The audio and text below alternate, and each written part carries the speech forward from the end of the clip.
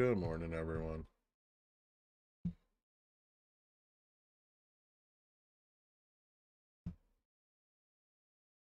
Right. Um,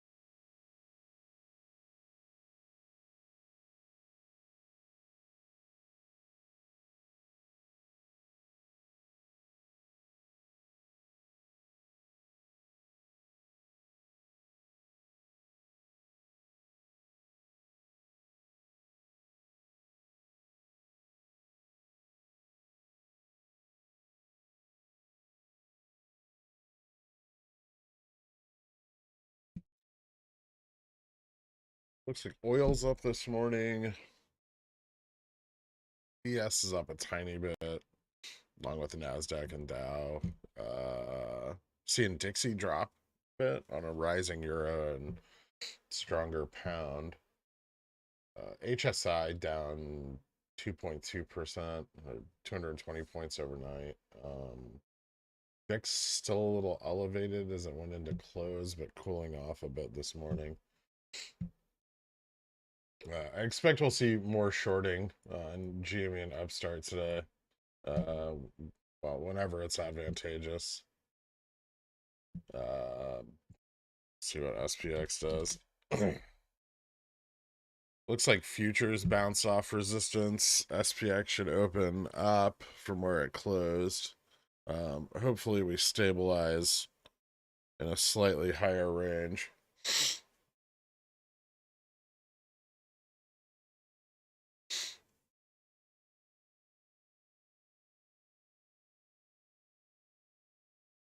Thanks, Michael Moore. I'm not. I'm super tired. Have you considered getting a cowboy hat that says baby VWAP on it? No, I haven't.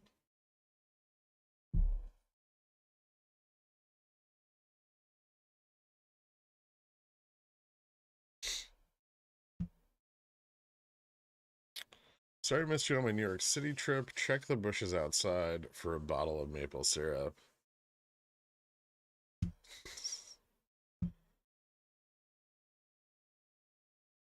Good morning, Varax.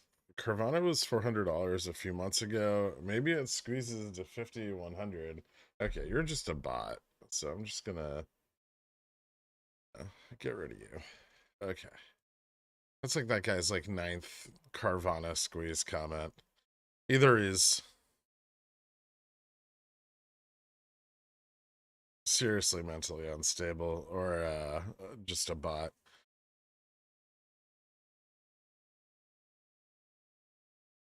Morning. Regarding ES futures contracts, are you still trading this month's expiration ESZ2? Or are you trading the forward ESH3? I mean, you could trade either one. It's probably best to trade the March contract. That's what's being rolled to. The current contract in front expires on the 16th.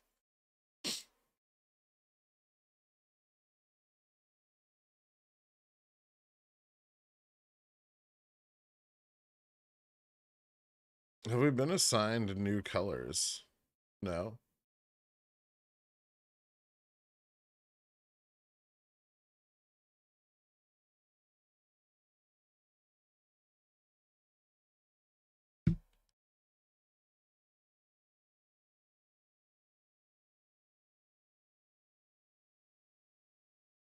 Good God, man. Why are you were responding on the Discord just a few hours ago? Why do you do this to yourself? That's fun. Ding ding. Also, my financial advisor thinks margin call equals liquidation, and it's an actual phone call. Oh boy. Is your margin is your financial advisor 90?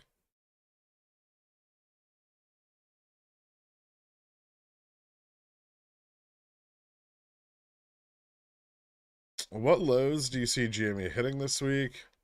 It depends on the effects of SLD, and it's also probably going to weigh pretty heavily with the Fed decision. But we could see 2166 again. We may see another test of 21. I don't think tests of like 20 or 1950 are very likely. But it's possible. If we do, they'd be brief.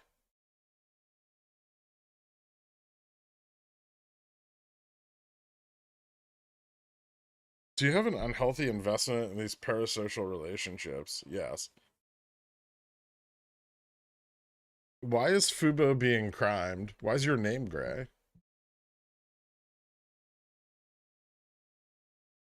Is it because Fubo's being crimed?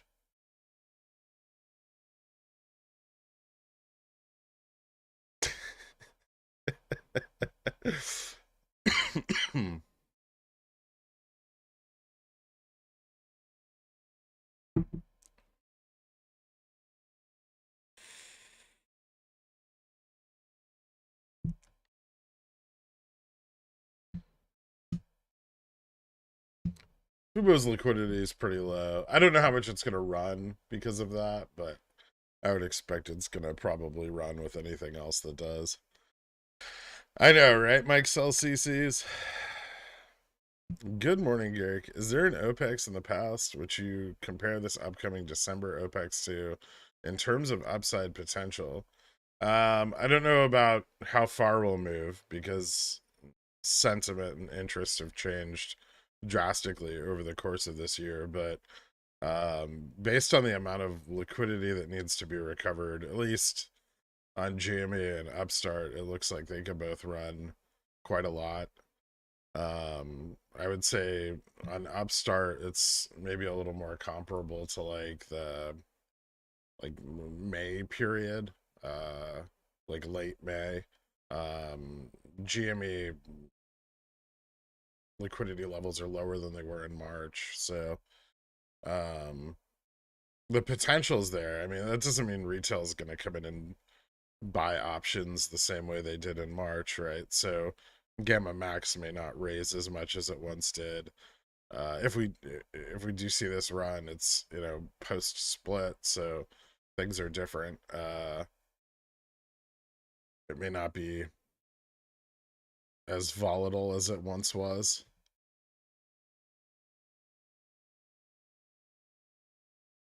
Did you see the guy on Wall Street Bets who has 2,500 Fubo shares with a cost basis of $50? Yeah, I mean, he could average down with very little money and yet has not.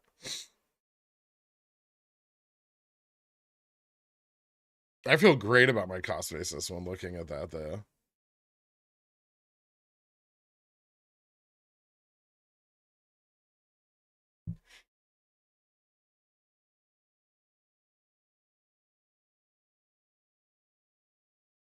Enrollment December 16, SPX 420 is up and out to December 450 for $2 credit and some additional theta just in case. Okay.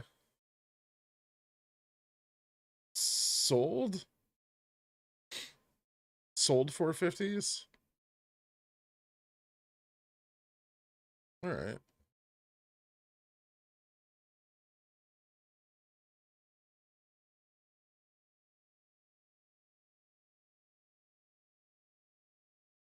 Do you have any understanding of MMTLP? Yes.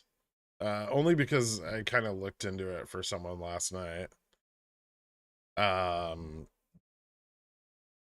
it looks like shareholders are going to receive a one-to-one distribution of MMTLP to Next Bridge common shares. The U3 halt was in order to shares that had traded would not have settled in time um, for the private equity distribution, and so FINRA is likely to unwind any of the trades that occurred during the period of time when the stock should not have been trading, and so that's what the U3 halt is going to do. Um, Nextbridge doesn't have any meaningful production capacity. They have negative free cash flow. There's no evidence of them being able to generate competitive, like well level returns. The current valuation is like 513.94 million, which is excessive, given the fact that they have no money and can't get any of the oil out of the ground. They're also in debt to Meta to the tune of like $20 million, in either debt or equity, which will increase if they extend the maturity. I think they can extend it twice, once for 10 million, once for 5 million. And the whole thing was set up to ensure that Meta wouldn't collapse due to its rate of cash burn. So yeah, shareholders will be receiving a one-to-one distribution of shares in NextBridge. It's not very exciting at all, actually.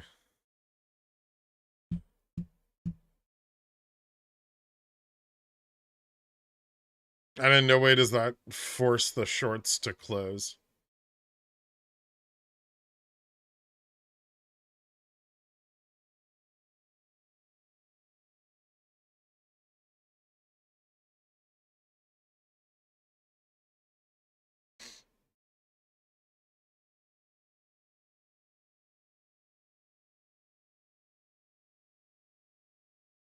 What was your favorite super stock post over the weekend and why? Oh, everyone trying to switch from book to plan was kind of funny. Um, that was about it.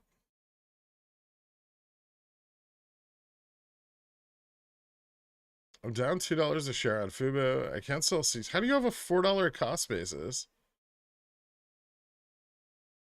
Uh, no offense, Natty, but that almost seems impossible.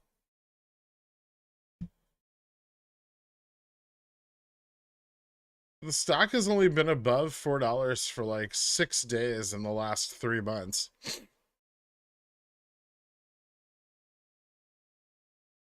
Trust me, it's not impossible. All right, I'll believe you.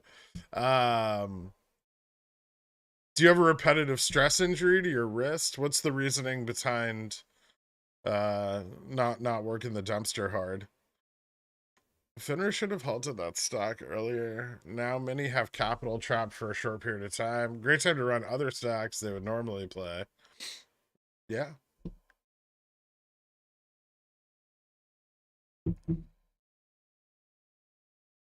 Technically, Finner shouldn't have done shit.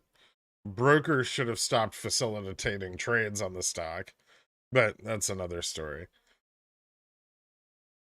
Any chance of a Jimmy turnaround, or should I sell CCs out of boredom? Pretty high chance of a turnaround.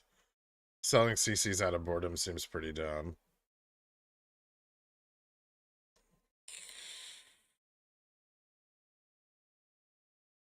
Possibly. I mean, we're still waiting to see if there's like a deferral in place that isn't 30 days. Basically, all of the days this week are viable for FINRA 40. Well, today is the last day for SEA 15C3-3, but the rest of the week's viable for FINRA 41 or 4210 6F.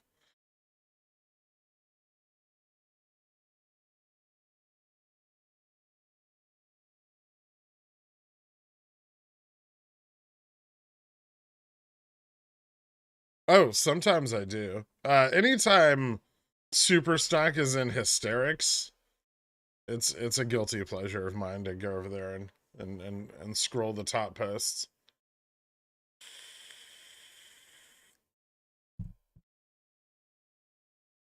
My favorite part is the level of confusion after 2 years of this shit.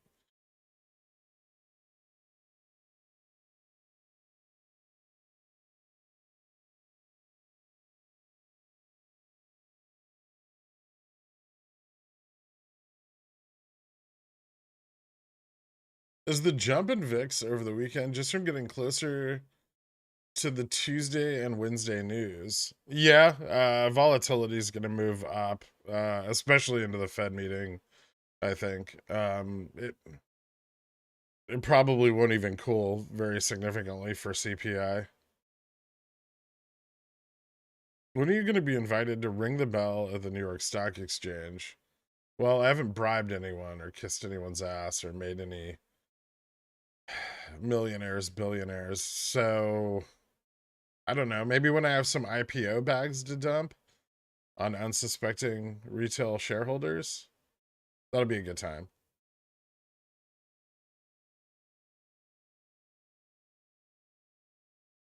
What are the SPX resistance levels we can chop in today? It kind of depends on if we are able to hold support or not.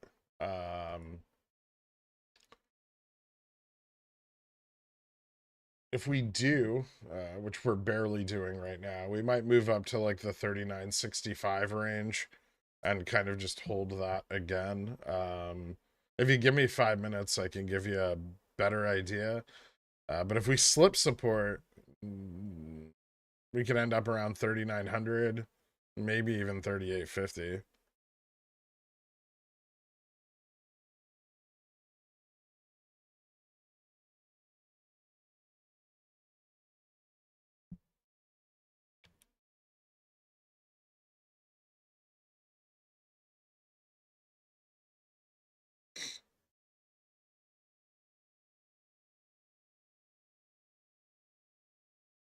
Wasn't volatility on the table for this week in general? Yeah.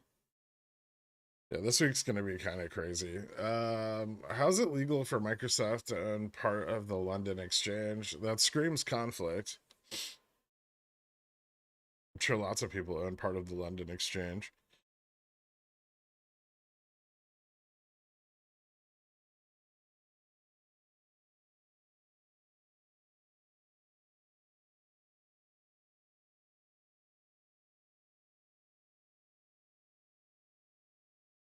Try to stay from Emma and Superstock nonsense. The posts get me angry about crime, even though I know they're misguided and incorrect.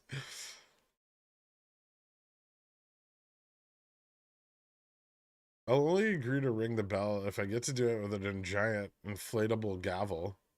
Ooh, that sounds fun. No problem, Snuck Catcher.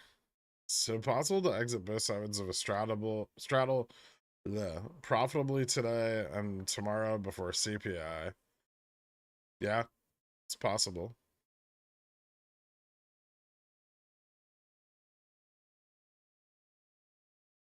I'm in kind of a weird place because, as many of you know, I fucked up my straddle entry on Friday, and so I have I have positions all over the place. I have 25 39 50 Ps, but then I have 10 39 65 calls, 10 39 40 calls, and 10 39 35 calls. So this is gonna be a weird morning for me.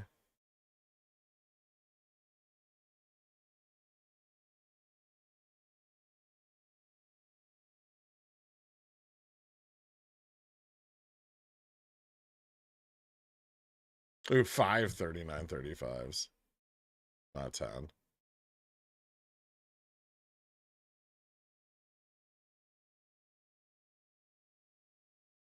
What's the time frame on the GME charts you posted Friday? The ones in the Discord announcement? That's the weekly.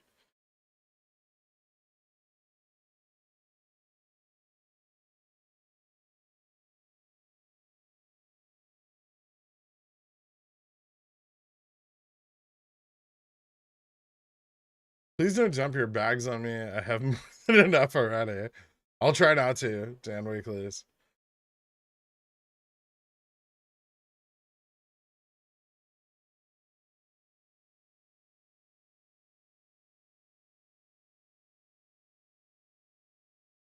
What do you think about the headline of an article? Why GameStop could fall 75% from here?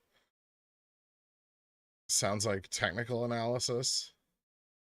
Check Dork's DM, or so help me, I won't do anything. What do you got? What am I looking at here? Okay.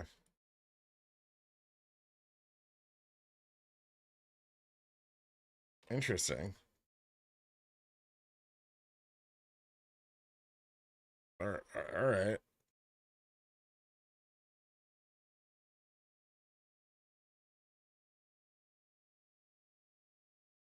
Well, at least you don't own a lot of Revlon.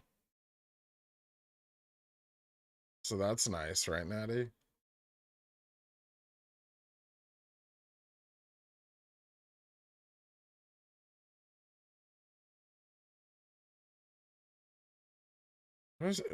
Is is is that cost basis factoring in your like credit from why don't you roll your credit from selling covered calls into more shares to average down?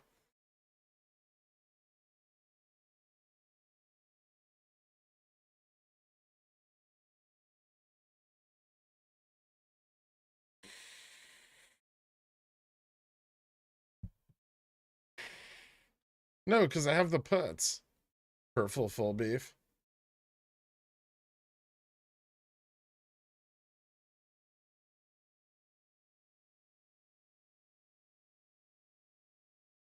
Do you ever have a straddle that you just close out both sides at the same time? Yeah, especially if the market gaps up like really hard, but I don't think it's going to be stable. Um, Lately, no. But I've been giving myself more time on straddles than I usually do. I did not put CERN in Pickles picks.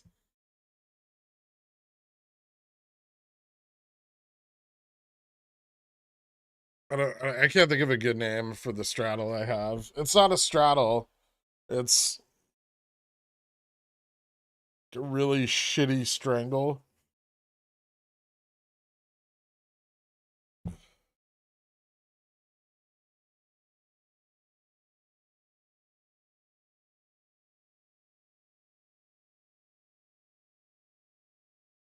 I'd be curious telling me the market closes in 346 years. Sounds like you should buy puts. Is it good to have this kind of data available? Full bull on SPX. We'll see.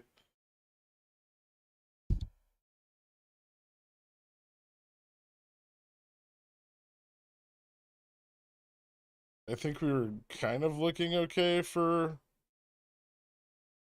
confirming this bounce, but we haven't yet. We need to get above 39.53.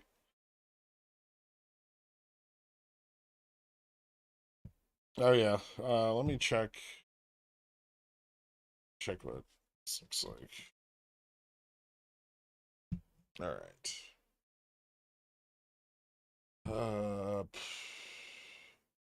So we're still kind of bogged down with a bunch of puts. There's some positive gamma moving up towards like the 39.70 strike. But gamma's just kind of flattening out between 4,000 and 39.25. I think it's only going to get flatter, which should increase our volatility within that range. But I doubt we'll trade outside of it. If we slip below 39.25, then there's some potential for a move to the downside. But someone's gonna have to push pretty hard for that to happen. And oil is still rising quite a bit. Which is good for that guy who's underwater on his ZOM call or his ZOM shares.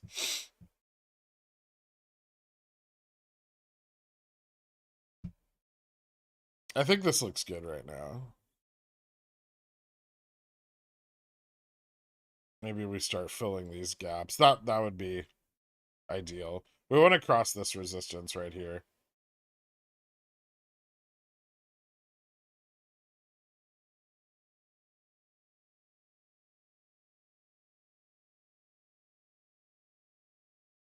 Sava moving again, maybe before the rest of the basket. Very possible. Speaking of which.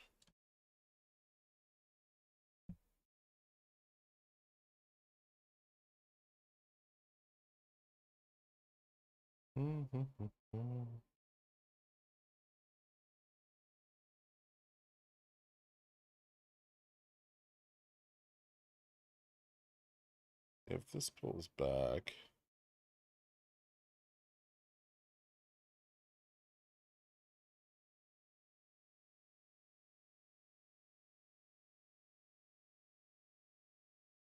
Yeah.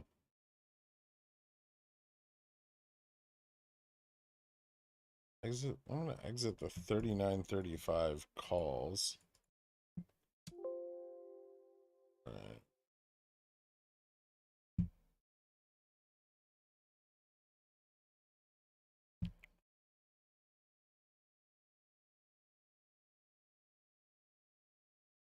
So yard sale stuff everywhere. Interesting.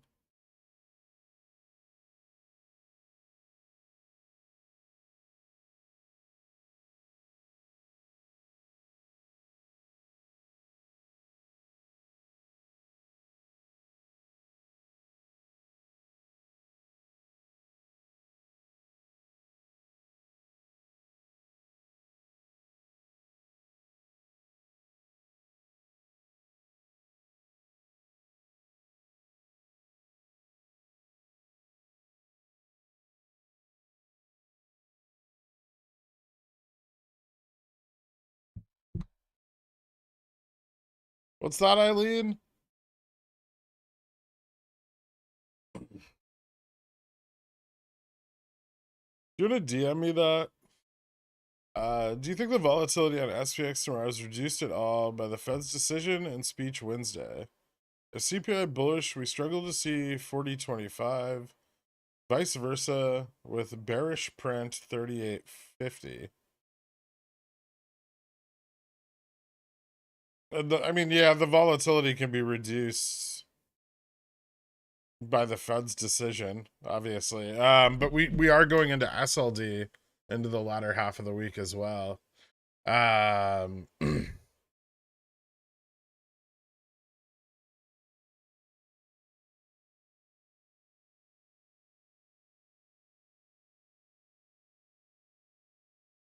Do you think volatility? If CPI is bullish, we struggle to see 40.25.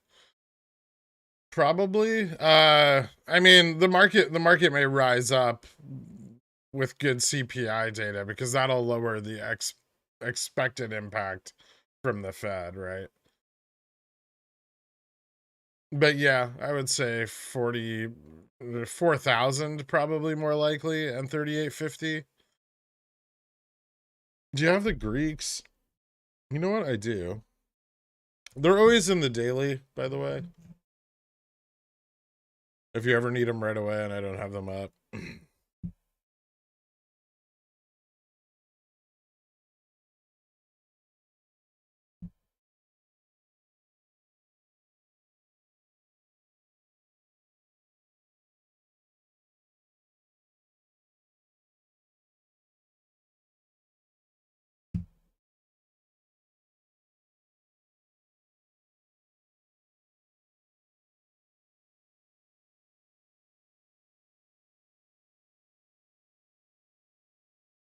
What tools do you find helpful when looking at options, moving towards different strikes?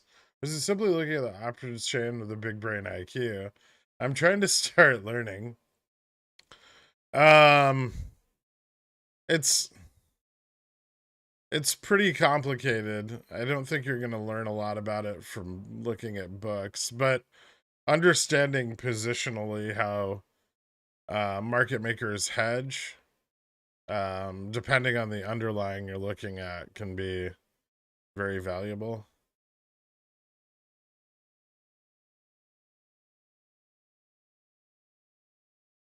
As long as their cost basis is sub 130, they have nothing to worry about. I think you got assigned at like 103 something.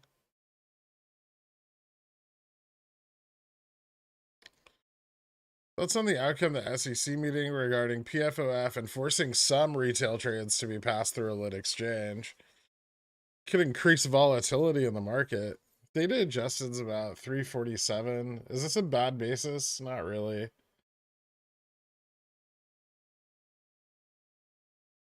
Uh, yeah, that would have lowered your cost basis quite a bit. But yeah, no, 347 is not terrible. Any OI updates on SPY SPX? Looking for a range to sell credit spreads outside of. We look pretty flat up to like 39.70, and down to 39.25 right now. His real name is Jason Bourne.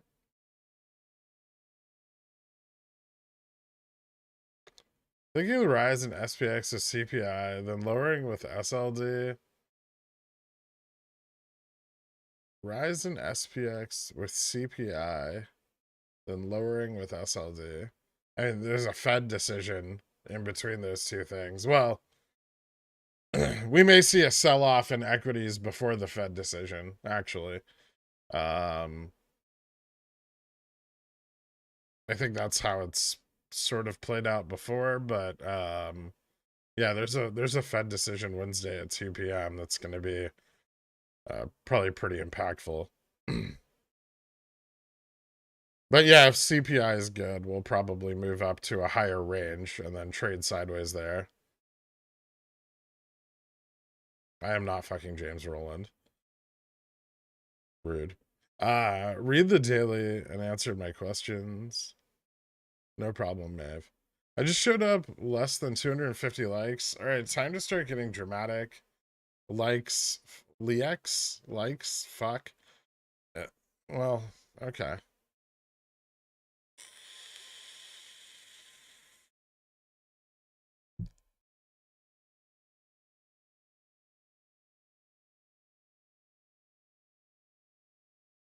You need to know this coward is undermining you. I just said he was wrong about Fubo. Otherwise, I made money with Gurk. Okay. I don't know what you're on about. Hashi looking dope. How's it doing today?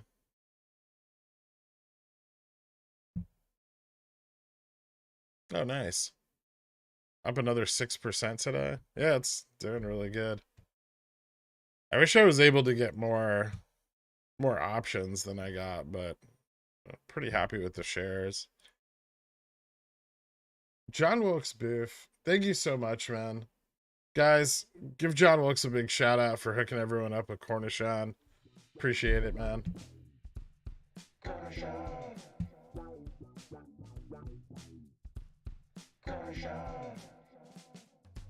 Are you Adabit's father? Has he been describing basic market mechanics in order to win your approval?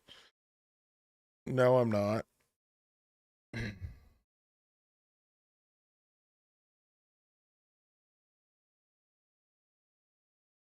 Like the stream.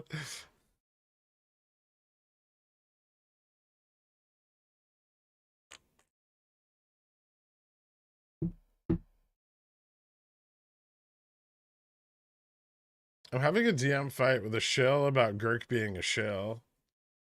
That sounds exciting and meaningful.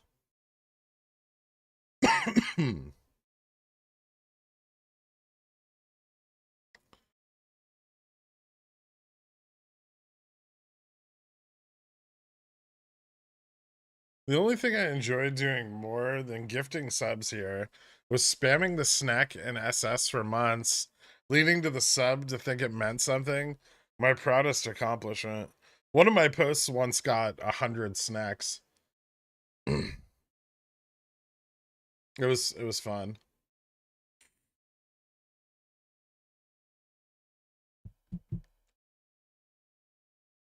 GME 23.99 end of week. 2401 Mark Long 2401.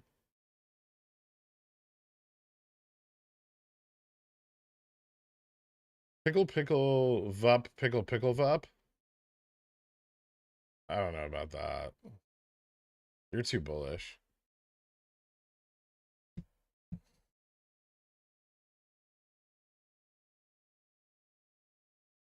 So sell 24 calls. I think like 60 of them were from Turdferg, Sally Snipes, but you know, and 20 were probably from Carl and Jay Fresh.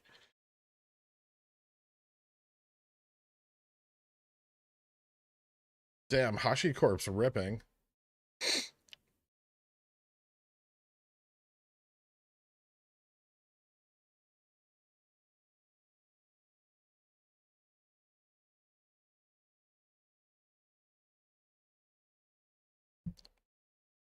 Hate it when that happens. I heard you banged the cat lady this weekend. Who told you that? That's not true. I never kiss and tell, Carl.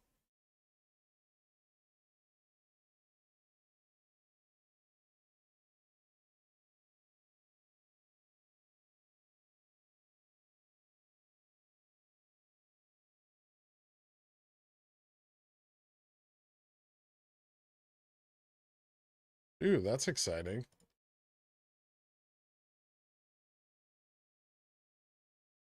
The fuck is wrong with these stocks?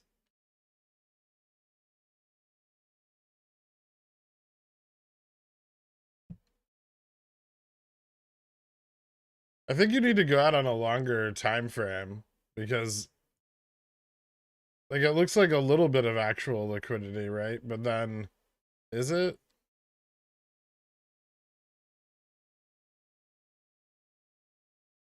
Like scaled out, I feel like it's less significant. God damn it. Why is it so significant? That's got to be like the secondary market, right?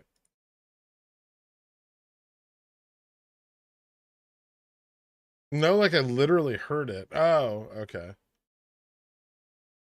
What's your full bull CPI reading? 6.2.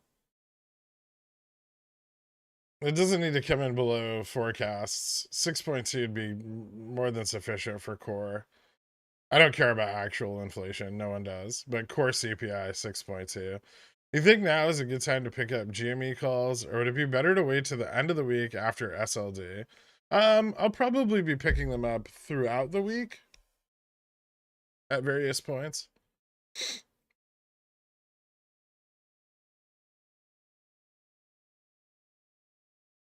And I'm really starting to like SPX right now. Hold on.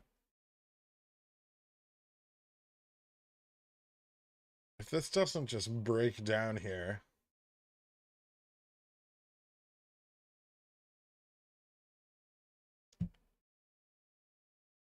Maybe I'll pick up.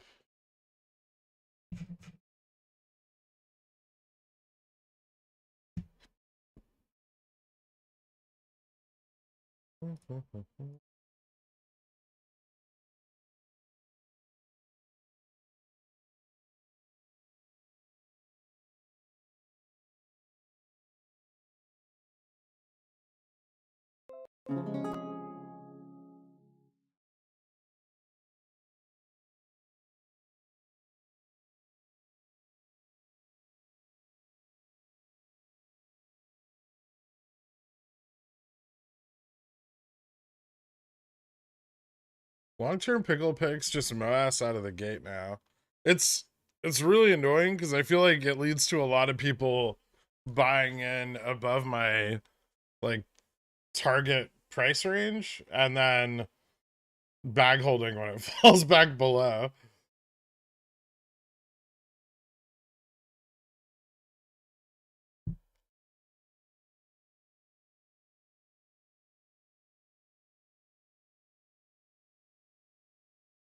What's the most risk reasonable for an SPX strangle or a straddle that's not profitable? Like 20 to 25% loss. Yeah. How are you not profitable on one though? Are you too far out of the money? On a straddle, that shouldn't happen because whichever way it moves should be up. Inverse the side that is down.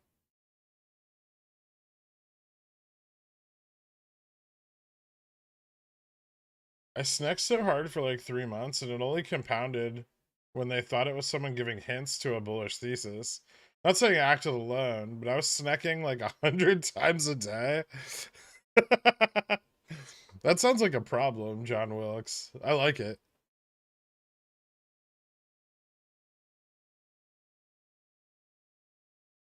Okay. Yeah, we could sit down after the stream today if you want, Torque, and we can go over it.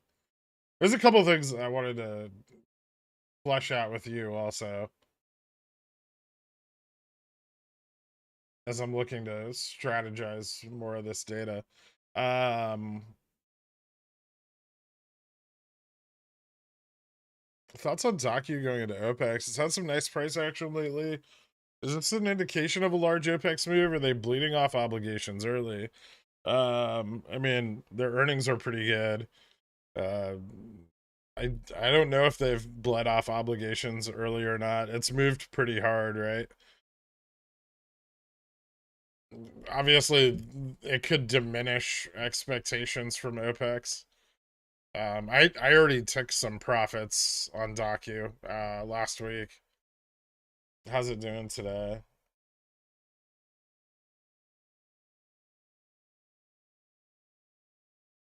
Up another 5% today. Yeah, it's kind of killing it. It might just lead into it, right? Kind of how like you know, GME earnings have just led into OPEX in the past. Like the bounce after earnings has led into OPEX.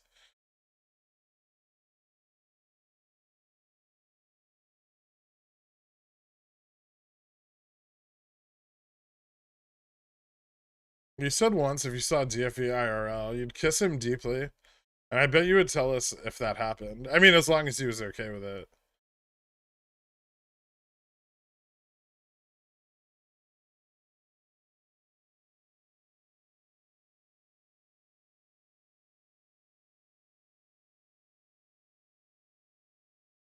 Shorter dated VIX calls gonna print this week. Kind of risky.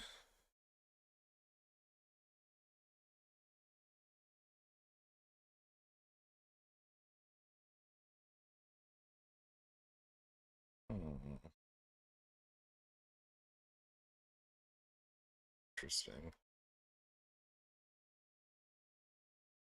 See, this I don't particularly like.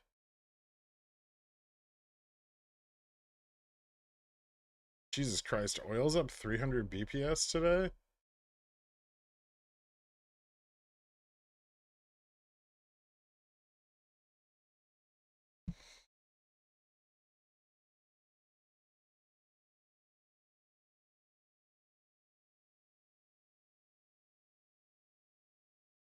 Give me a second here.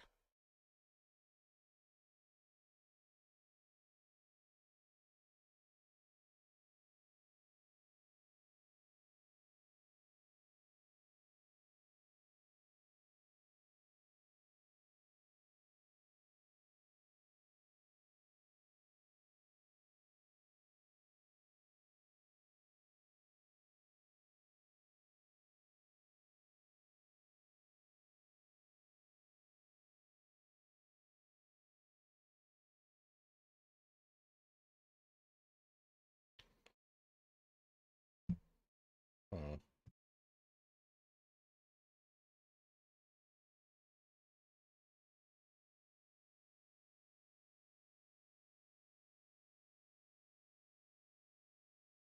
So we'll find out soon. My penis has been described as snake-like. Specifically, it resembles a baby snake. Okay, Carl. At 10:30, I'm gonna send you a DM you're gonna like a lot. Okay.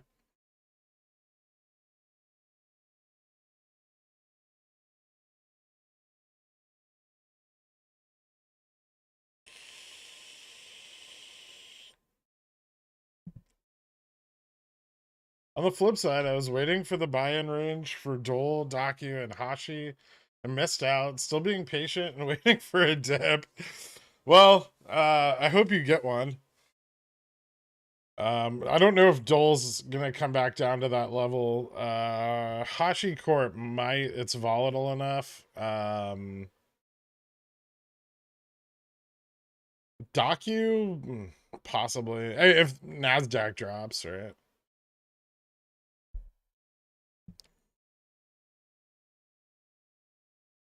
How do you feel about out the money call on Baba for Friday if we get 0.5 increase into dovish Fed? Don't like it. Don't forget there's SLD this week.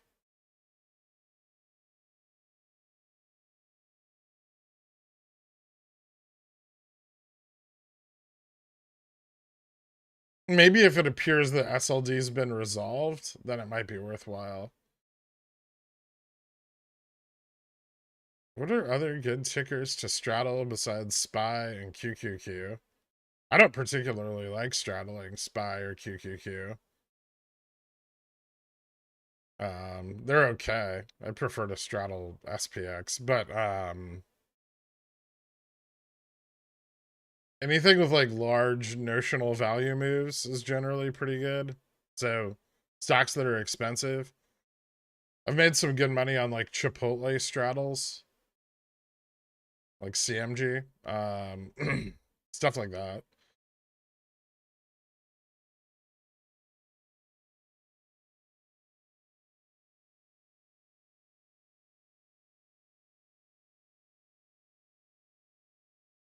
Those longside SPX calls all the way up to 4,200, still stacked on the chain as past few weeks. Some of them have dropped off.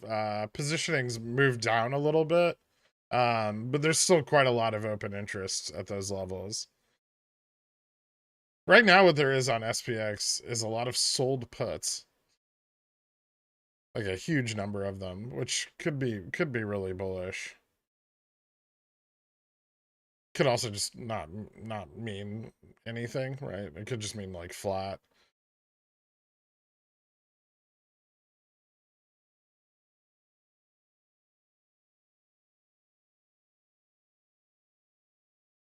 Oil was super low considering all the macro stuff happening. Yeah, it was.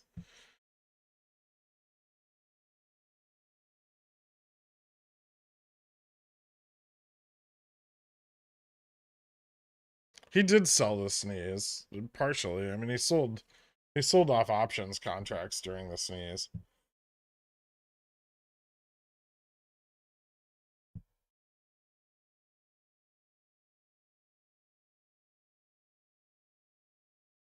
I became a zillionaire finally after 2 years. I promise to polish your hooves and not annoy you as much.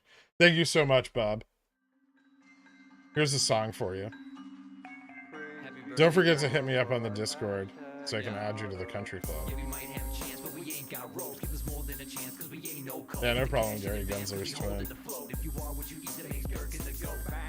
Thanks for paying for my froyo on Saturday. I loved catching up with you. No problem, Heath Dill. Just next time, go a little lighter on the toppings, man. That shit was ridiculous. Is it even healthy anymore if it's 90% gummy bear?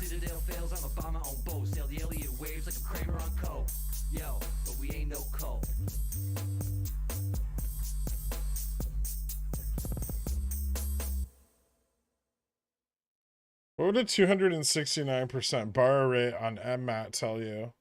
That it costs a lot of money for retail to short the stock?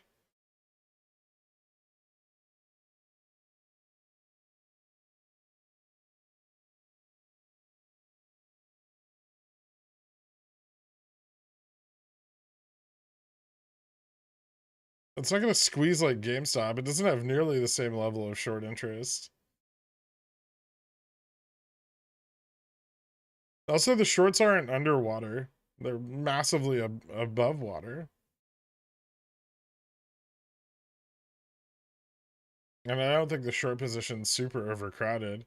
The volatility Carvana is experiencing right now is just due to shorts exiting because they're super profitable.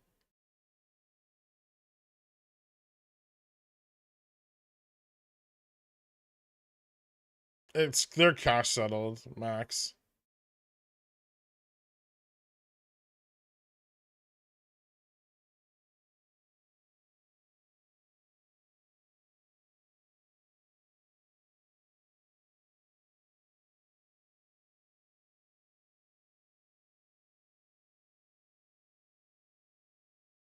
So how dumb would a 4200 SPX 1216 be? Really fucking stupid.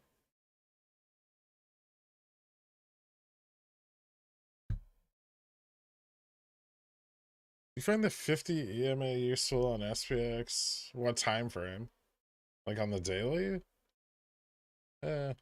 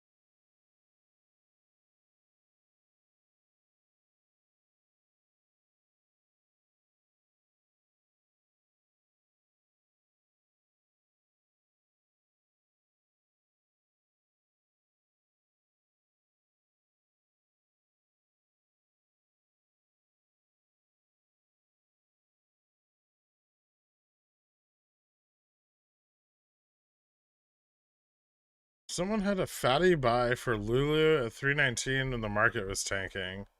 Interesting. People like their pants.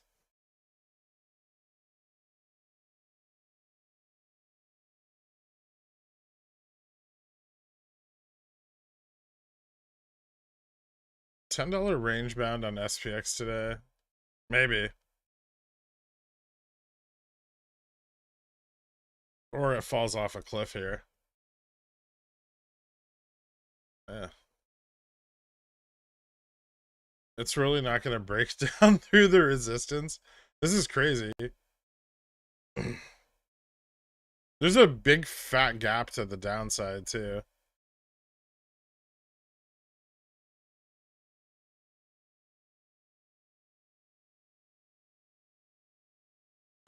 How does IV on SPX move heading into big economic data? It generally rises until the data is released and then slowly falls off immediately afterwards.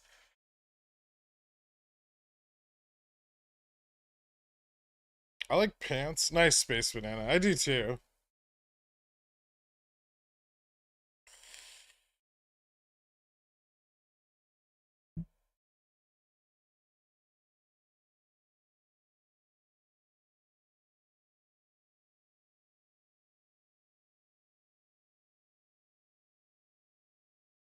Won't Fubo go down with the same velocity it did on the last downtrend in the market? Surely that means Fubo could see sub $2 and more.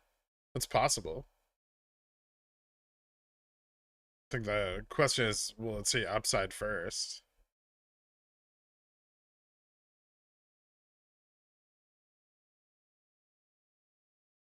$10K weekly calls on Upstart? Reddit YOLO?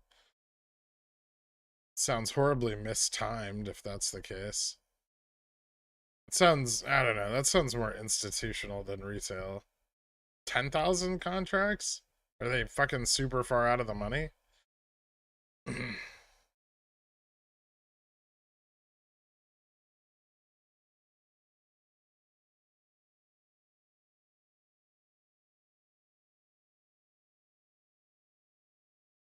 I'm having a hard time with spelling today, Carl. Thoughts on 0DT 3940 SPX straddle right now?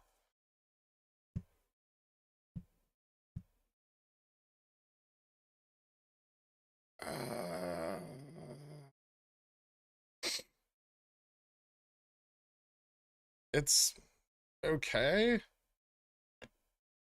I mean, it kind of looks like SPX is going to bounce here.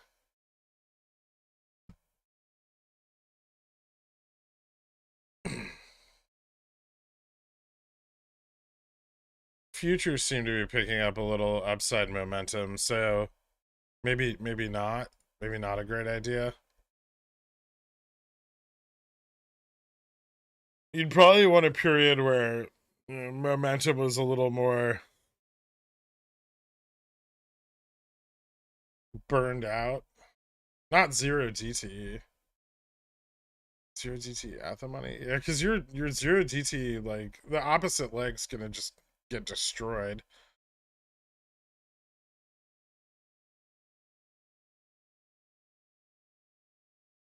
Pants of the Devil. First thing that comes off when I get home, even before the shoes. Wait, never mind.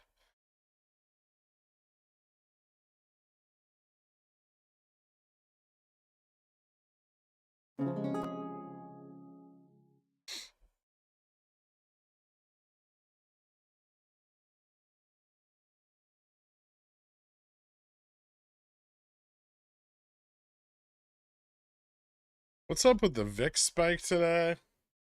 Volatility's going up. We're moving into a lot of big macroeconomic uncertainty.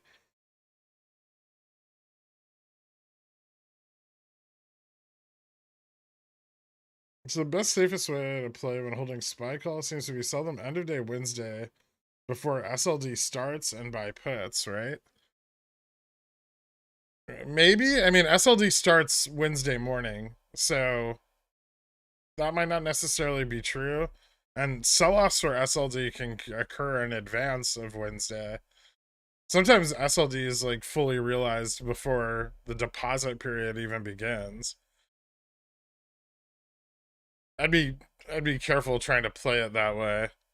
Generally speaking, like next weekly's puts on a higher test in the current trading range are best.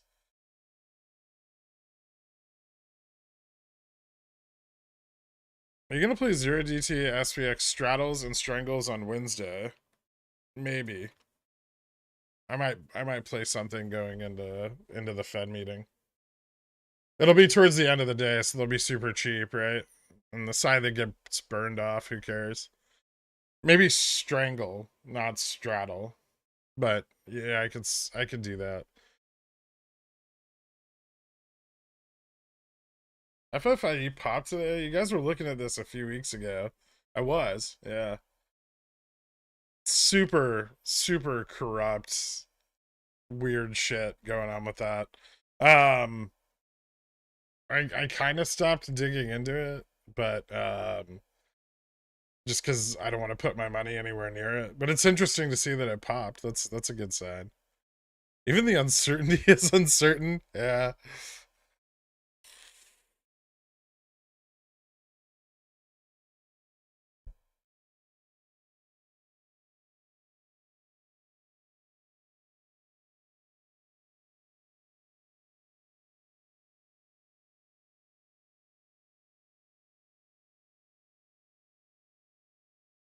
Hey, Shizzy, you over what quad witching represents? It's the expiration of stock index futures, stock index options, stock options, and single stock future derivatives contracts. It happens 4 times a year. Uh, March, it's like MJSD expirations. It usually causes a significant surge in trading volume, both in underlying equities and derivatives.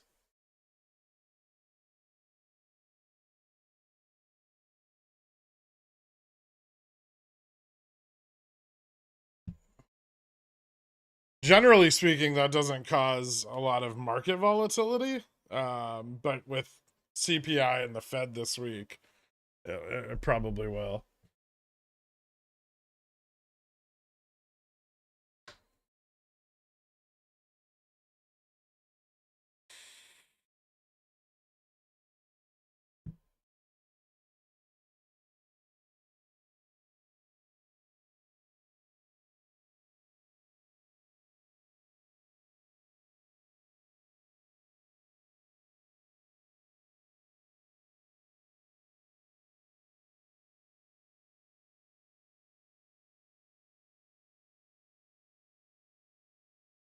Do you think Citadel have some positions open on Upstart as well?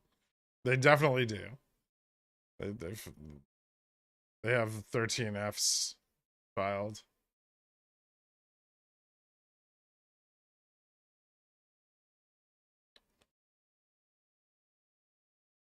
One of this four isn't like the others. It's no longer with us.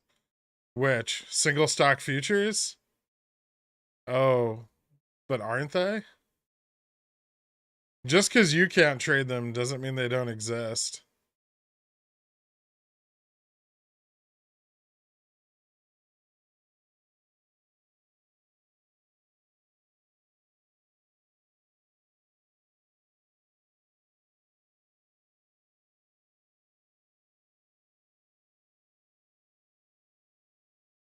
CBI not going to be as big a deal because of the FOMC. I think it'll still lend a lean to the market. If CPI comes in up, obviously that could make the market lean bearish into the FOMC decision. If CPI is down, that could add like a little bit of bullish momentum to the FOMC meeting. Obviously, people are going to speculate on what's going to happen in the future, not in the past. So yeah, I mean, I think CPI will have a fairly significant effect. It might be diminished because of, neutral positioning going into FOMC. What's your Fubo cost basis? I'm not sure right now. I just averaged it down like last week a bunch. Like 3 something. 3.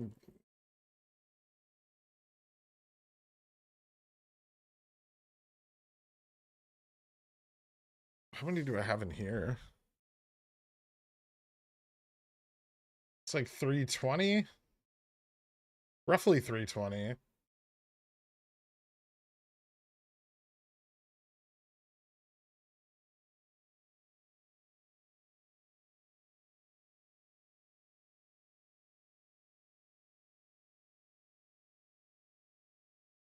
It's just the breaks pop them off. You can use the options chart to try to target a better buy-in range, but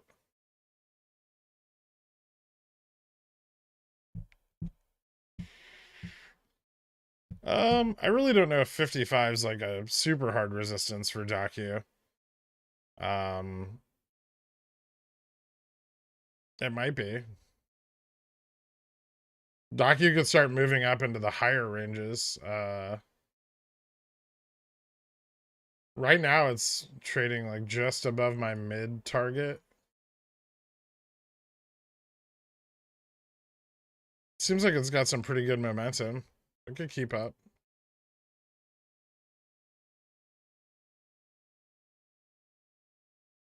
A lot of uncertainty going into the macroeconomic data over the next couple of days, OG rules. All right, what do we got, Dork?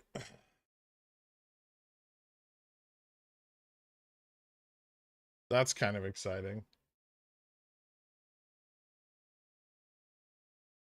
I mean, this whole week should just be them struggling to keep it from breaking out while they position, right? Theoretically. It kind of looks like what we're seeing.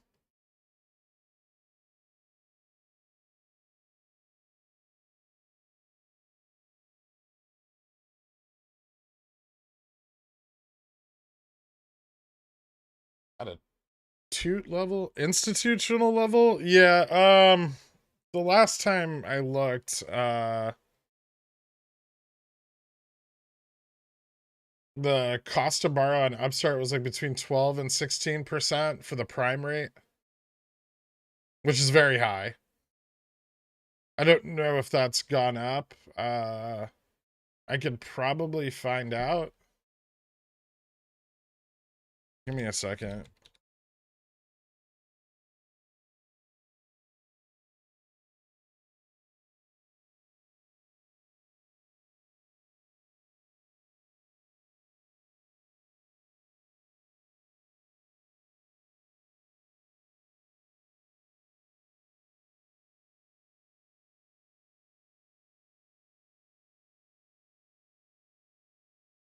In other news, SBF won't be testifying in person tomorrow, and water is still wet. Okay.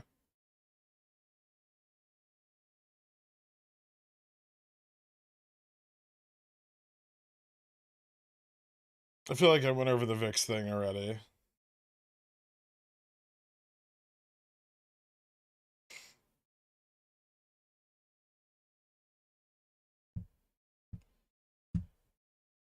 See how SPX is looking here.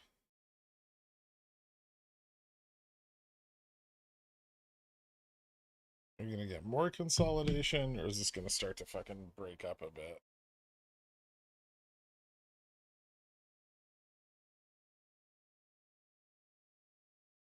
And out on the 5-minute here, this is just like a bear flag, right? It doesn't look particularly compelling in any way. I guess it's gaining a little bit of upside momentum. ES is still just being super lame and trading at 39.80. And oil's just, what's weird is oil's just rocketing this morning, and SPX is really not feeling the effects of that. Yeah, I agree. I bought some more Oxy last week. Not a lot more, but a little bit. Can we see 3,700 on SPX if we get a higher CPI print? Oh yeah. Yeah, it's not this week, but we could see it.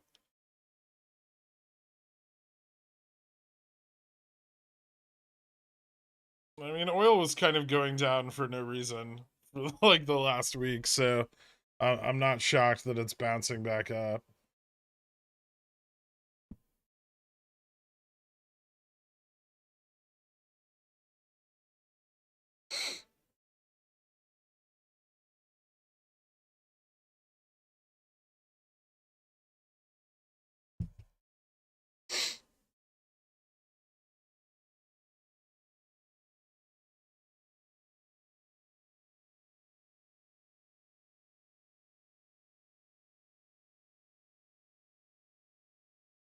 I I don't care about Sam Bankman-Fried at all.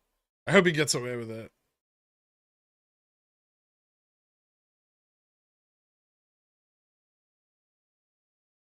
I hope he finds a nice country to move to with no extradition.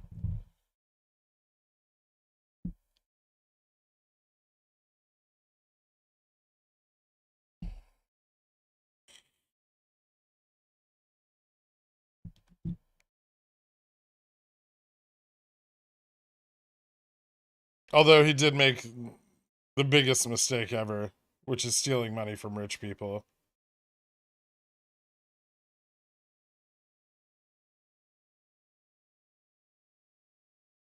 The Luna Korean guy went to Serbia the other day.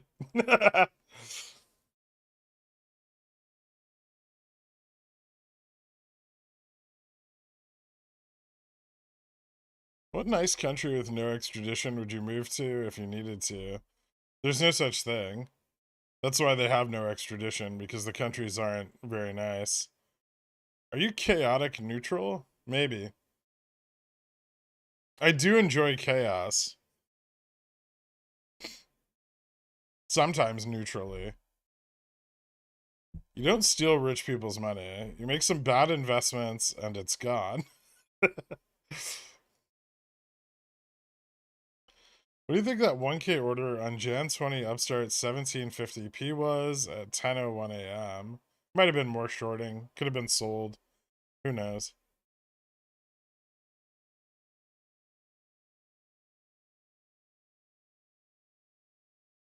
I don't know if chaos enjoys me.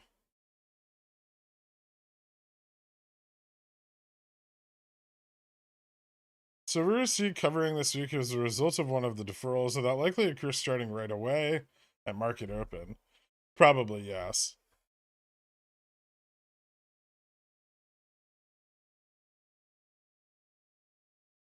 An indictment on U.S. politics if he turns out he lined the pockets of lawmakers. Is it not? Sure, but fair enough. I mean, here's the deal: everyone lines their pockets.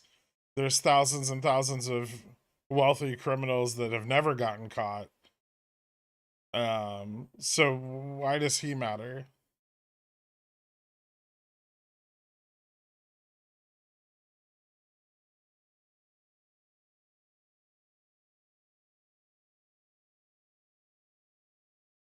Not to mention, SBF is operating in unregulated financial space, so maybe don't invest in unregulated markets, right? SBF is everything that they want him to be, right? Crypto, big bad, scary. Better centralize it, much safer. Dollar coin. Let's fucking go.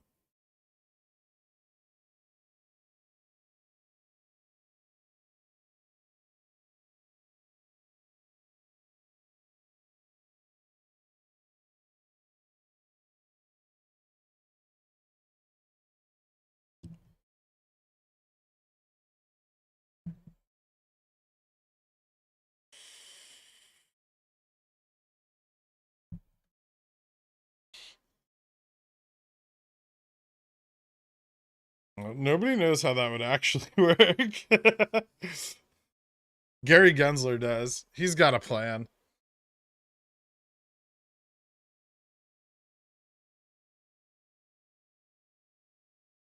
SPX bullish or bearish at the moment?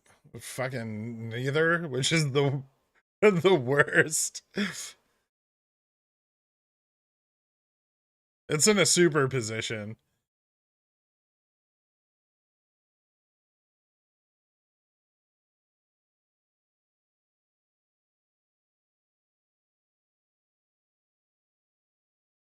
$2023 leaps on GME so much OI. Almost identical on both the $1 strike put and the 237 strike call. How are these not married synthetic? They're hedges. They're not they're not delta exposed, but they're exposed to volatility, right? So you use them to hedge the volatility baskets.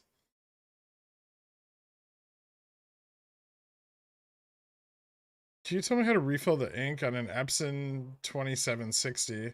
No. Is it laser or inkjet?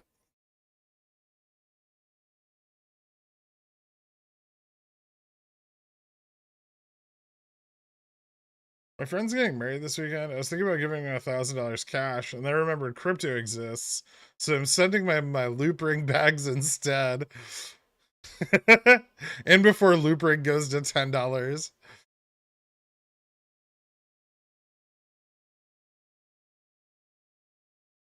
I don't know if you saw over the weekend, Binance started kicking people off the platform who spoke against CZ and Binance. So Binance and CZ are not that far away from SBF. None of them are. All crypto is a big fucking scam. It has no value. There's no intrinsic value in crypto.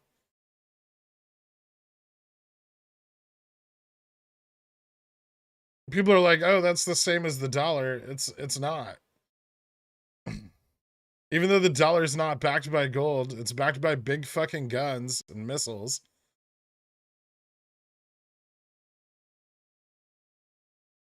At best, Bitcoin's backed by some AR-15s locked in a underground vault in Arizona.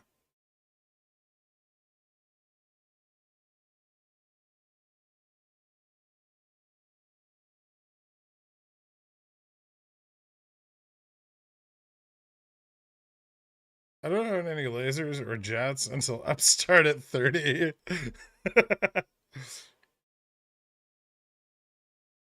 $2 CSVs on Fubo, same like free money. What's the yield on them? Is it decent? It was pretty good last week.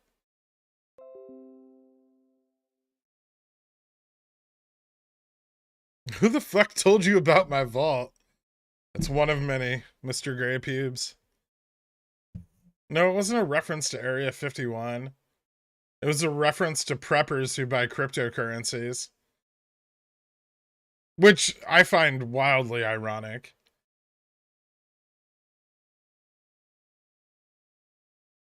They expect the complete downfall of society, but somehow digital backed currencies are going to survive in a world with no electricity or internet. You know what it is? It's because they put it on their blockchain keychain, like their encrypted keychain.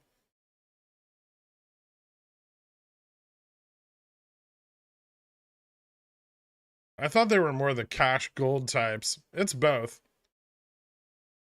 Anything that goes against the status quo, they're pretty fond of, generally speaking.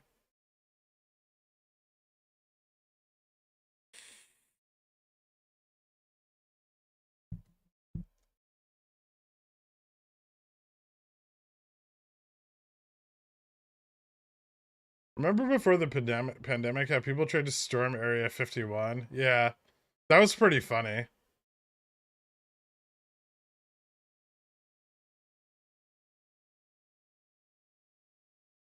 The crypto is so they don't have to lug around bags of heavy metals.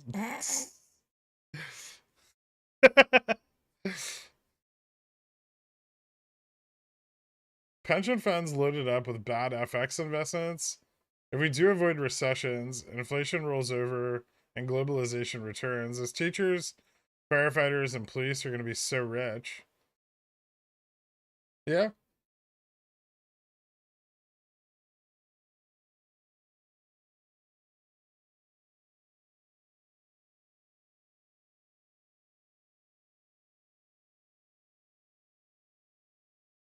You don't know what you're talking about regarding crypto. Go deeper, Mark Long. Tell me what I don't know what I'm talking about specifically.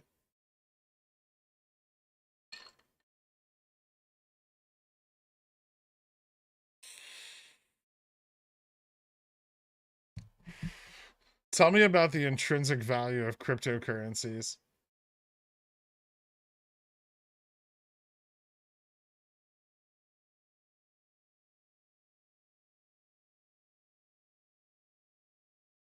They stole copper pipes out of my house in 2008. They'll do that today, too. Gold will be worthless when society collapses, unless it's a big bar of bullion that you can use to bash someone's head to steal their food, water, and blankets. Yes.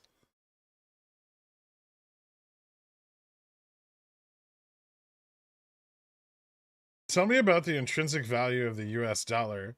Big guns.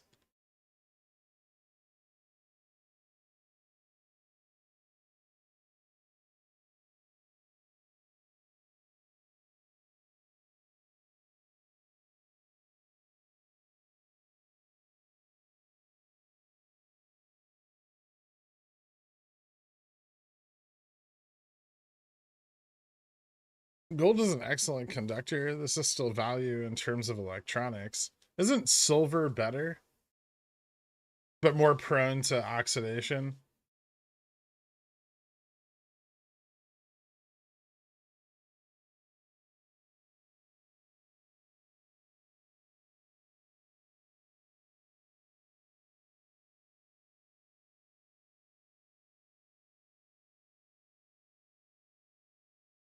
Hey, Pickleman, first time listener, long time caller here. Can you please explain how Target is likely to be impacted by the Fed data and SLD this week? Hashtag accidental 510 gang. You bought $100 out of the money calls on Target, Ryan. You're never going to make any money.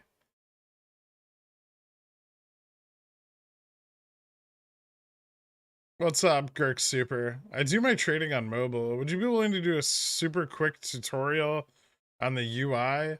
How to select the correct contract? What? I don't even know what platform you're using. No, just go look up a video.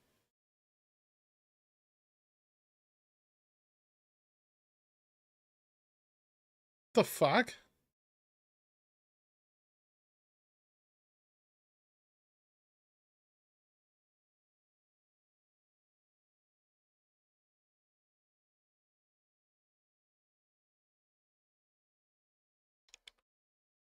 The US dollar can also be used for kindling and toilet paper.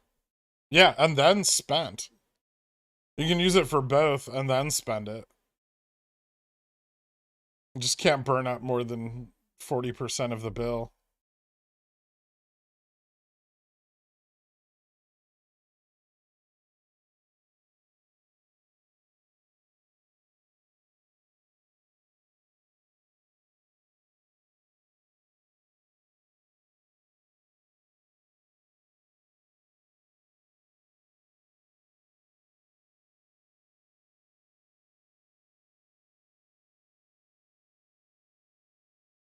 What I find funny about crypto is that their main idea was decentralization, and now they cry because they stored their crypto in a centralized broker who stole their crypto. People really like centralization. As much as they resist it, they're drawn to it. Governments and businesses love centralization.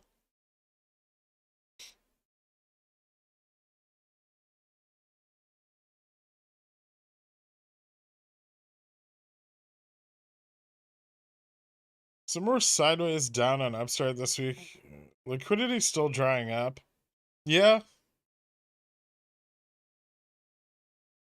Although this morning we might have started to see some moves towards a return to mean on Upstart.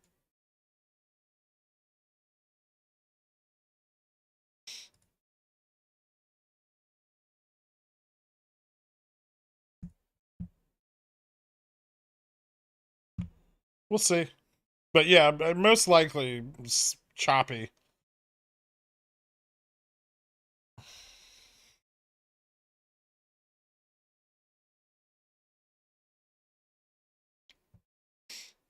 Webull has hundreds of tutorials. I don't need to do a tutorial for them. They don't pay me.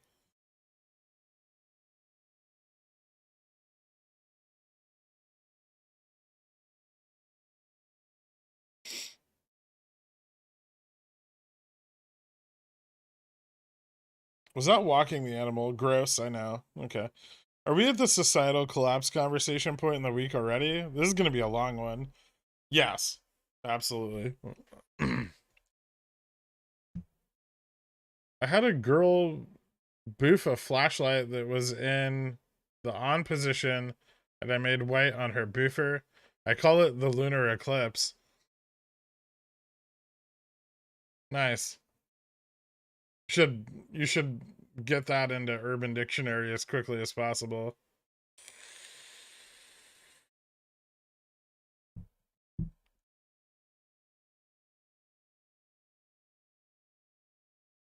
Scarcity is built into the algorithm.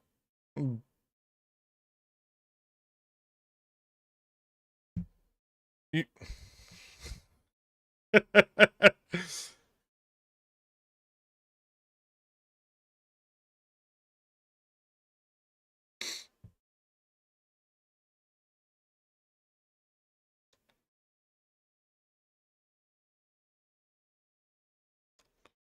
Was the 74% drop in Bitcoin's market cap also built into the algorithm? How's that doing against 2.7% rolling core inflation?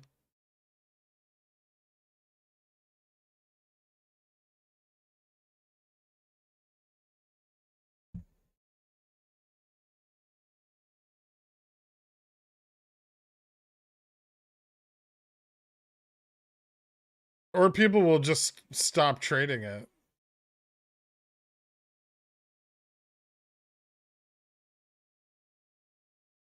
Or governments like China will force centralization. Using my free chat to bless the people with a winter pro tip. Avoid a cold toilet seat by sitting on it for a minute or two before you pull your pants down. You're welcome. What if you poop your pants?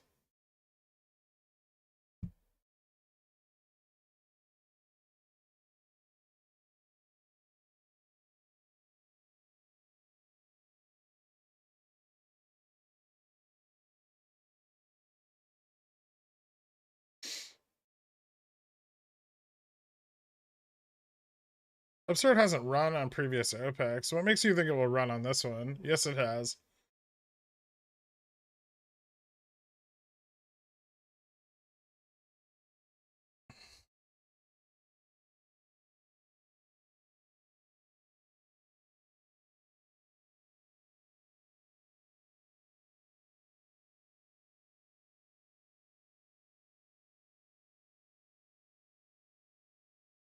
After this news, prosecutors in the US consider charging Binance and execs for possible money laundering and sanctions violations. CZ tweets, ignore FUD, keep building, very red flag.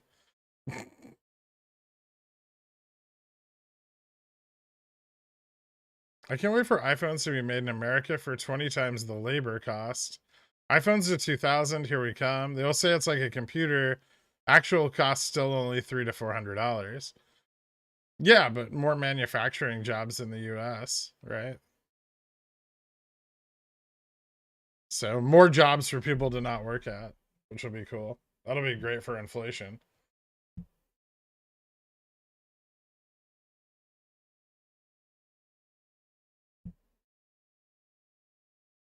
Jamie's doing a little bit of spicy.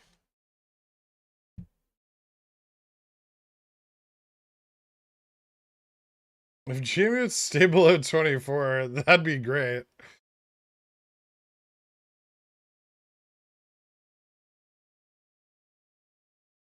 I'm not playing the VUP song for Jamie at $23. Get the fuck out of here.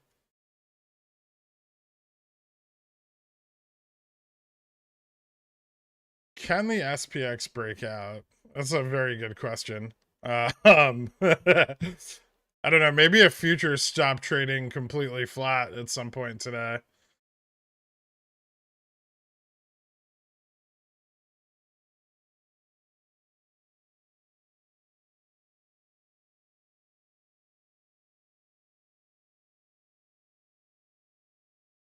Yeah, they're just gonna move their manufacturing to India, right?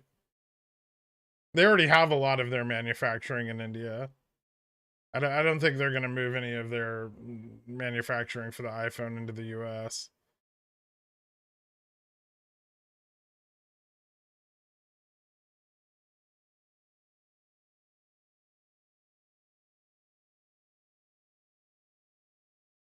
Going back for a month to home country, Meridius, and my girlfriend said, "We will miss our friend's voice." When I asked who the fuck that was, she replied, "That rich YouTube guy." Maybe you're watching too much of the stream. Or not enough. Or maybe she's watching more of it than you. Where is TSMC going to find the type of people for its Arizona fabs who are willing to work on a single machine 24 hours a day like it's their life? You can only get their yield with dedication. I don't know. Just pay $5 more than the minimum wage.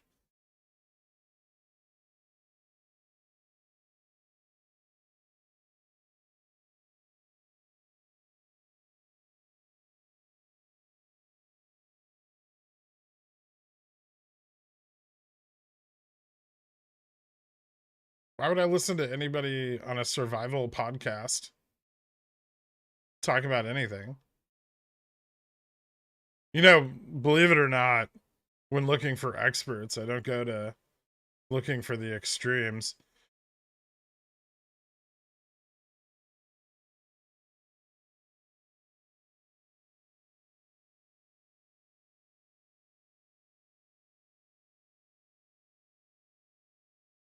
What does he have to say about the 75% drop in Bitcoin over the last year?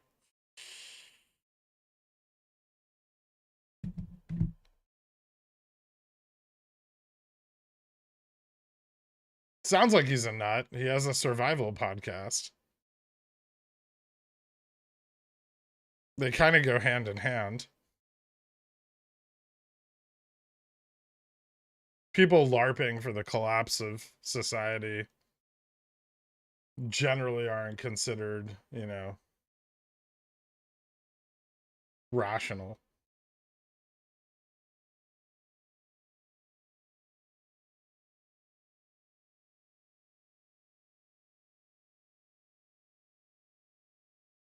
I mean, you don't go to Superstock for experts.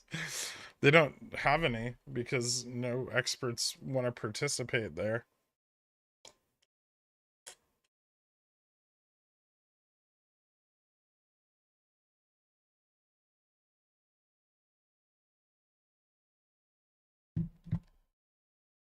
I have survival podcasts for metropolitan areas. It's pretty boring and mostly about not going into shady areas at night and making sure your utilities are paid. You should also never wear neon colors on the subway.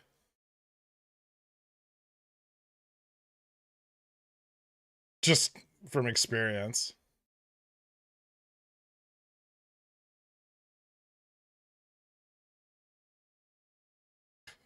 I've forgotten how the VUP song goes. Good, it'll mean that much more to you when I play it.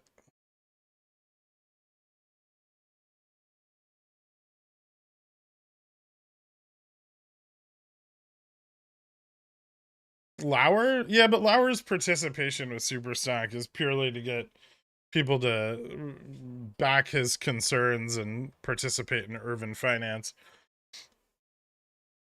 Which I don't even think he's, you know, quiet about.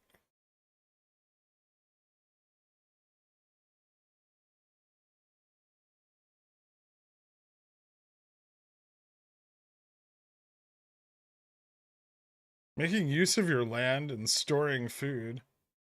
For what? I mean, I understand if you live in like Montana and the closest grocery store is 50 miles away, but just don't live there, right?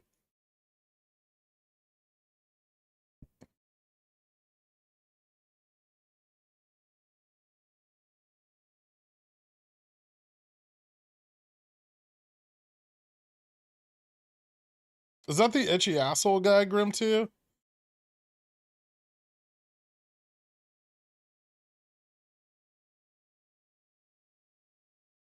That's because you were nothing but a G-string Gurk. The fact that it was neon pink is irrelevant. No, it's the color. There was another guy on the same car also wearing a G-string, but it was black and he wasn't bothered at all.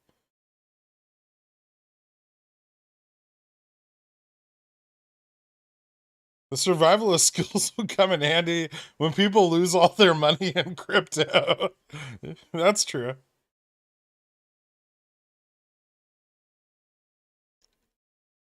Yeah, I'm never going to feel different about prepping.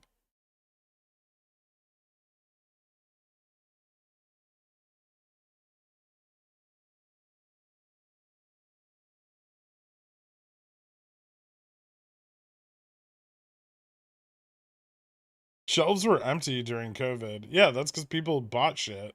Get to the grocery store earlier. I bribed the guy at Trader Joe's for my ice cream sandwiches. It worked out great.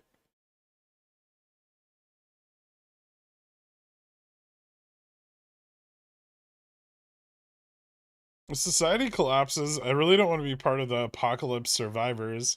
I'd rather go out in a blaze of glory. I agree.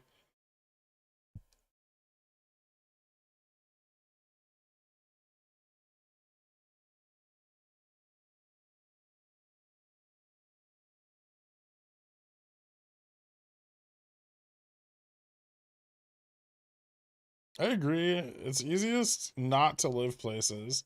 There are far more places in the world I don't live than places where I do. Exactly.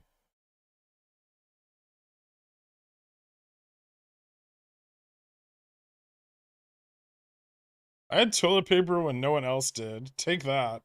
I had a bidet and toilet paper.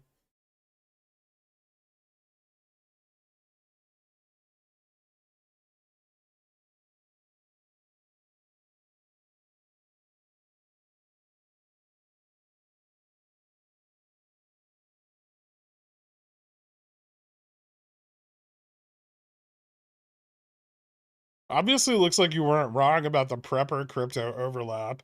Yeah, and people were like, no prepper would ever buy crypto. Well, we found one.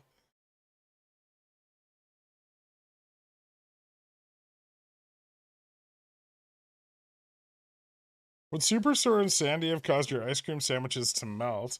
Well, no. Supposedly, the freezers I bought, even during a power failure, will stay cool up to 72 hours.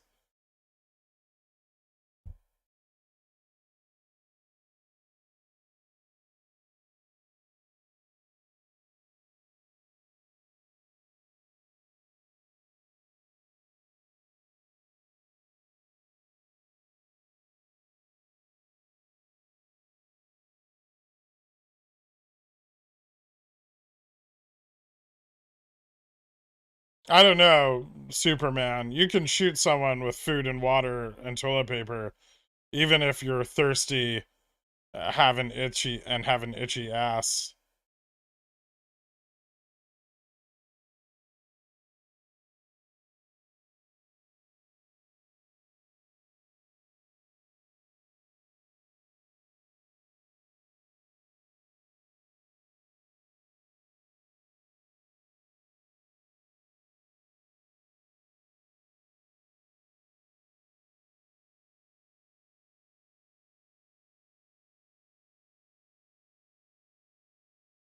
Commercial freezers don't make you a prepper.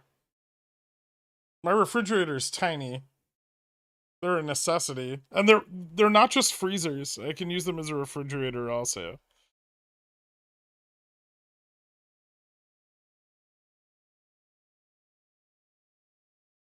They cool from 40 degrees down to I believe it's 10.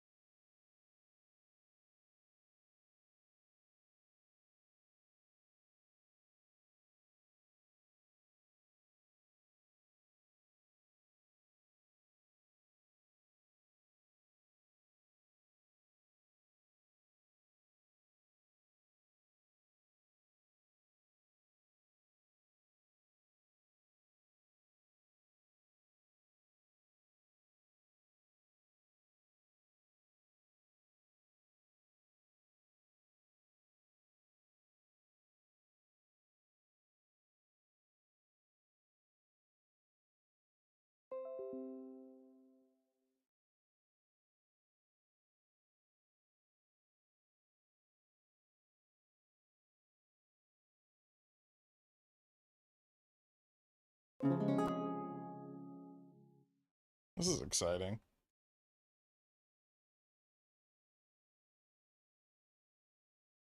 Futures finally broke up.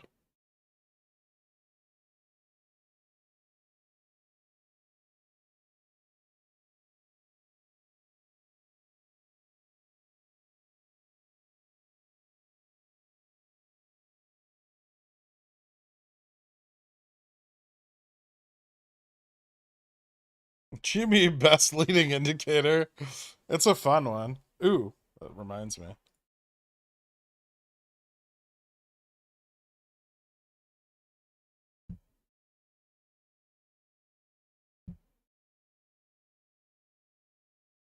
Hmm.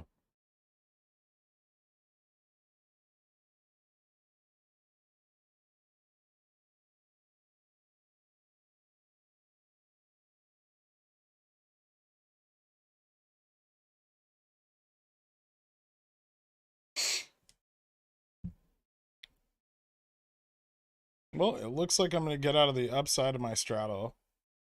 Woo.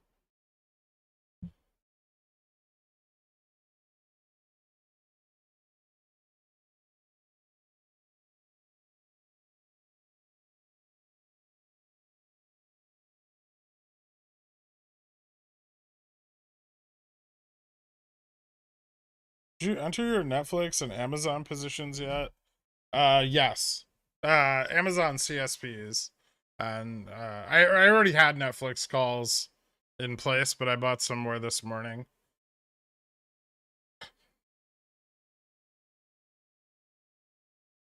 No, this isn't Moana. I would probably be very careful with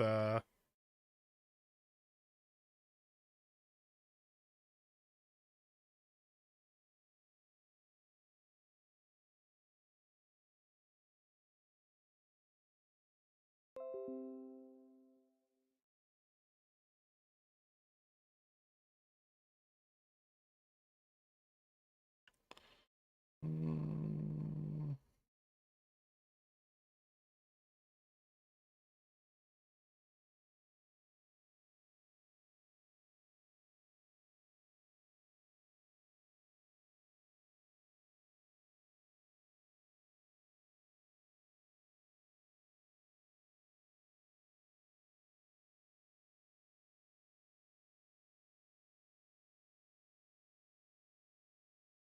yeah, I think this is gonna keep going up. Maybe.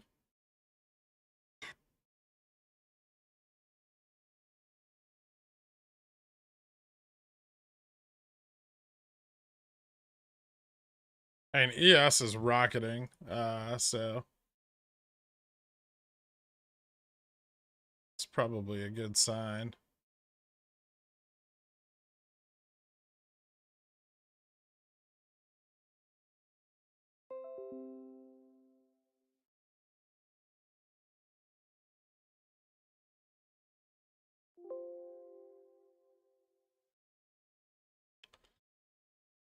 Hey, Gork, is Upstart a liquid? I don't know. What do you think, Dork?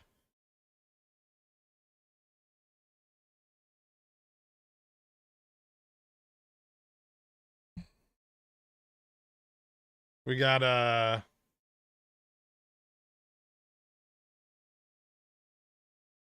160,000 volume for a 40% or 40-cent price increase. Not bad.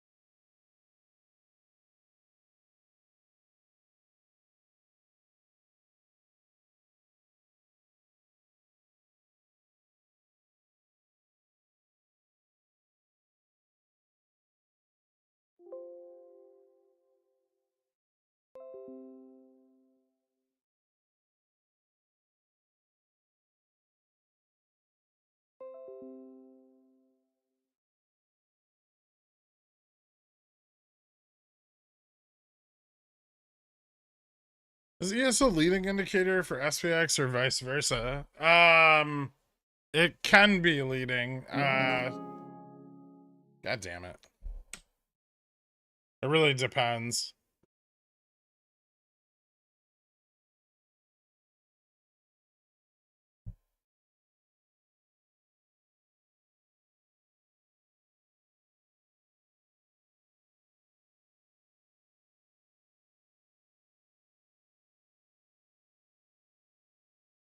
Usually moves on them occur simultaneously, so it's not really a leading indicator, but it can be something to watch for an indication of potential momentum, depending on the number of contracts traded.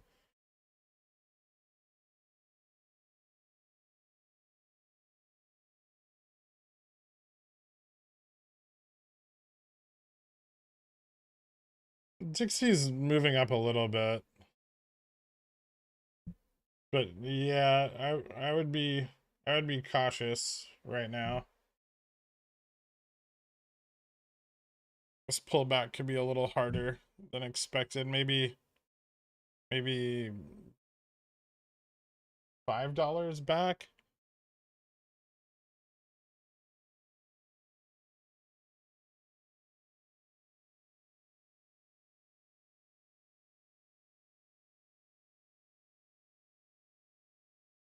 I didn't, but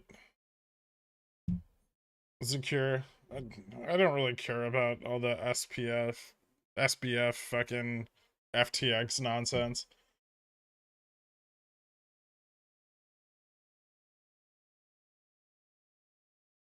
Do I want to buy 39.60 again? Not that price.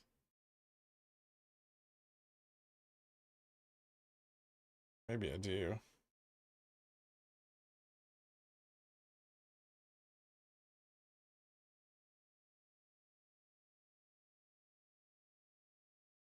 I think that needs to pull back a little bit further. Right? They're not doing so good with the shorting GME part.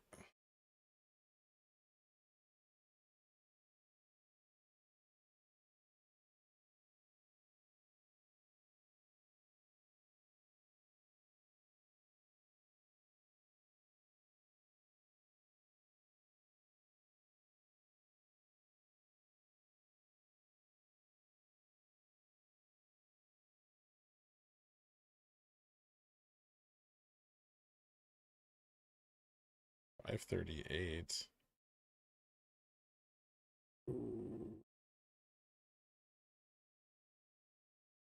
55.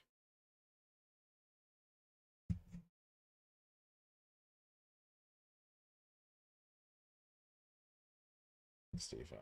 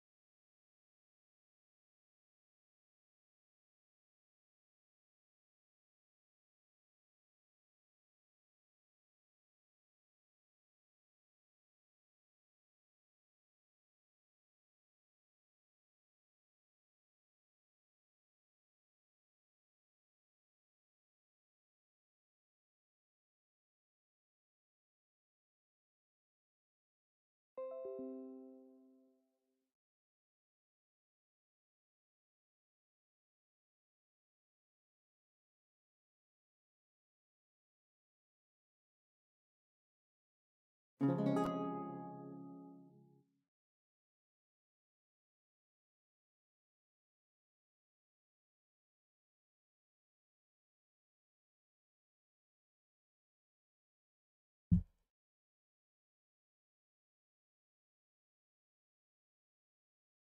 is a nice little move.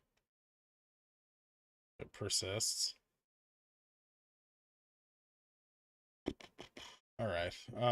What was I doing? Oh, switch that.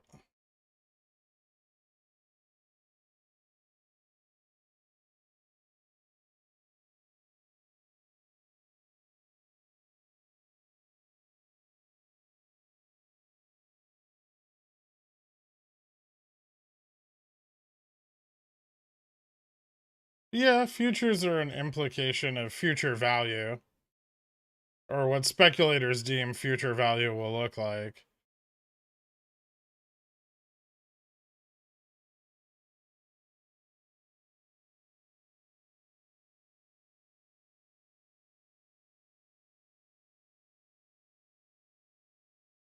Jimmy Vega neutral 741.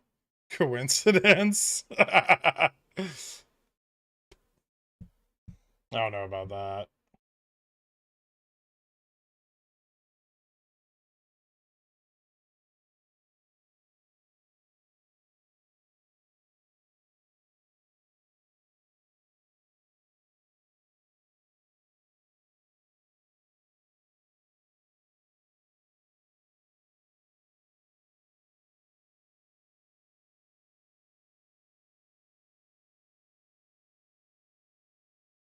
Is my 4050 for today gonna print? No. No, it probably won't. We don't really have a lot of range on an upside move on SPX right now.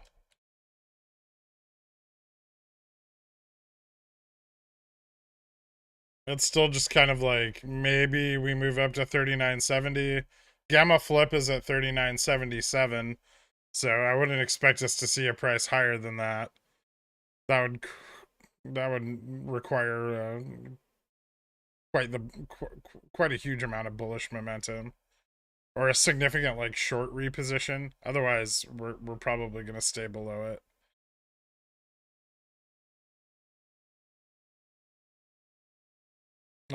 Given that computer share block buys don't occur on 12/12, no.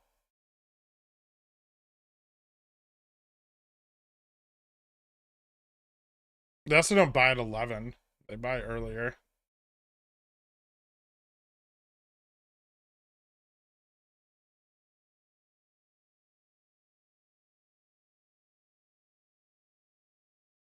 I'm glad that computer share decided to buy a bunch of Upstart as well, though.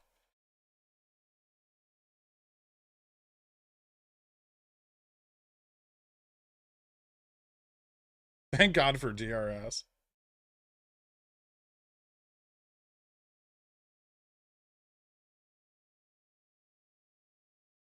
Okay, I think I like how this is starting to shape up.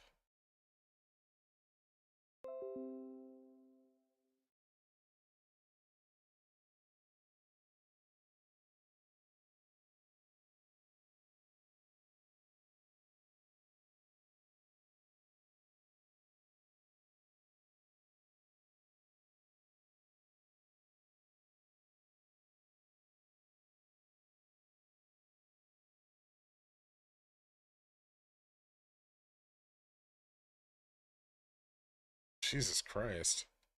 And volume just dried up. Early seemingly sold puts at 750. What keeps driving DN down on Upstart? DN has really been acting as a hard resistance. But we've come nowhere near delta neutral for the last several days. I reread When the River Runs Dry. Use a preferred method to determine liquidity, illiquidity, multi-dimension based, price impact based, volume based, or transaction cost based measures. Some of those.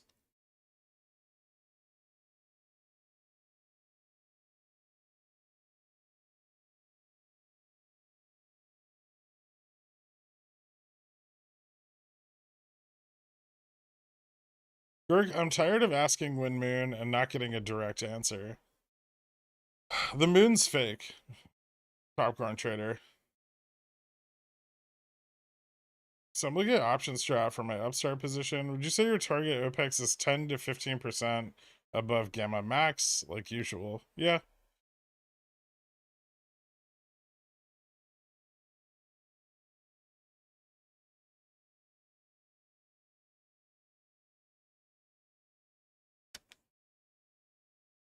I think they just shorted the second that they had some active funds selling.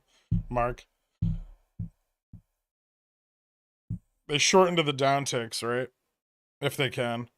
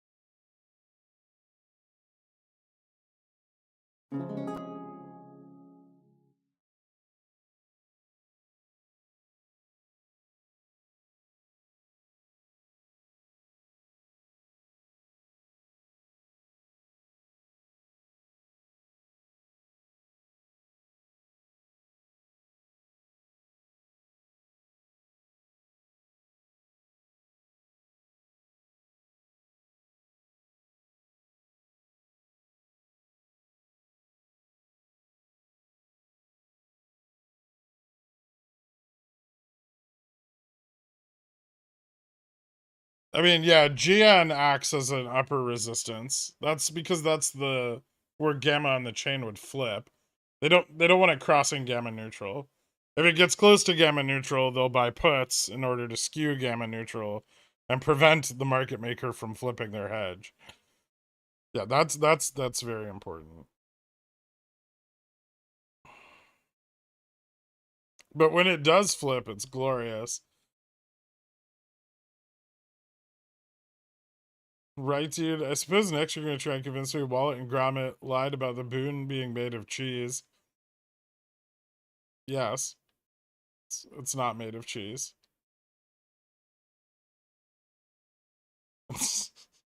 New York Fed, November year ahead gasoline price rise at 4.7 versus October's 5.3. Cool. Quad witching OPEX this Friday. Yep. T plus 2 is 19 to 21st. That's also correct. So once we flip to 18, we'll rocket to 99. No. But we might move up to 22. Once we cross 22, then it gets spicier.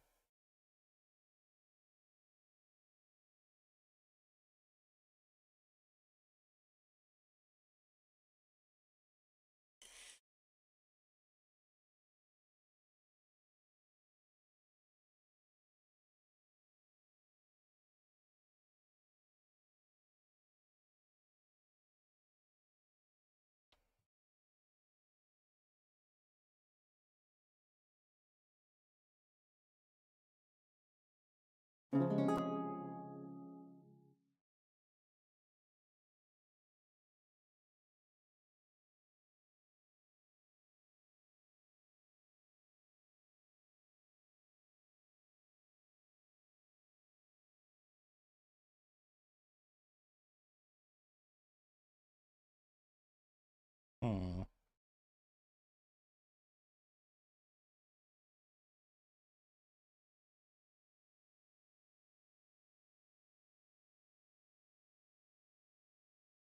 SST memories, that flip was sick. They're pretty fun when they happen.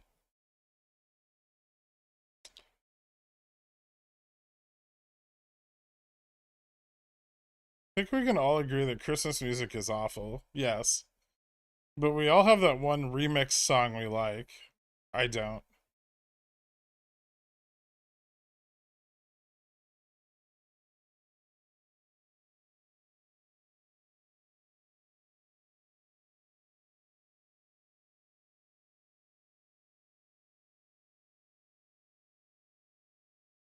Why is gamma neutral lower than delta neutral in Upstart? That's generally the case. GME's a bit skewed, but usually gamma neutral is below delta neutral. If gamma is negative.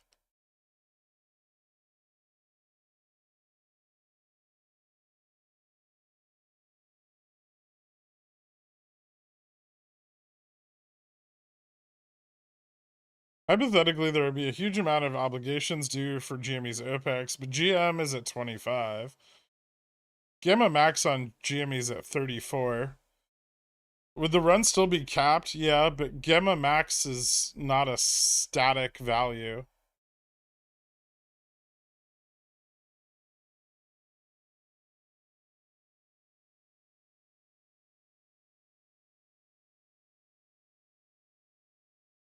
Ooh, spicy.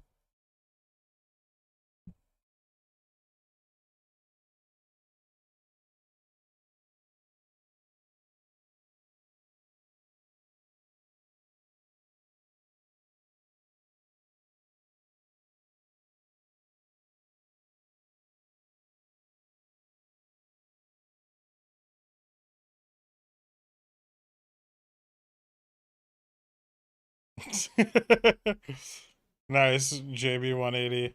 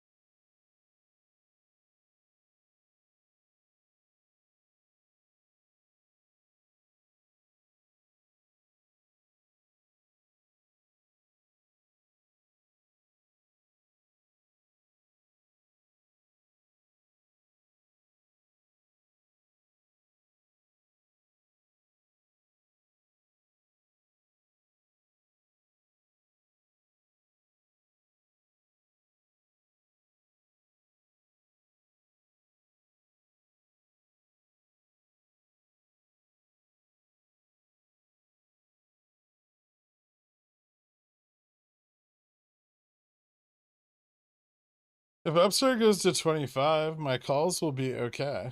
Nice.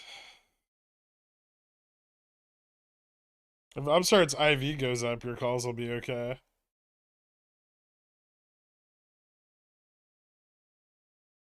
Jan 50C, a decent IV play on GME? No, it's not particularly good.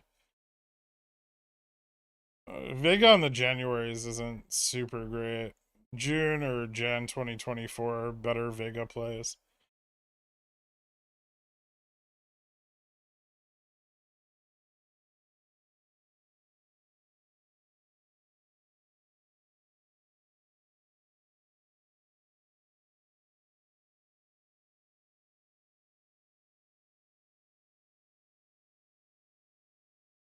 First out gets lucky, J-Wash. My calls will randomly flip green, but the spread is too wide to sell them profitably until the bid catches up. You might want to consider getting some slightly more liquid strikes if that's the case. How high do you see Upstart going on a decent Gamma Max run? I mean, it might hit 30, might hit 35. It really depends on how much call buying comes in, Sean.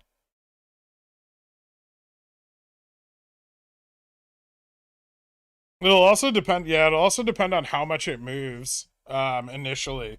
So if Upstart slow climbs, you know, 10, 15% over several days, right? That's going to attract a lot of interests. And so interest has a chance to compound.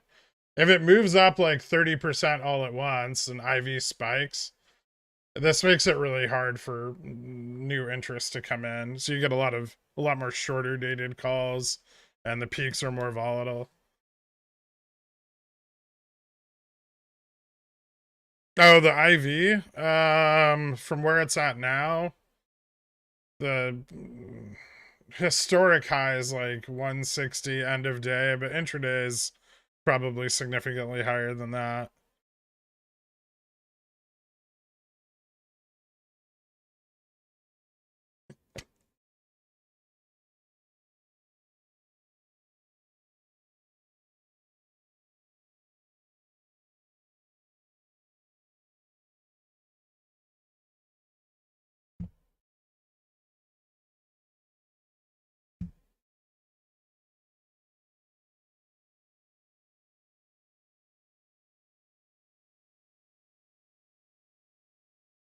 Okay, futures look really good.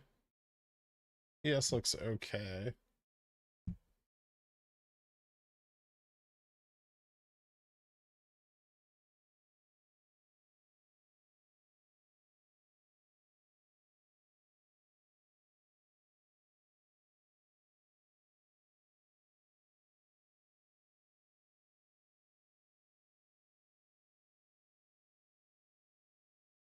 I think this would come down a little bit.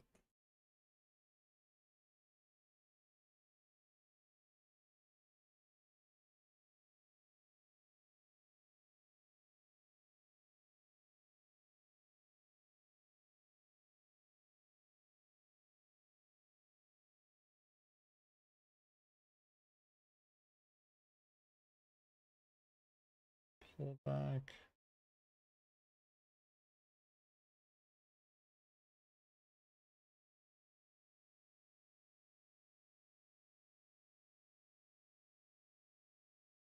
Do we bounce at 39.50?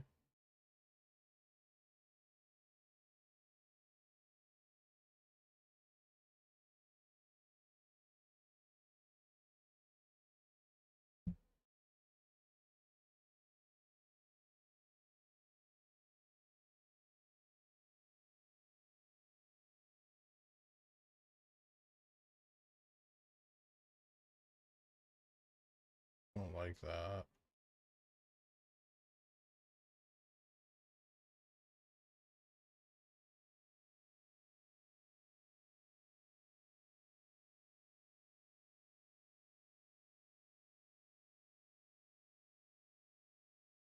Hmm.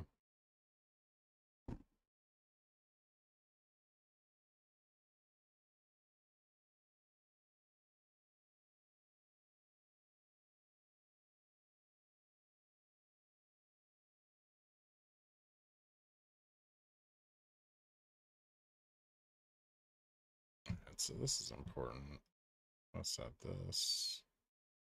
Close.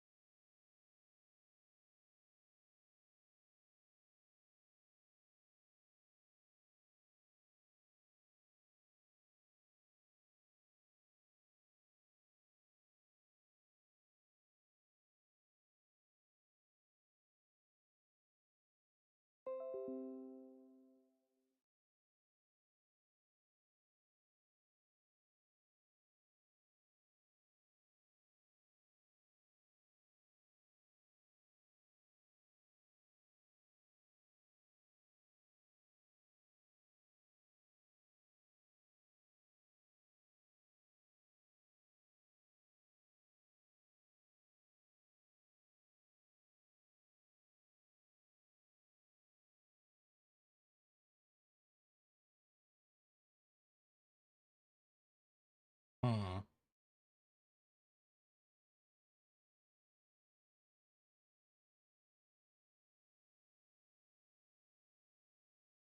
What's almost better is a flat line.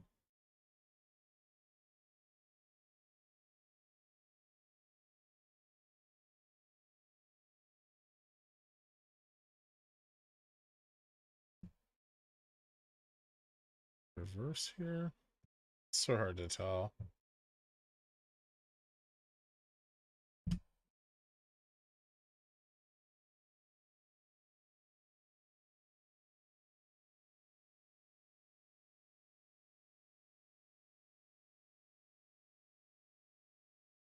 All right.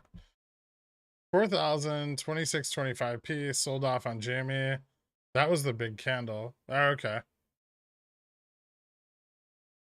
Good. We're starting to see put positions close. That's a good sign. SPX positions for tomorrow, super expensive because of CPI. Yeah, you want to buy more theta than that.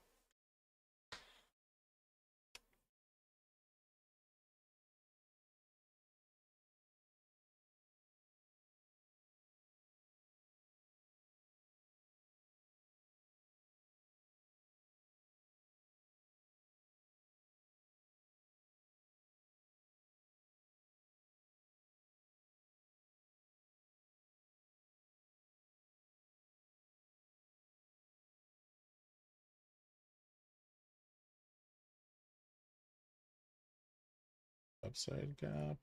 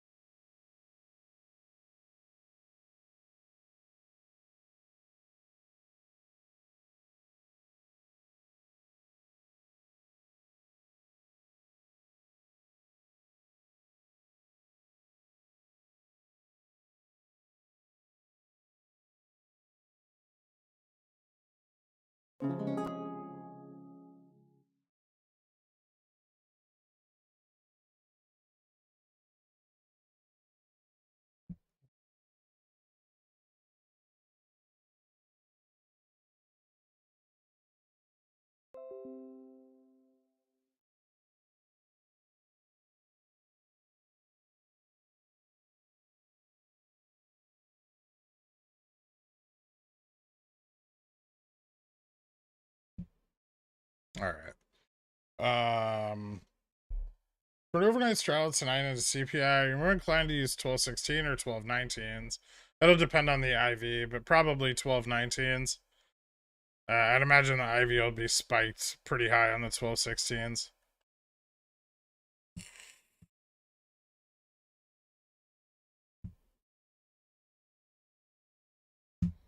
I'm trying to see if this is going to break up. There's a chance it does. There's also a chance it breaks down. So I'm just trying to prepare for that.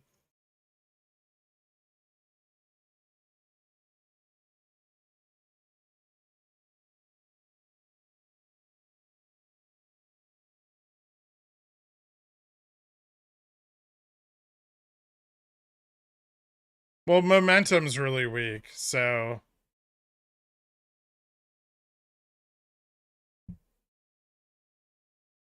if it breaks up, that would indicate a shift in momentum, but it's just kind of neutral, right?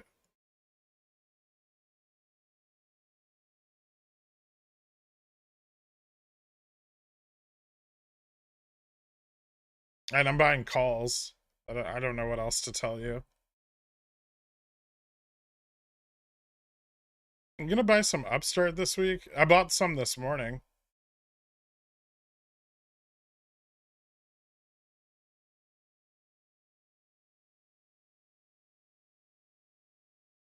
I'll say it's a critical juncture. Man, you can't always tell which way it's gonna go at that point.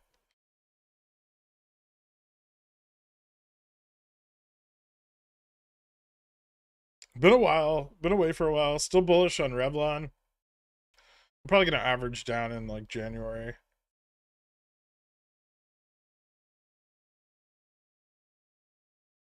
You still have both sides of your straddle strangle open. No, I'm closed out of the short side.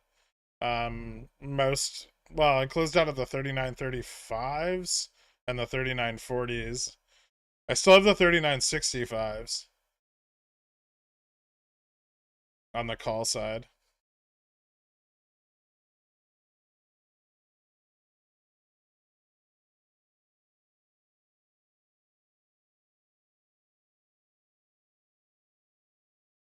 Having underpriced low volume calls and watching volume pick up as well as price is like watching the MM realize you were right all along. It's pretty fun. Gurk, we broke the upstart flip point and no moon. No, we didn't. It's at 1773.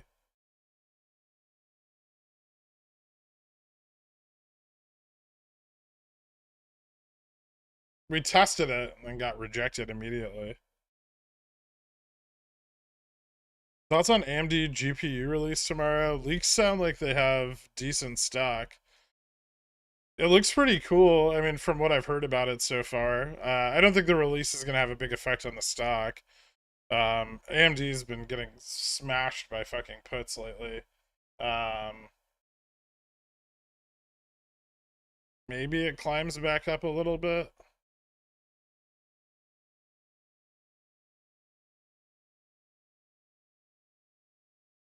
If those puts close out, that could cause a big move to the upside.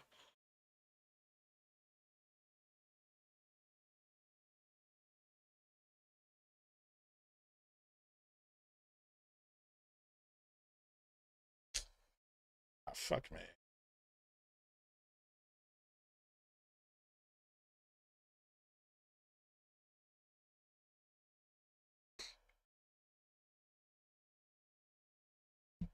I think we're getting like a decent buildup on the long side at like 39.60 and 39.65.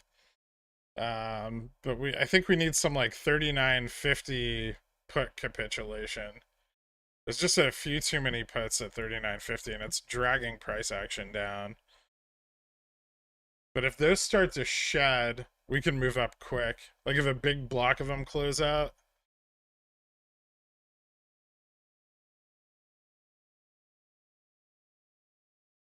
I'd almost prefer a retest of 39.49 so we could see some of them close.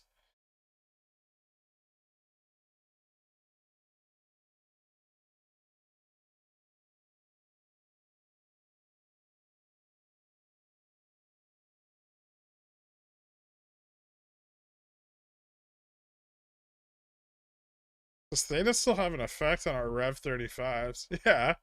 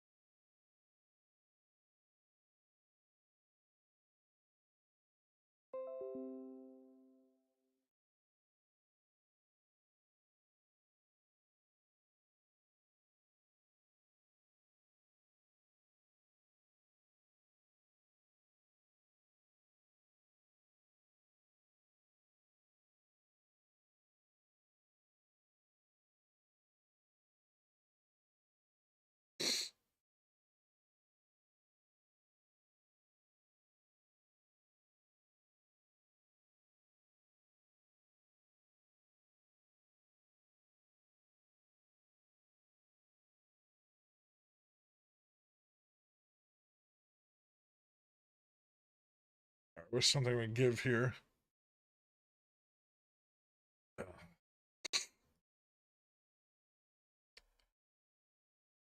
Yes, is flat like a fucking pancake. Jesus Christ.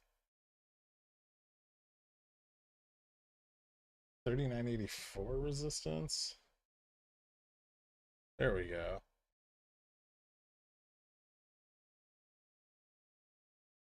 Close the puts. Alright. Load the den cannon, spark the fuse, fly.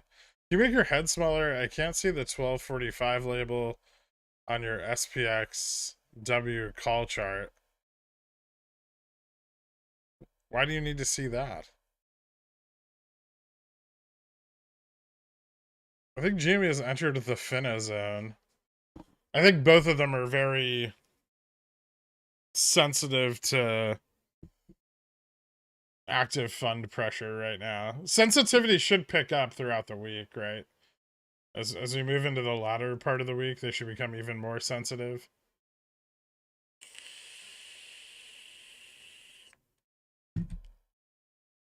He's referring to squarting, de-engineer. It's finna squart.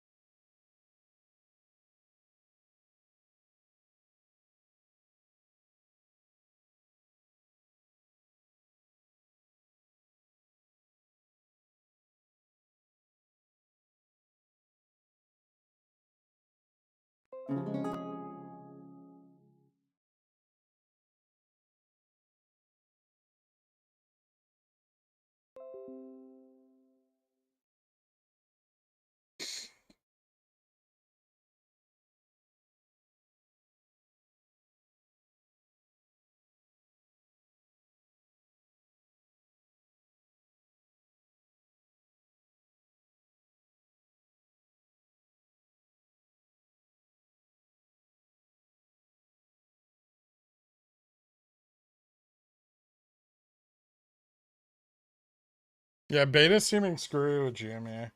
Mm-hmm.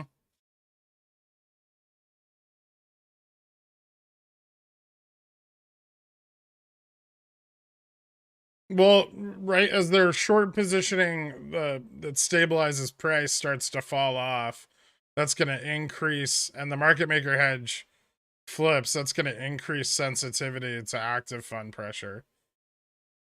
Right, so as the market maker starts to hedge buying more and more, like upside moves. Can you remind us what critical margin is for GME again? 38.59.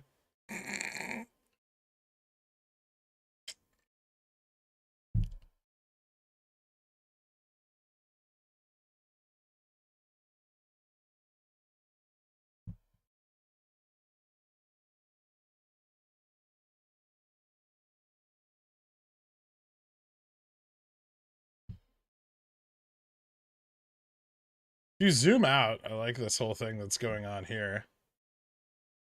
This is starting to look a little better. I think maybe we can get rid of that. We broke out. That's not important anymore. This seems, well, I should leave that in place in case it falls. Fucked it up.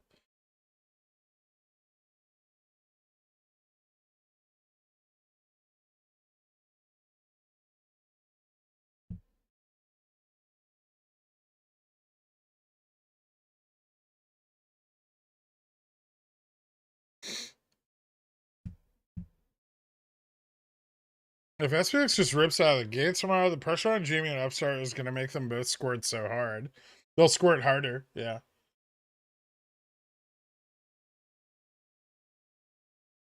You mentioned June 24, better volatility place for Jamie. What Greeks variables are you looking at to determine a good Vega play? Higher Vega value, lower delta sensitivity, so you need theta. The more theta you have, the more Vega you get, the further out of the money. Otherwise, to maximize Vega, you need to be closer to the money, which kind of defeats the purpose of buying contracts uh, where you're betting on increases in extrinsic value.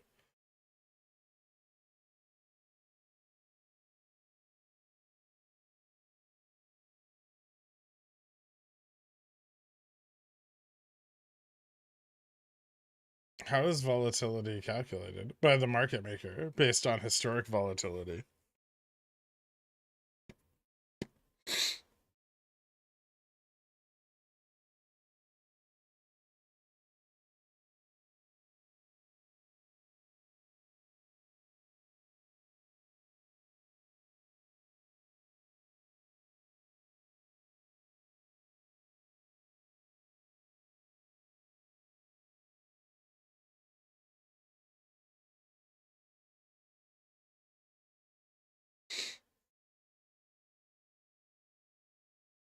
Implied volatility, same like the US dollar. A promise. I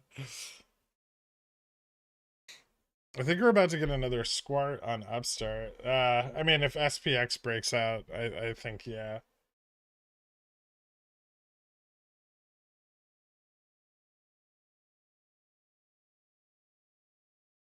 If you zoom out on Upstart, the technical signals suggest a retest of 400. No, they fucking don't.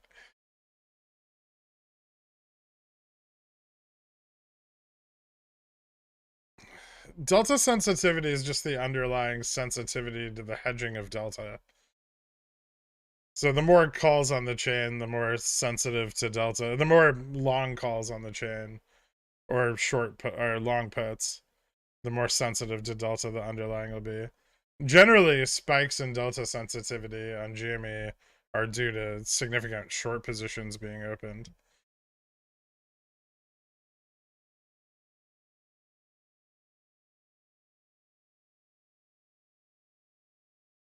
The market maker just hits a big button. I like to think of it more of like a small dial that they rotate. But like a really well engineered one, you know? Like it's got good, it feels good when you turn it.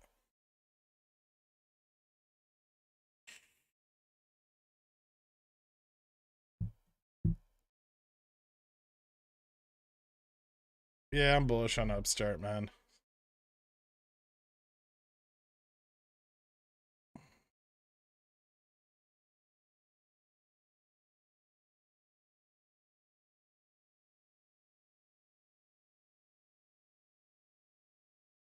I found out this weekend I know some people who have Fubo. It made me feel a little bit better about investing in the company.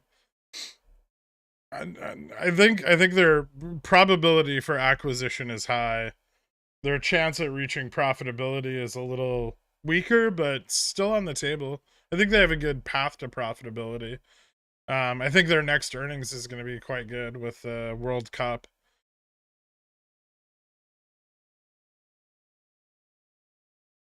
Does the dial feel as good as like old home stereo FM tuners? Yeah, just yeah, exactly, liquid smooth.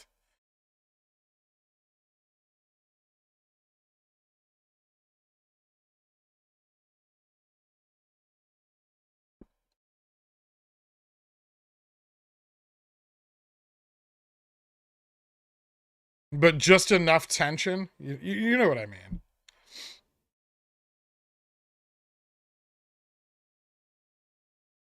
Like the volume knob in a Porsche.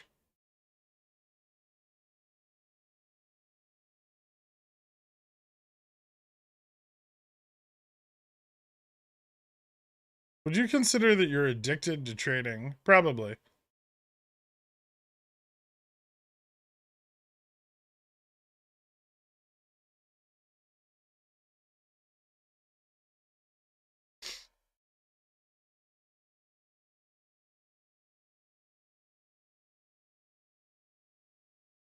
The MM bid ask set on rotary encoders with an ultra satisfying click when you turn them.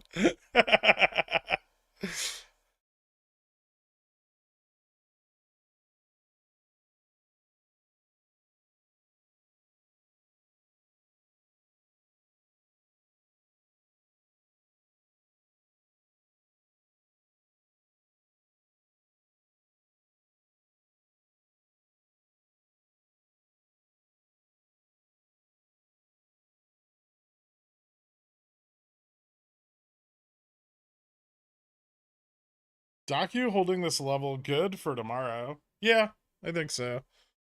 I'm gonna be honest. I took some profits on a decent part of my position on Docu. I'd say I only have about 30% of my initial position left.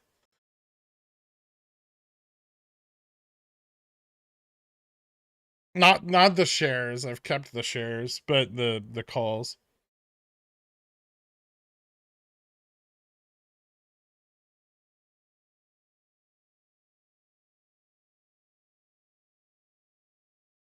Paper hands? Yeah.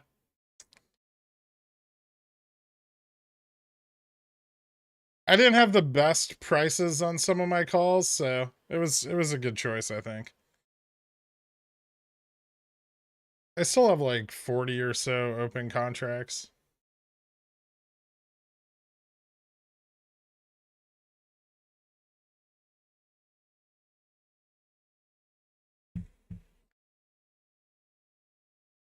And I want Popcorn Trader to know that I have 3,000 shares at $40.75. He told me that not only does he really love Docu, He's jealous of how efficiently they allow you to sign documents from the comfort of your own home or office.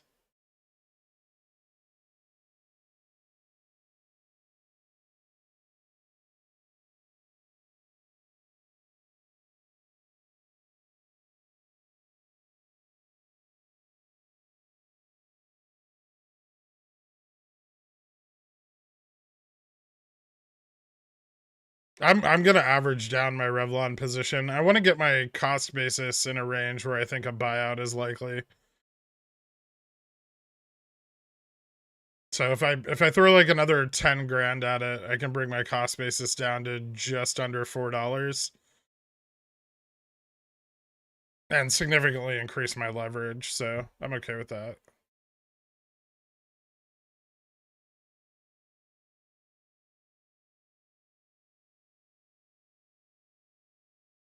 I want to invest in an ETF that contains every hole in the wall Chinese restaurant in the USA. I think it's recession proof. How would I do such a thing? Um,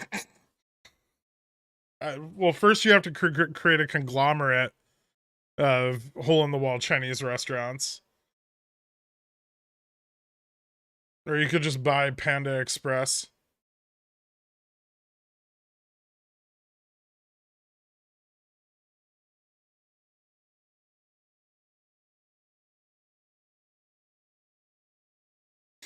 No, I don't expect movement on Revlon for the next 2 to 3 years. If it happens before then, awesome. What's a likely buyout price for Revlon? Shareholders might see like a enterprise value of it's kind of tough to say actually.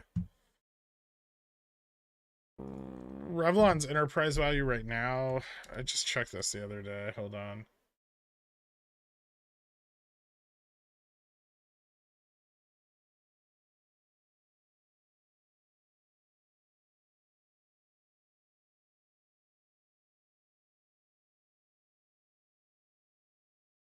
It's like 541 million, but it might see somewhere between like 500 to 800 million dollars market cap in a buyout, including the debt, right? Because they have to, whoever buys it's got to pay off a fuck ton of debt. But that'll depend on how the debt's renegotiated. If it's renegotiated favorably, could see a buyout like in like the $1 or $2 billion range. I think it's better for them. Like I know the lenders are pushing for an acquisition right away, but if they're able to renegotiate the debt down in any significant way, and then find like a potential acquirer, they might get 1 or 2 billion. I think it's in their best interest to get the debt issues resolved before moving forward with an acquisition.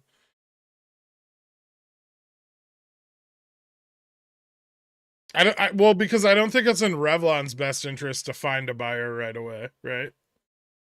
I think it's in the lender who gave them the bankruptcy loans best interest for them to find a buyer right away because their debt gets paid off right away, right? But remember that Revlon's interests are highly aligned with the shareholders because Perelman owns like fucking 70% of the company.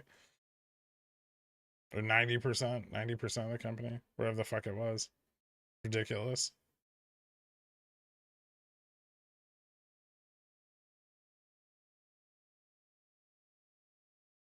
Well, if Revlon gets bought out and goes private, which is I don't know who'd be buying it to take it private at that price, but it's possible.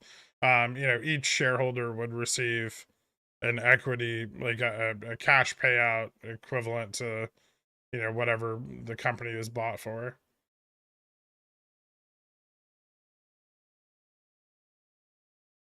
It's unlikely you'd get equity in the new company, although that's a possibility too.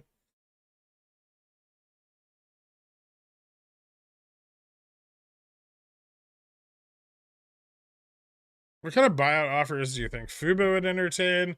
Their enterprise value is not as high. They don't have like the assets like Revlon does. That's very different. But you know, 600 million to $1 billion, somewhere in that range right now at their current price. I think Fubo's going to want to grow a little bit before they entertain any offers, unless they get a very good offer right off the bat. But I think they still need to get some more broadcasting rights under their belt.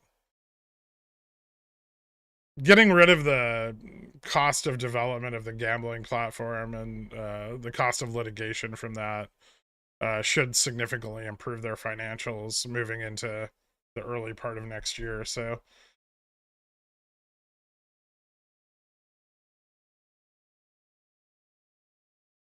I mean, I think when Fubo was trading in like the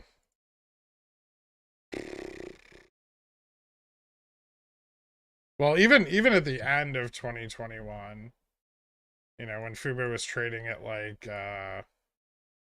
or the beginning of 2022 rather, when end of 21, beginning of 22, when Fubo was trading in like the $11 to $15 price range, the enterprise value was like close to $1 billion. So um I would say they'd be aiming at least that high. And those broadcasting rights have value over multiple years, right?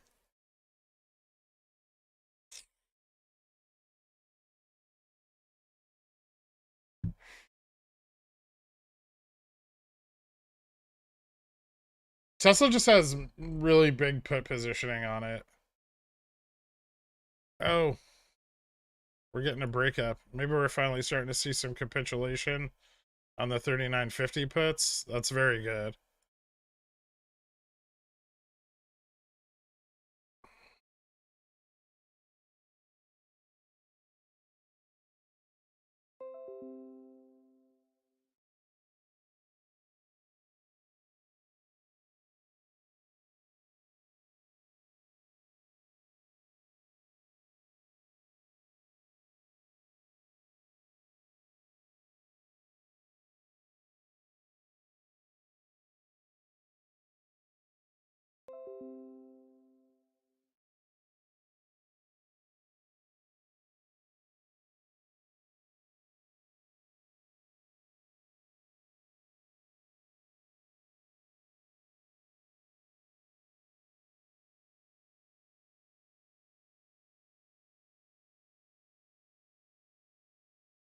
Best case for Revlon, buy out with a good price for a spike in price and then sell it all.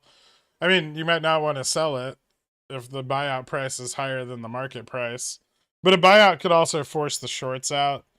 So you may see something like what happened with MMTLP, where the price runs fairly hard preceding the buyout. That would be a good opportunity to sell. If it's over the buyout price, obviously advantageous.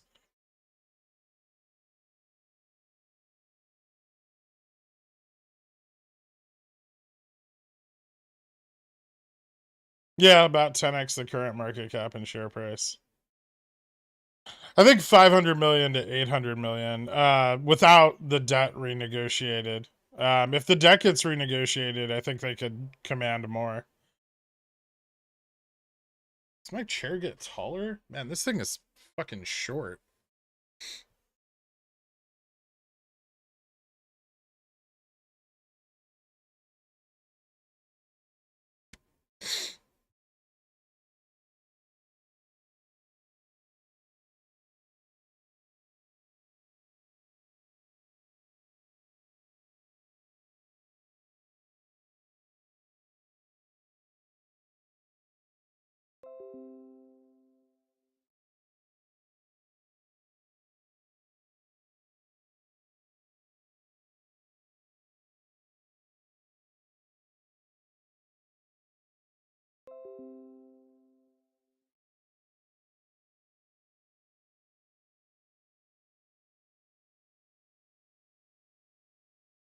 You see how SPX is starting. Okay, so SPX is looking kind of okay here. Yes.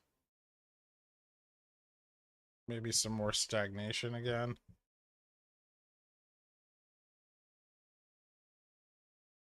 I wonder if I should just take the 20% profit on this.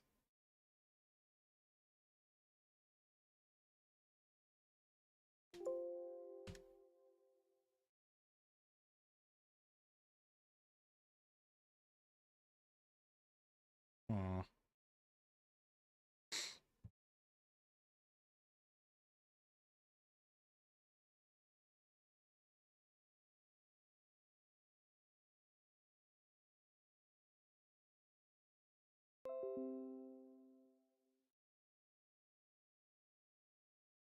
Oh, cool.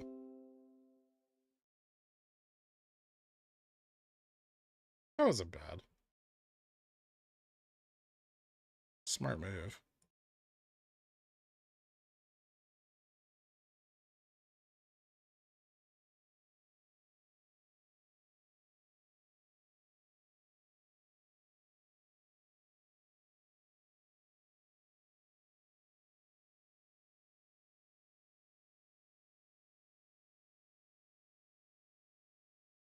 Yeah, I think we pull back a little on SPX. Back to the... Almost back to 39.50 again. We're definitely picking up some, like, bullish momentum, but I'm not sure if that's just we're seeing more long side straddles come in.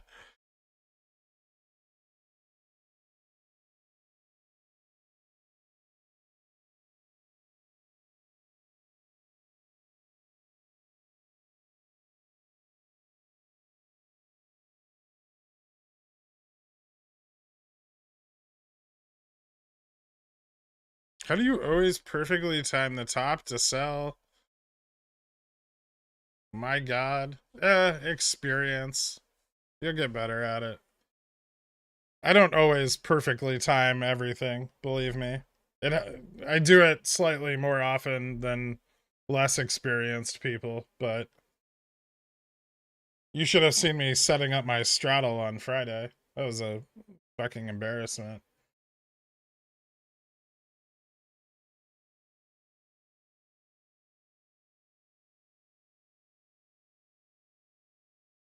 At least I entered the puts first, right? So it wasn't that bad. But the call side of it was a fucking mess. I had calls at 39.35, 39.40, and 39.65, and puts at 39.50.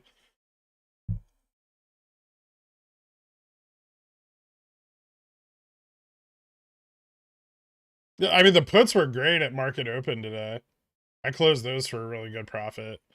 I'm still not out of the 39.65s, but I'm up on the whole straddle. I got out of the 39.35s and the 39.40s already. 39.65s are the only ones left. They're up right now, but not significantly. Like 2%. I think holding them's the right move. Because if we can move back into the like Friday's 39.63 range, then I'll close them out and reposition. Or I'll use them, I'll hold them and add to them for the CPI tomorrow. I might do that actually.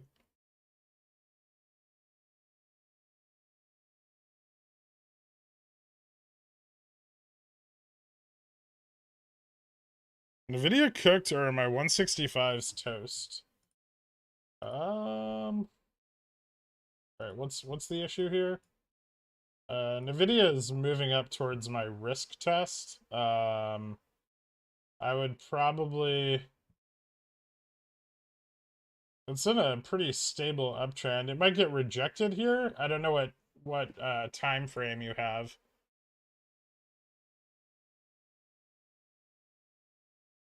On the daily, it looks like a rejection is possible.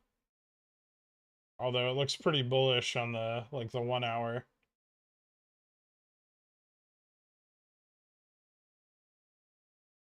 It broke up through the long-term trend again though. So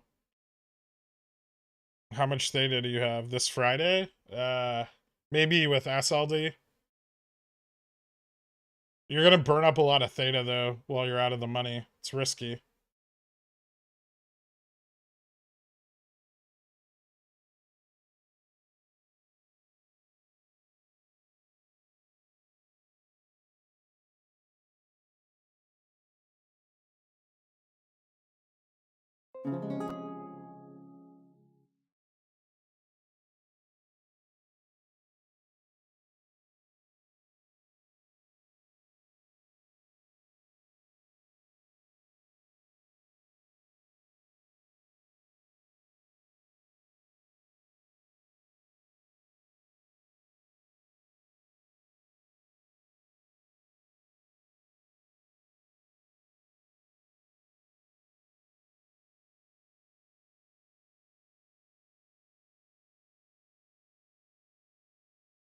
Gap is filled.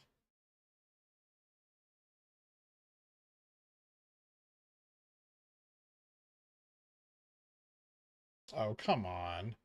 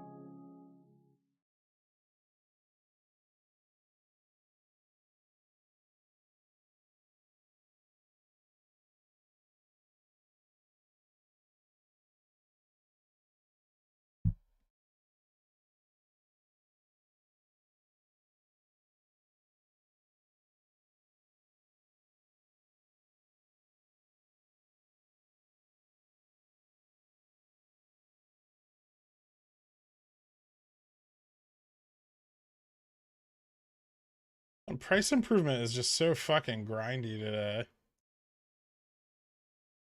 Ugh.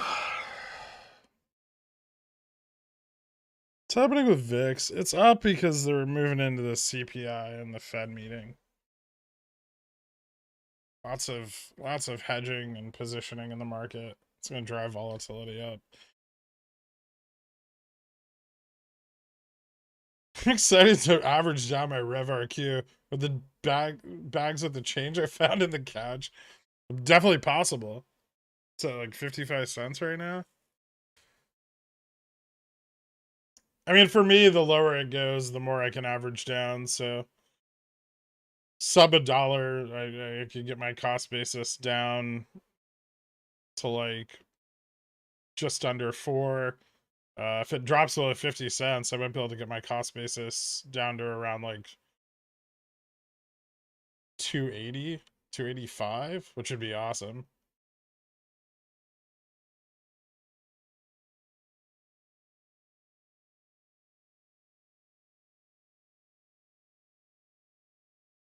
I didn't quite nail the bottom on that contract, but I came close.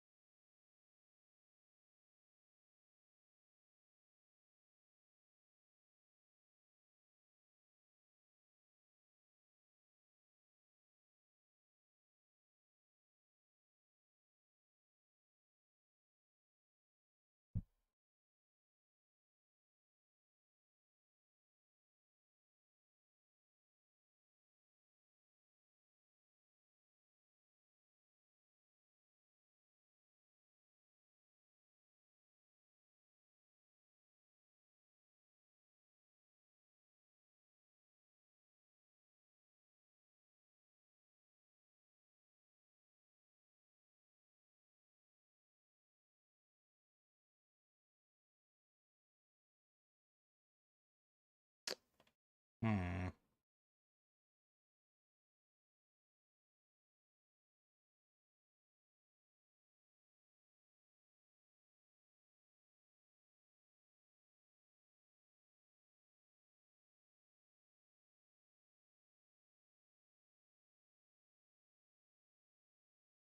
Yeah, futures are still inching up.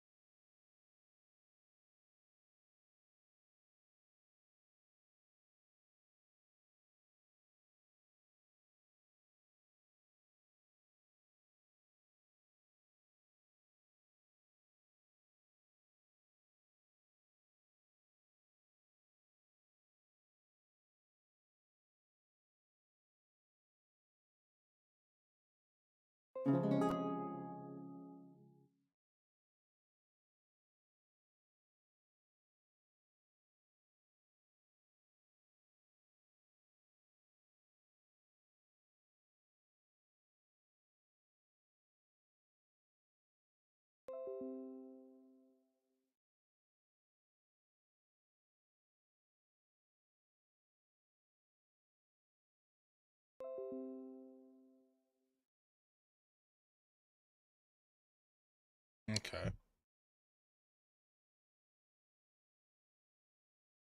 Would you buy rev shares to counter Dead 35C or just avoid it and take the loss? I mean, you got to understand the risk. There's a lot of risk involved. Still, it's a different play now. It's not like the volatility and stuff are probably off the table. Um, it's up to you, but if I only had a 35C position, I'd probably just stay away from it. However, I had a pretty significant number of shares as well, so the share position I'm still very much in. The 35C position I kind of just consider a wash at this point. This may be a bit out of left field. What are your thoughts of C&G going into a possible recession? As a layperson, they look like an earnings behemoth. I'd be curious to hear your analysis. I don't think they're going to be significantly affected by a move into a recession, to be honest. I think they'll probably do well. Their margins appear to be expanding as economic conditions get worse. People will turn to cheaper and cheaper food. Being a lower priced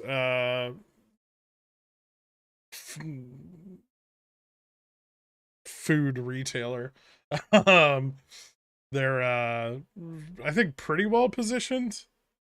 So I mean, their price could stagnate a lot, but I think their earnings will remain pretty decent for a few more quarters. They do have index exposure, which is something you have to factor into your analysis. Any particular time would be best to average down rev. No, I'm gonna, depending on price. I mean, right now it's really cheap. I might use some of my funds if I see it hit 50 cents, or put in a buy order at 50 cents. But I'm still gonna target late January for the majority of my buy-in, because I think we might start to see a bit of a pullback in the indices by then, and it may be a good opportunity to get it a little cheaper.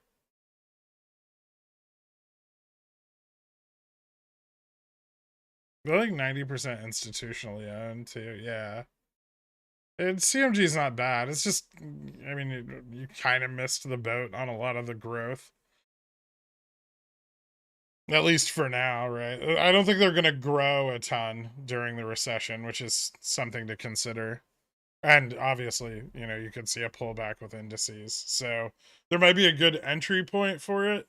Um, it's something I'd watch. I don't think it's a bad company to buy into. I hate their fucking food. I'd never eat it, but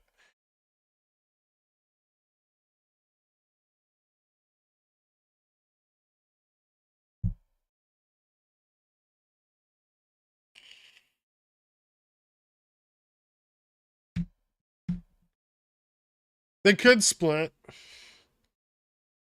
If they move, if growth halts and they're moving more towards a value company, I could see a split occurring.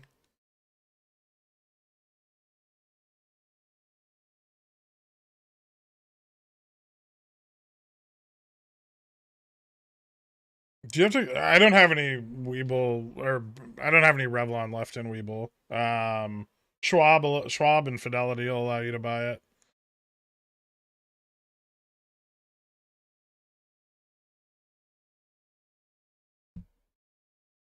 Is this gonna propagate a sell-off, or what are we looking at here?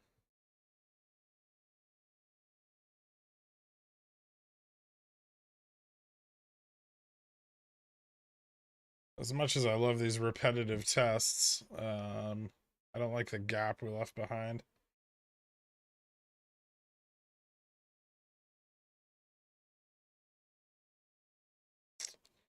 39.60.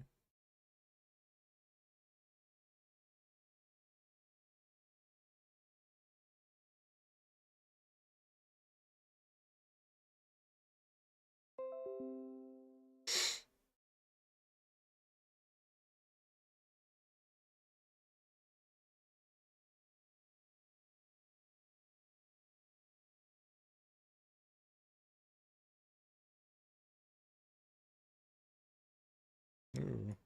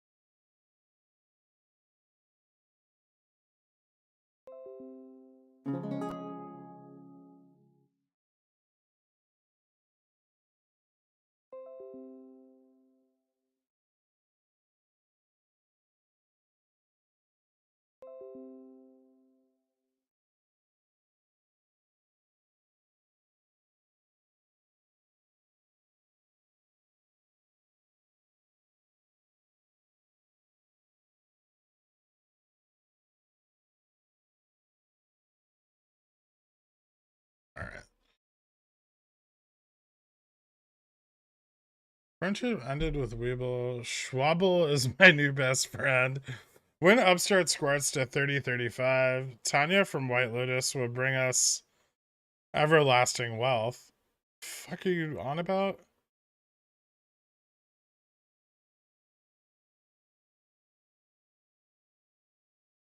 Is there any hope of avoiding 10 years of stagflation? Would core CPI have to be down a ton or something? I mean, I think the Fed's going to start to pull back rates in order to avoid an extended period of stagflation.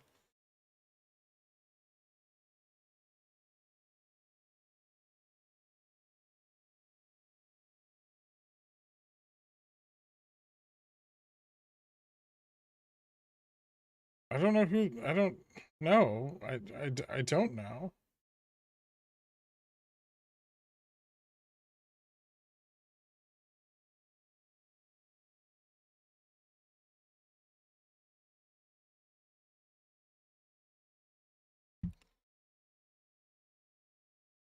Um.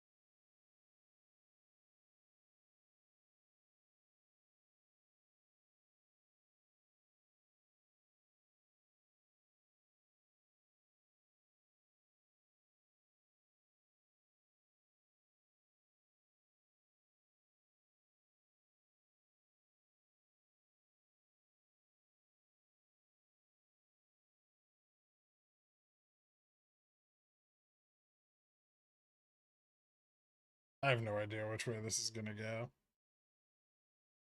We keep finding higher lows for now, sort of. Sometimes. Let's see if we get a higher low here. That seems significant. A little bit of shorting into the down ticks. Ooh. Damn it.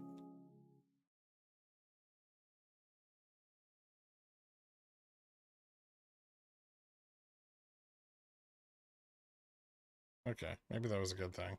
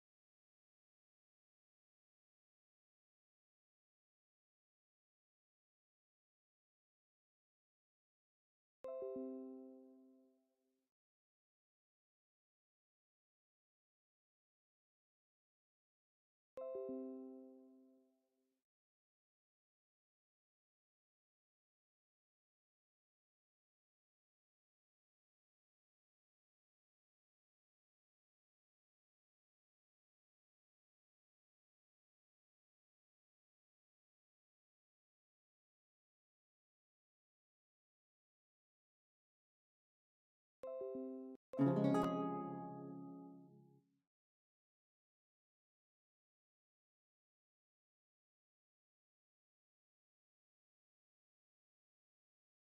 is Upstart and shorts AMC?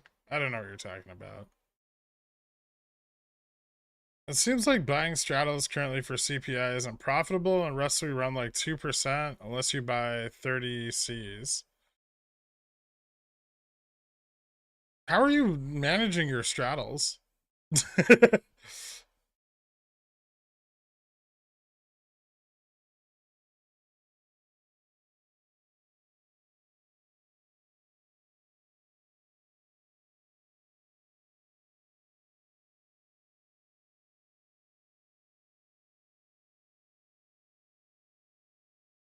Are you trying to factor in the drop in implied volatility? Implied volatility might not drop that much because of the Fed meeting.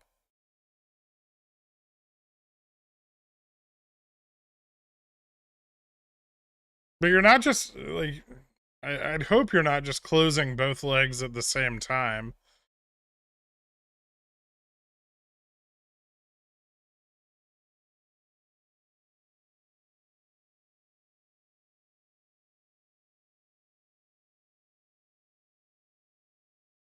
I'd probably get more theta, Mr. Poopy Pants. For a strangle that's that wide.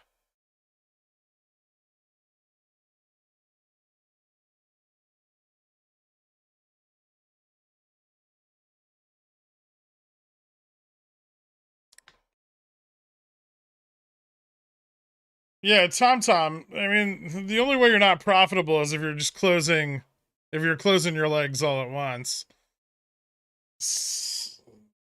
And every Dan knows that you want to leave at least one leg spread wide.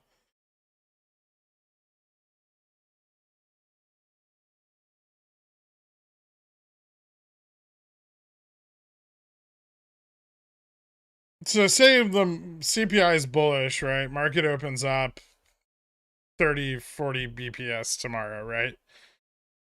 You close the put side and then you let the long side run.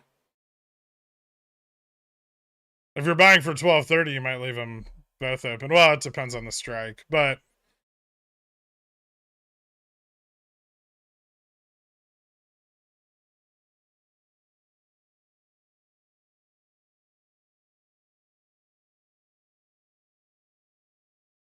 the idea is to maximize profit on the winner, though. You can also then leverage the long side if you know the data is bullish, right? And you can estimate the range in which SPX will trade. You can then like toss some like 0 DTs on top of the long side and profit even more, right? But you've gotten past the point of uncertainty.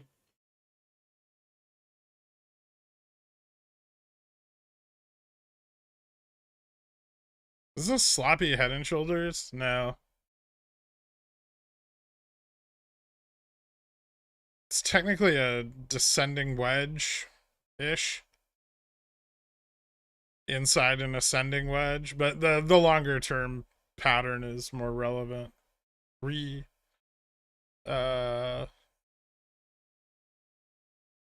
Like this morning, so this morning we opened down on my puts. So I closed out the put side, right? For I think it was like 41% profit, right? And I left the call side open because we'd bottomed on the trend, and then as the day has progressed, I've sold off more and more of the call side, right? Because once you close your short exposure, then you're exposed to the long side, and that drastically changes the profitability in an options calculator. Because you're calculating a loss on the move to the upside, right? Because you have a loss from the short side as you move up. So like Friday, I entered 39.50 puts here, and then I entered calls as it fell. Right, and then this morning I sold the puts, which left me long exposed, right? Well, this one's actually like up here. Um, but then I close the calls as the price rises.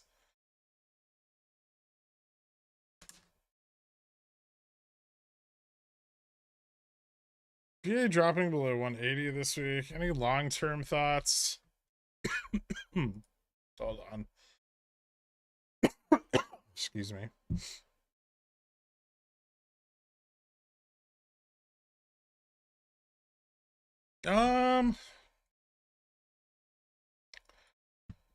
Actually like the level they've found. This might be moving back up. A really nice double bottom. Um, looks like the accumulation period was pretty volume backed, significantly so. So it definitely attracted a lot of interest in these price ranges. I would say target over 200.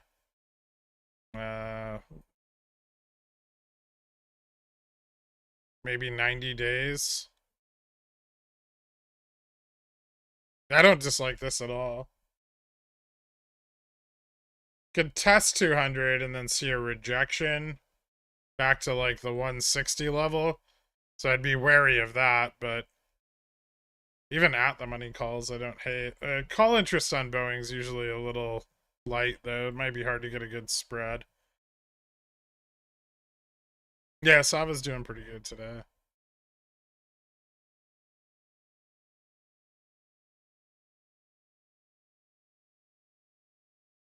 We're gonna have a longer downtrend weekly, yet SPY has not.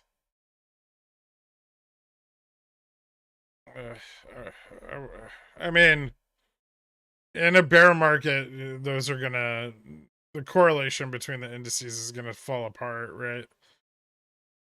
Eventually, uh, value will pick up interest first, then mid and small cap because their margins tend to expand in environments that are not favorable to large cap growth.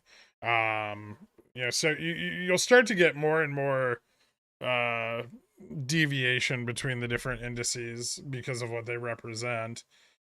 Understanding what's in the indices is pretty important, and understanding sector shift.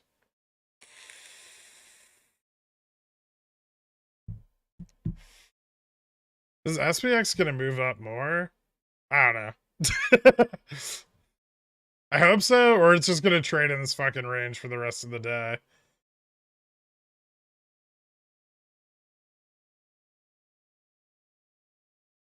Bro, you fucking pulled back your 24s last week.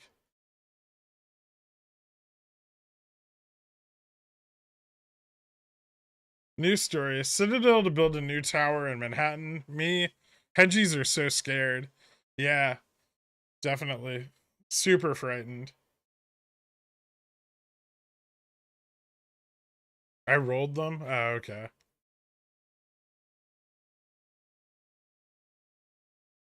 You'll probably get a really good exit on SLD if SLD hits GME pretty hard.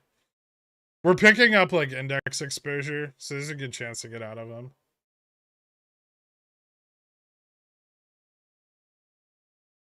Man, Kenny's been making shitloads of money. He's doing quite well.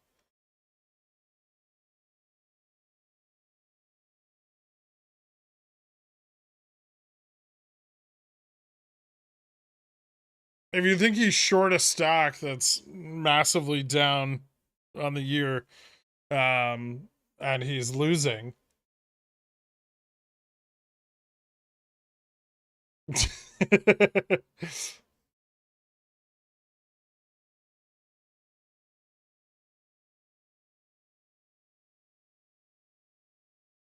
Gotta hit SPX so much today. Just break up a little.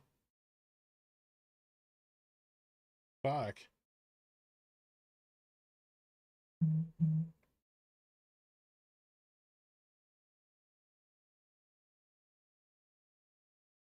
Good time to sell CCs on shop or wait? I'd wait. I'd wait for OPEX. Risky right now. Into the end of the year, maybe after OPEX. He used the credit from his short to pay for Disney World. He can't close.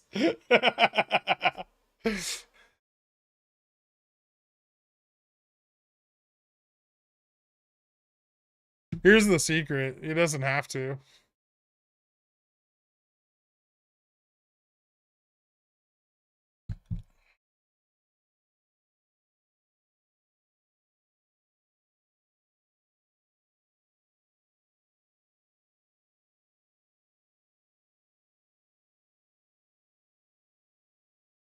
Ken Griffin never bought any stock the past few years. He has so much Peloton and Netflix money at 5 and 700 that he never has to give back. Yeah, he's also short treasuries, which will be interesting. Shop an OPEC stock? A little bit. It's a volatility short. Hey, look at it go. Finally.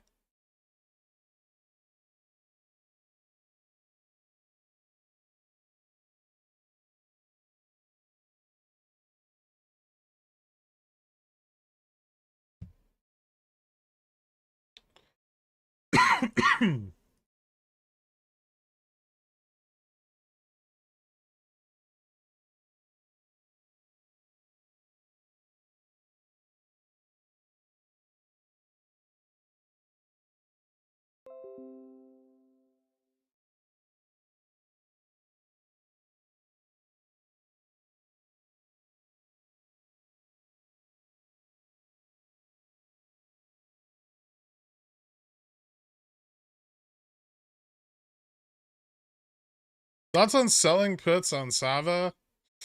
Shorter dated, it's probably okay. They're pretty valuable, I think.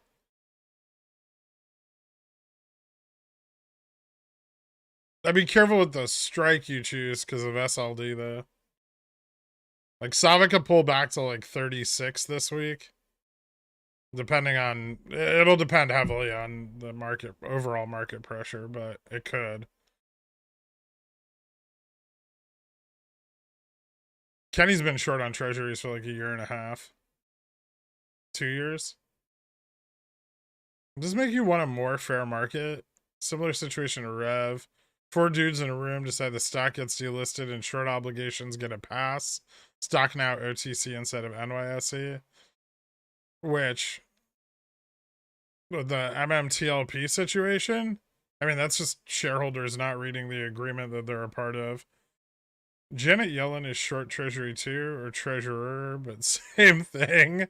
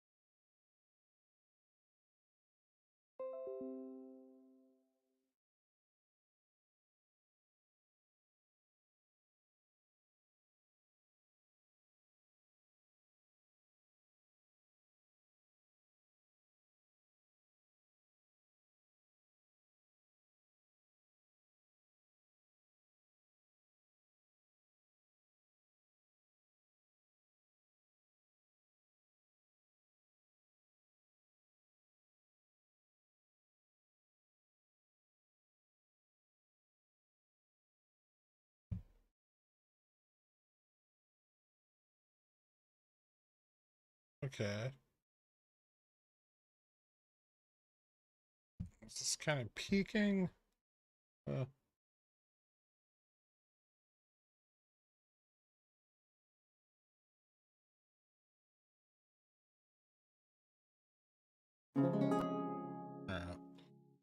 Not bad.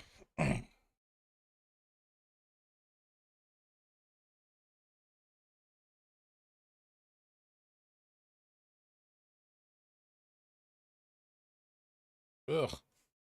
Fubo's doing disgusting things.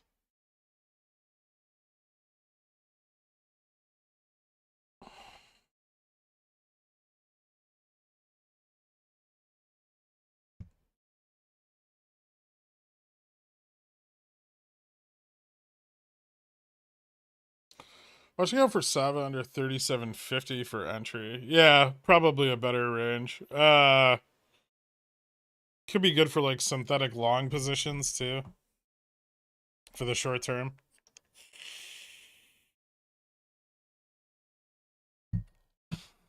Although I don't like those as much because the rising implied volatility makes the short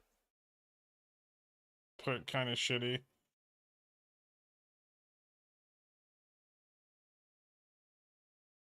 No, it's not that bad, I guess. Unless it drops hard. Yeah, Fubo's not doing anything. I'm well aware. Ooh, am I gonna get assigned on BTU puts? It's fun. AMD's moving up. I think we're starting to see a little bit of the put capitulation at 70 now on AMD. XRT's up. Let's see how Sava's looking. Still pretty good.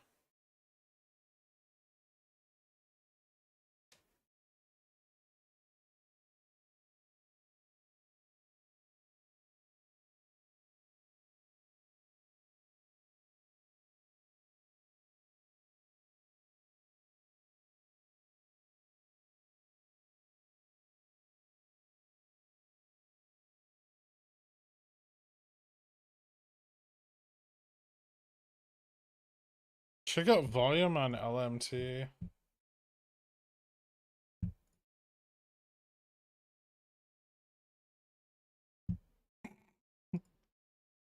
I mean, for the week, it's not very impressive.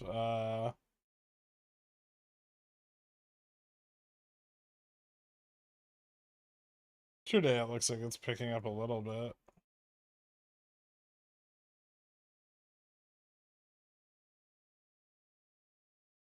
Some weird overnight volume on it.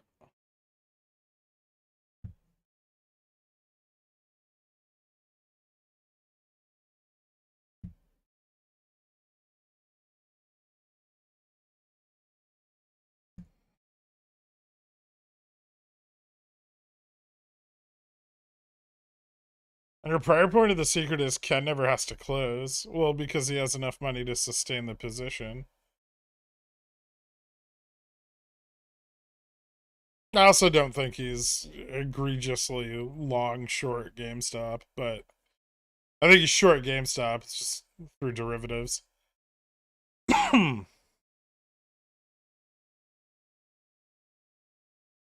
What's for lunch? I don't know, man. I'm kind of hungry though. I'm getting there. I might make like a sandwich.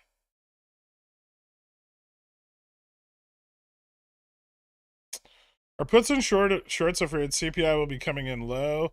No, I think there's like a little bit of an aggressive push in oil and defense today with the federal deficit coming in. And I think that's leading to a little bit of pressure and causing some repositioning in the straddles in a higher range. So I think we're just seeing everyone position in a slightly higher range, but I really don't think we're gonna see any significant breakouts. Someone might try to push and disrupt the current positioning on the options chain, but maybe not. Icon said he won't get margin called on GME. He won't. Not if he shorted at 400. Never.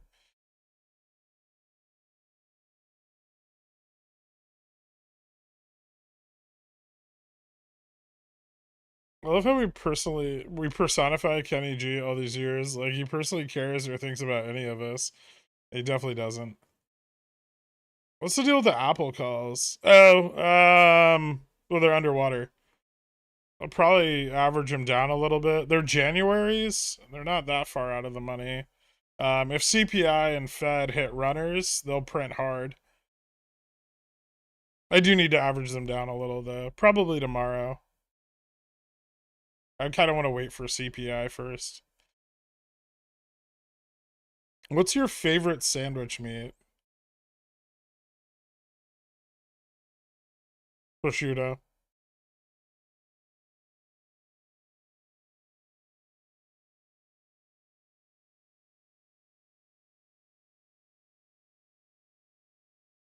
Then sopressata.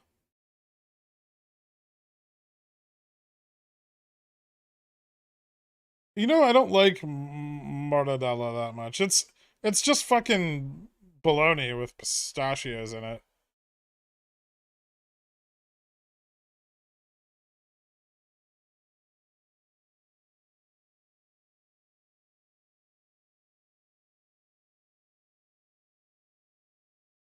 Can you please pronounce Parmesan properly? Sure,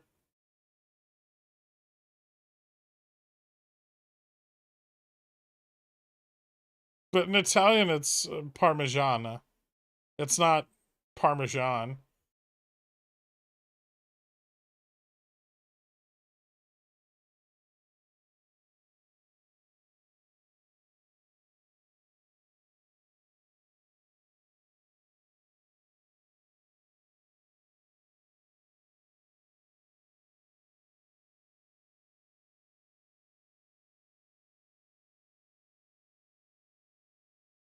Parmigiani.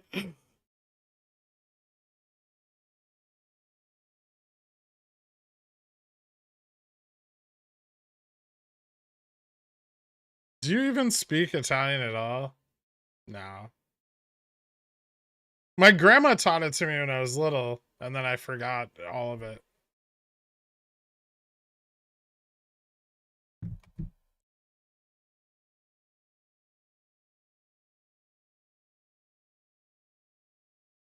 It has a G in it.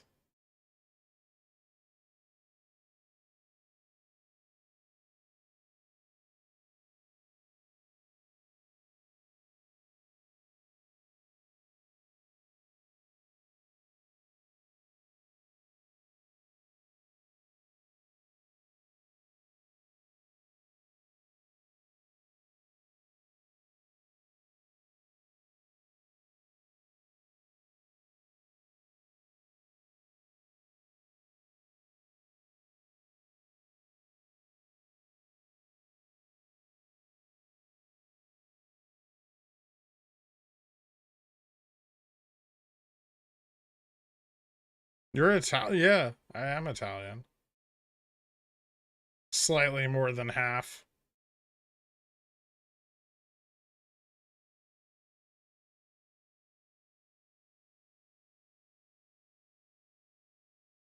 Yeah, SPX premiums are pretty juiced up right now. You're not wrong.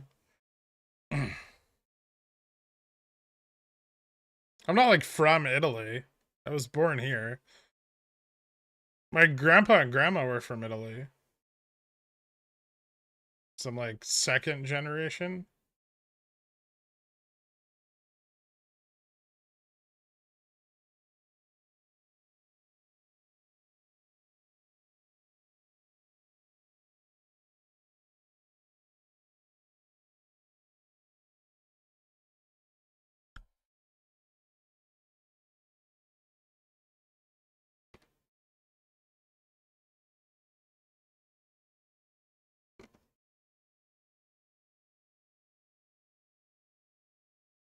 You're pronouncing Persia weird.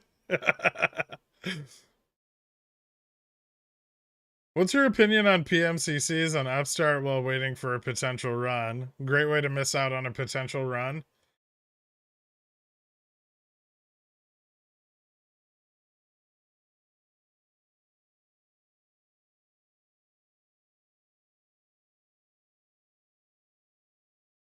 Could you have been the next big star on the show, The Hills?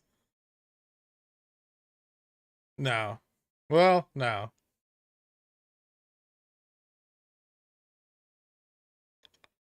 Studied for 2 years. I'm so often in Italy whenever I have time. Yeah, I never go there, so it's not really something I have to think about. I'm sure if I immersed myself, I could pick it up.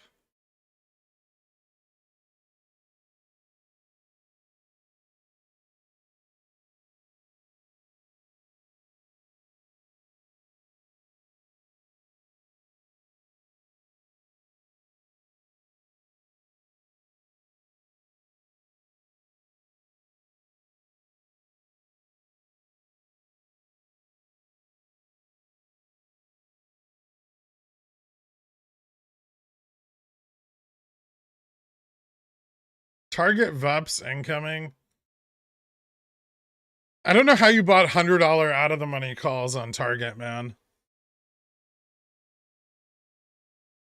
That's awesome, Laura. Get your Dan. I don't know what you do or why that's important, but it sounds important, and I'm happy for you.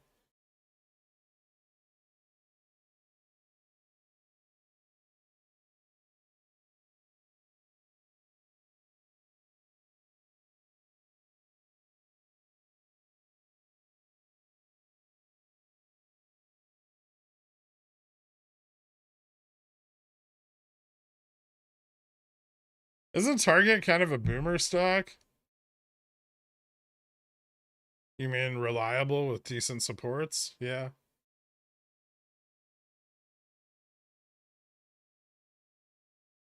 You know what else is a boomer stock? Caterpillar.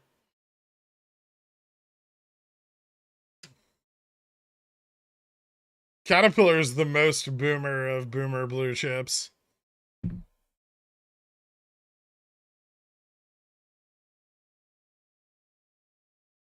I fucking love trading boomer blue chips. It's a good time.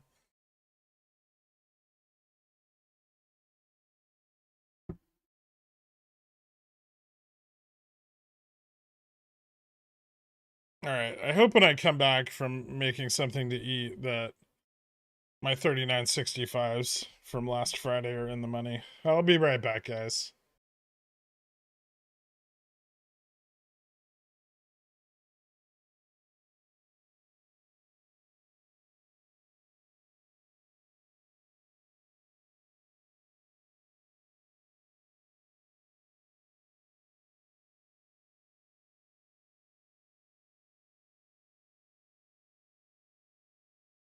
Thank you, Buckled Up Jan. Yes, everybody congratulate Gloria Get Your Dan on her amazing accomplishment. You get it, girl.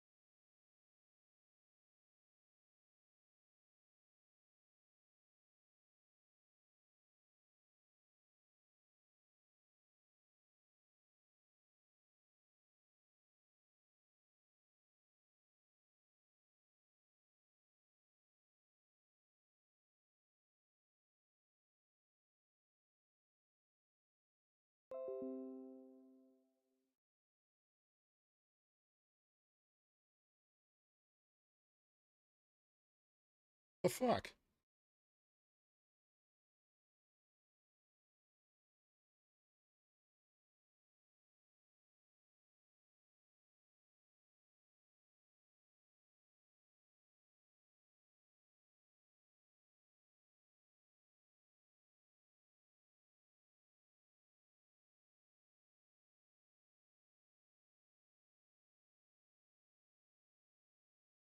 Ooh, did I hit my take profit?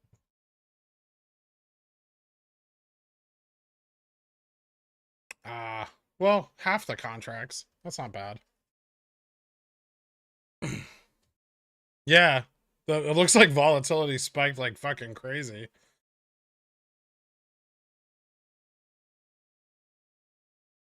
I got out of half of them, though, at a profit. I still have the other half. Which I guess I'll just hold. I don't know. If we can rise up to like 39.60 by end of day, I'll add to them, I guess. And use that to straddle tomorrow. Oh, I'm not muted.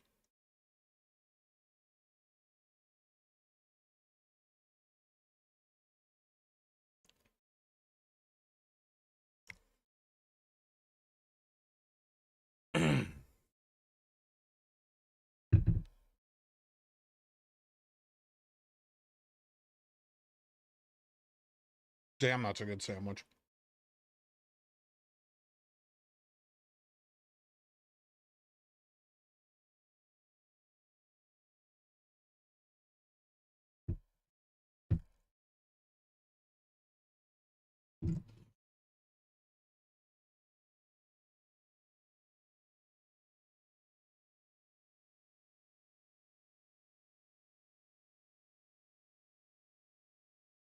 How far out would you try to sell your in the money CCs at the peak in order to lower your cost basis?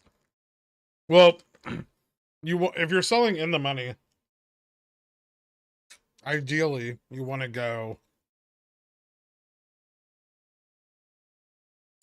over, probably over 20 DTE to avoid assignment. But you probably don't want to sell them into next earnings. So sometime between now and then.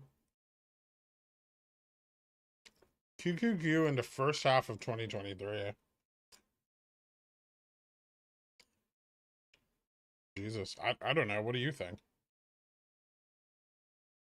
Down? Hard?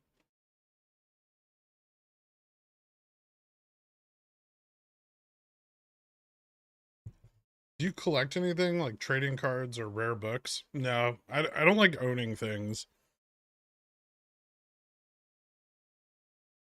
I used to move a lot when I was a kid.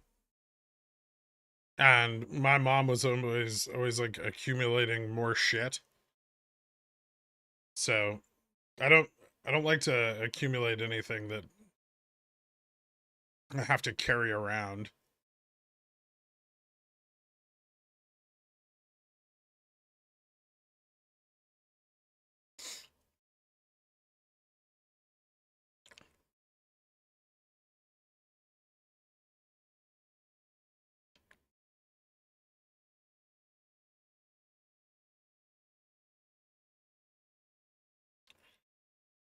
I think down. I want a Santa rally so I can afford a put with Theta.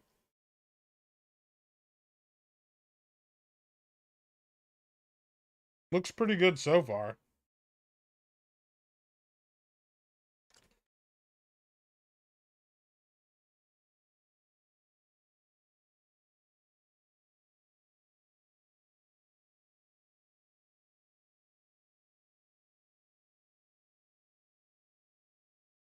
I'm not blurry at all.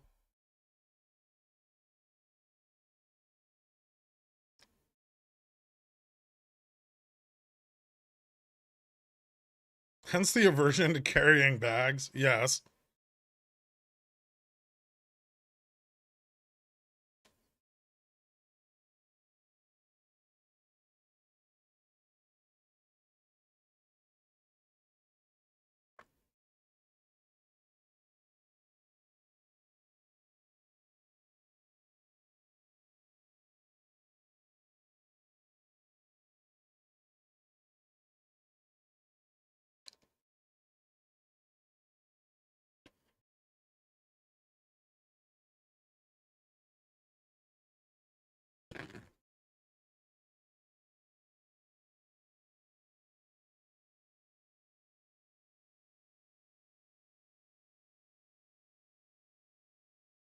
Could you quickly, hey Pickleman, I know over the weekend you posted a wonderful announcement with a poem about the changing circumstances in Jimmy. Could you quickly revisit what that graph meant? Jimmy is currently undergoing a normalization of its liquidity. And the acceleration of let me think of the best way to put this. The rate at which that normalization is occurring is faster than it has occurred since January of 2021.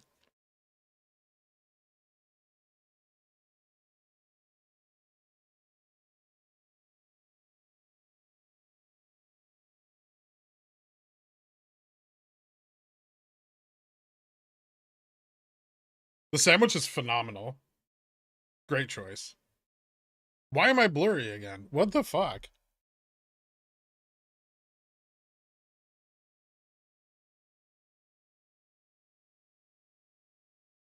This is bullshit.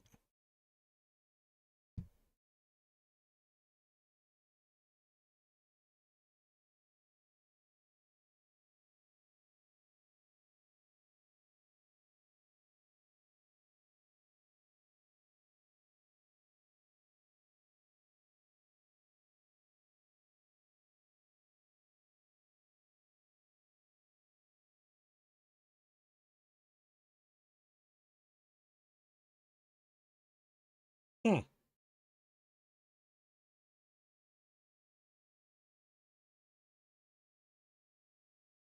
Okay.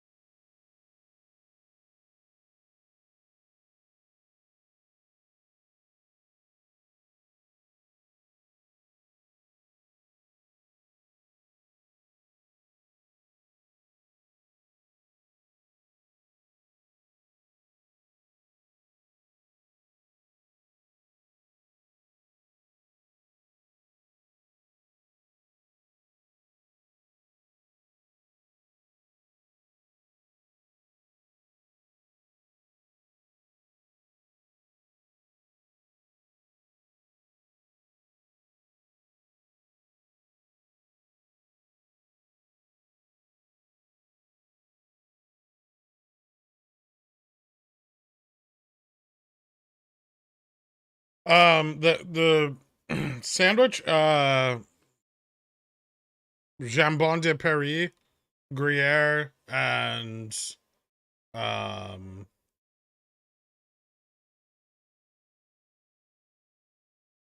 uh,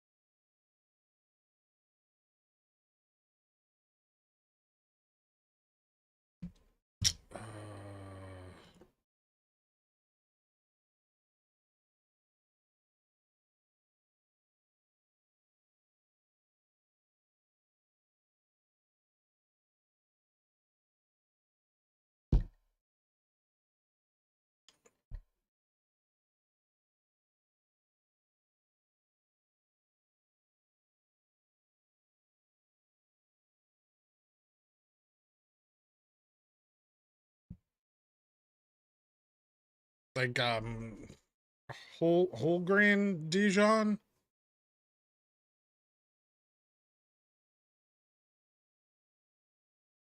Also have pickles.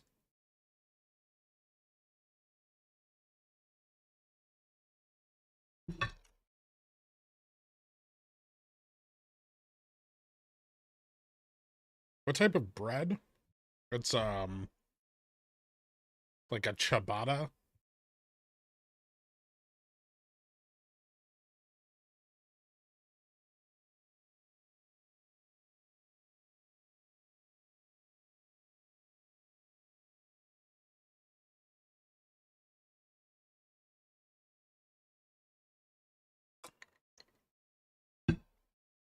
It was not a PB&J on white. I almost made a PB&J, but I was out of peanut butter.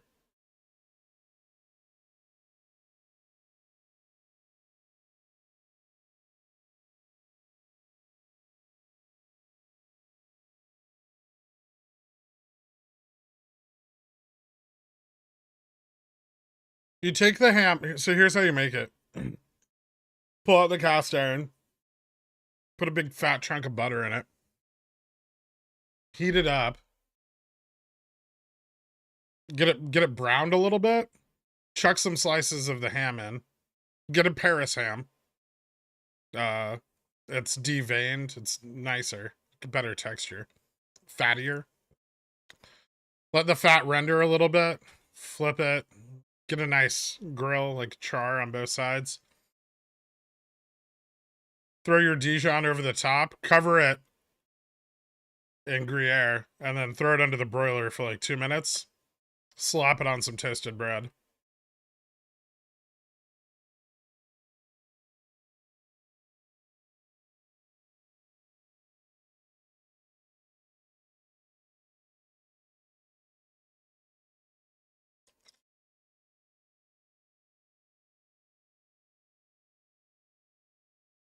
I've got some peanut butter my dog doesn't want. That sounds like a Dan job.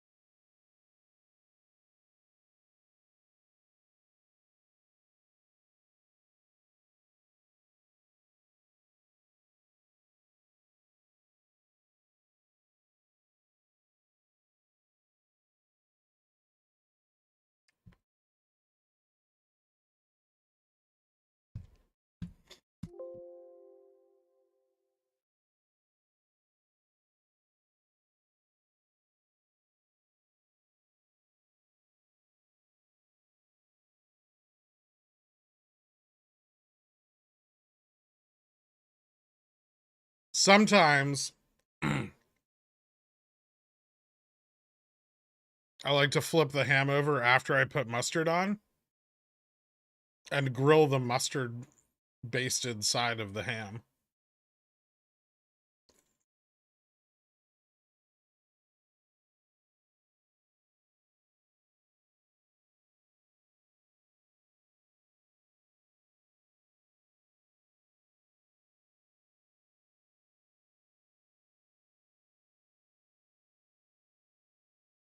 This is green tea. I do prefer oolong.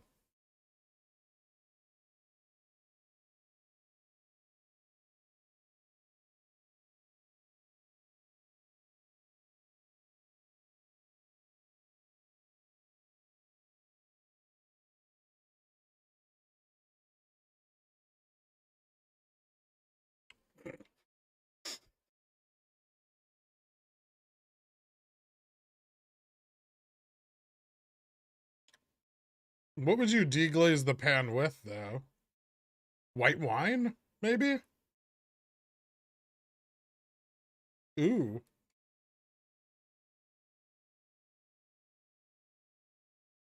What if you served the sandwich open-faced? Hear me out. Yeah, I know. Open-faced sandwiches aren't. They're just pizza. But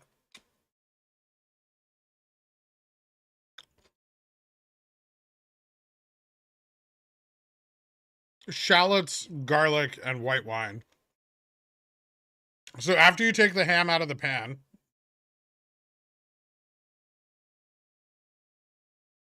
shallots, garlic, white wine. Real quick, douse the sandwich with it. Probably more butter. It's French food, so you can never have enough butter.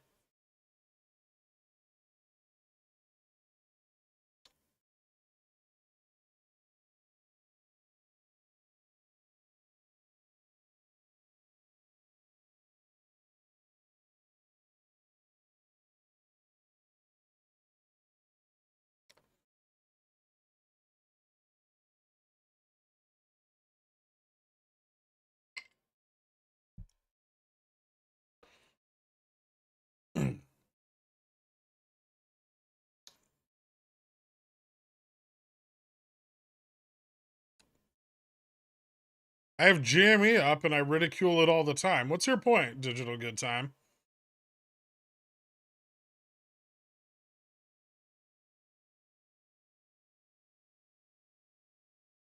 Baste the sandwich in butter to fully Frenchify it.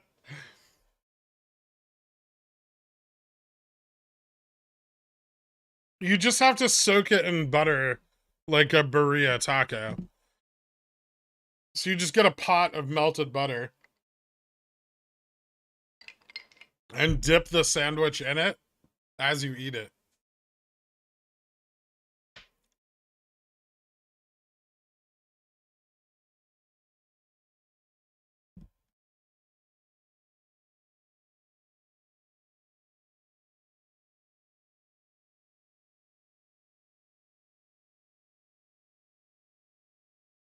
How about flour and make a roux? No, a roux wouldn't fit.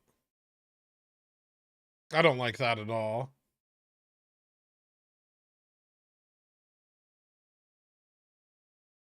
What about cream? Hold up.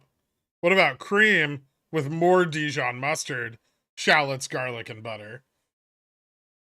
White wine.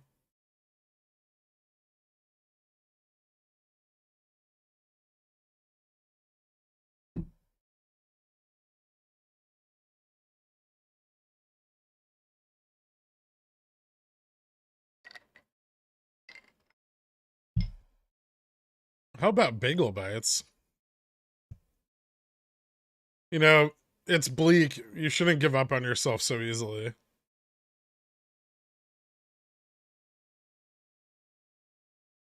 No, don't top it with bagel bites.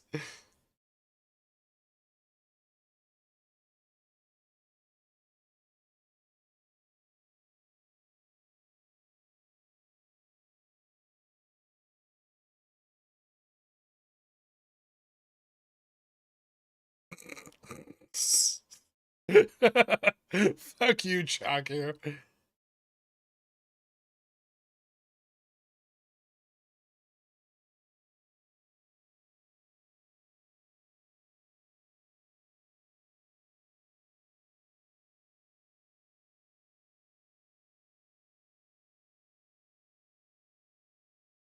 Salted or unsalted butter? I've seen a lot of good meals get away unsalted.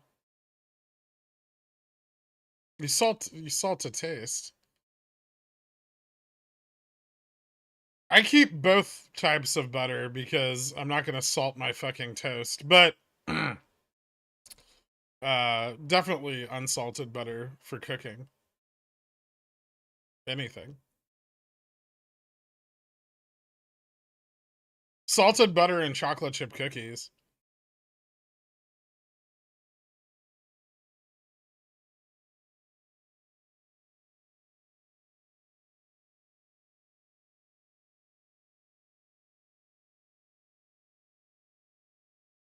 What's the worst edible thing you could pair with rice? Grape jelly.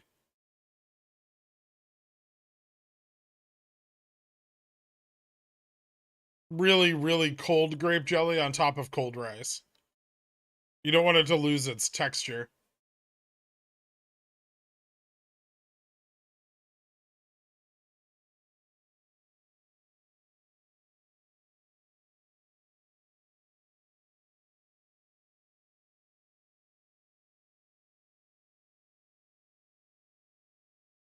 Yes. So you know when you get extra rice from a Chinese place and you put it in your refrigerator and then it's completely unsalvageable? That rice in its, it's very important that you maintain its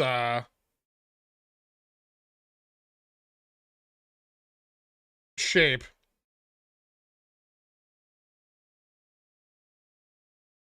And then you put the grape jelly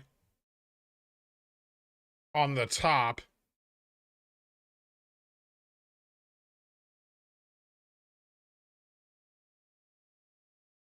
Like shitty onigiri.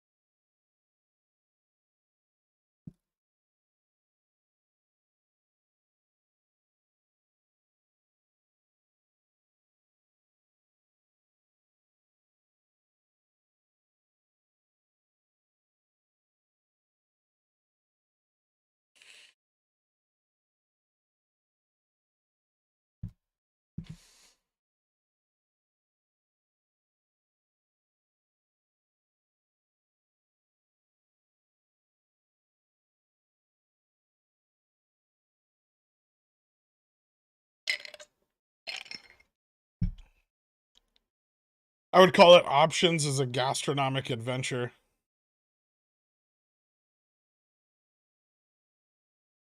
TM.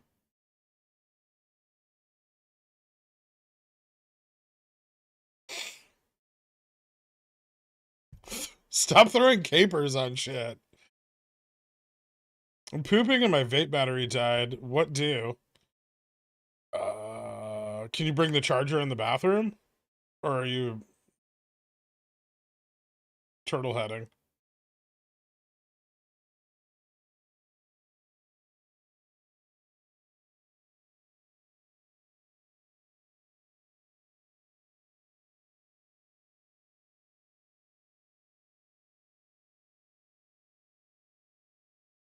I did foie gras to a beef Wellington this weekend and it was divine.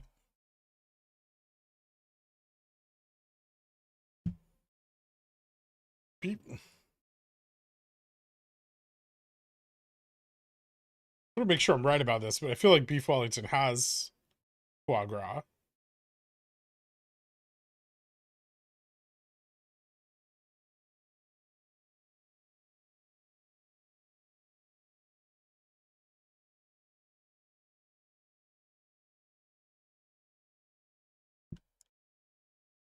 I know it's got ham and mushrooms. Maybe the one I had just had foie gras. You know, I've only eaten beef Wellington once. It was disgusting.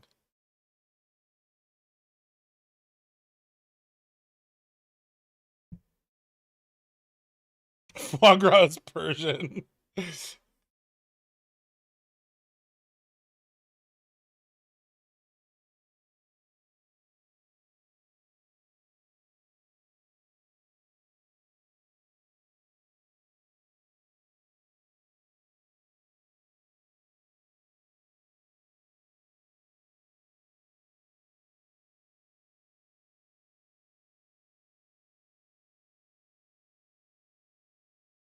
You know, it looks good, but it's not. Steak is just better.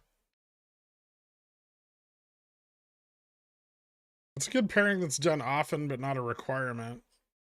Okay.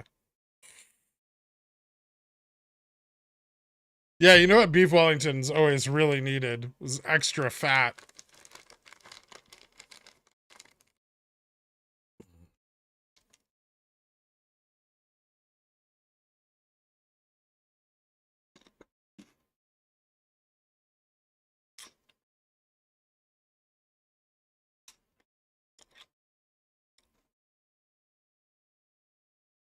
Go away, Guy Fieri. No one likes you.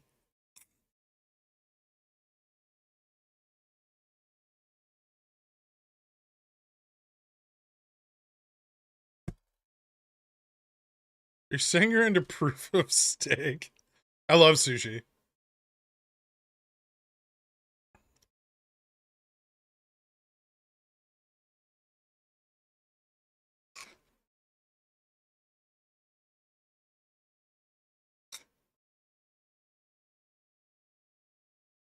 Both.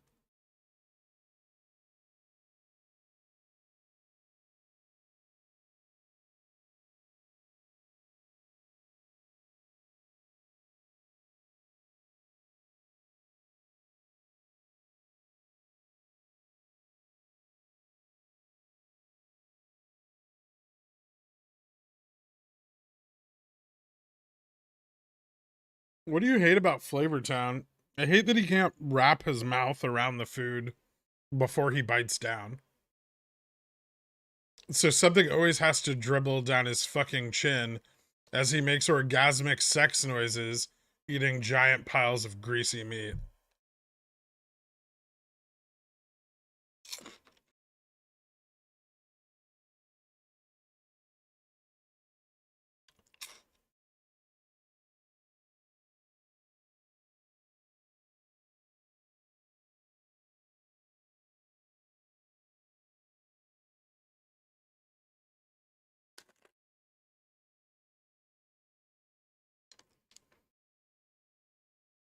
Drenching the front of his Hawaiian shirt.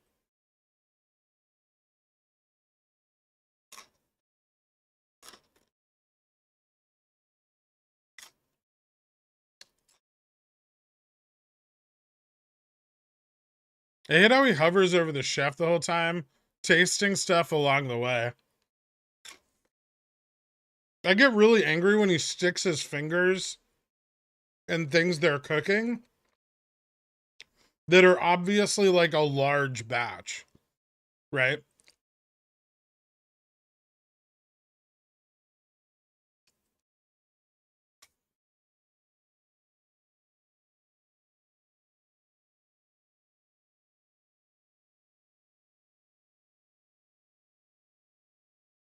No, don't talk about the core and like just talk about core inflation. Essa. Core inflation's what matters.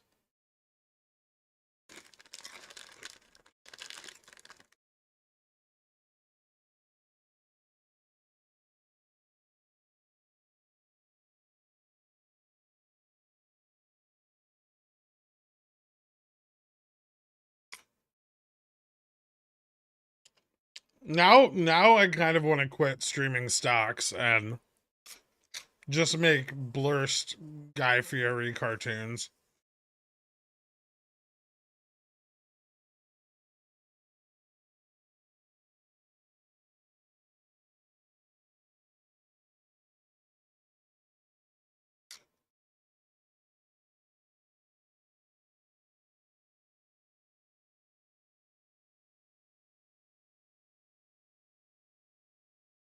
CPI is more important.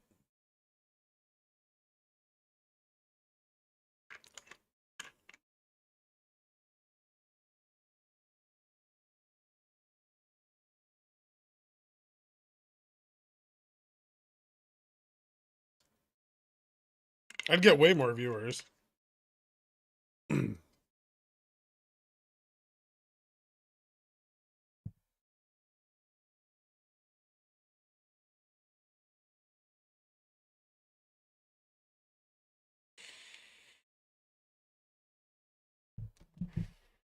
No, I was never a chef. I worked in a kitchen for 3 weeks when I was in college.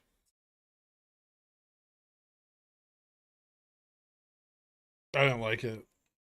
Too much standing. It's hot. Terrible.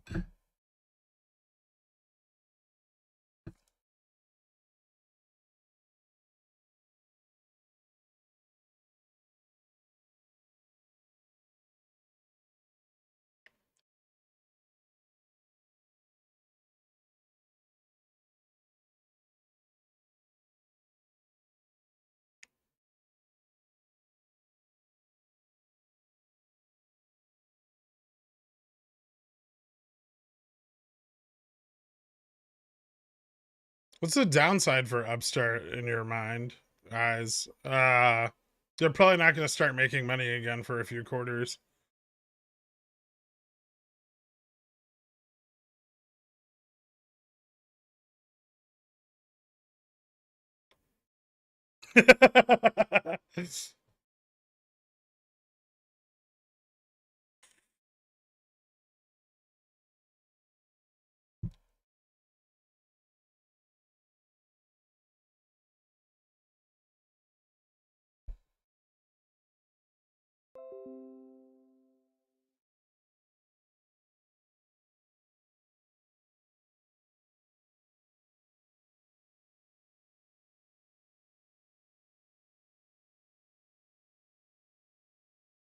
Have you been to Le Grande Boucherie?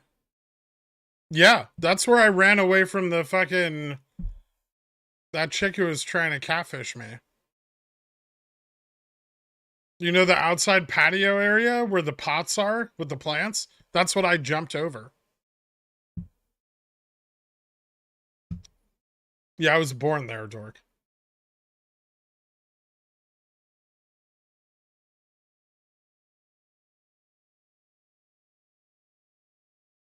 Oh dear God. Uh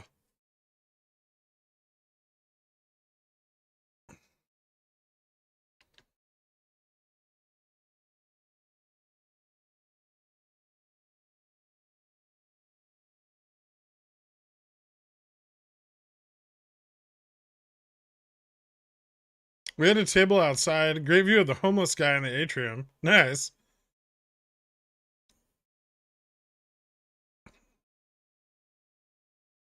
You just need to make more money, Sturkey. Once you make enough money, you won't see them anymore.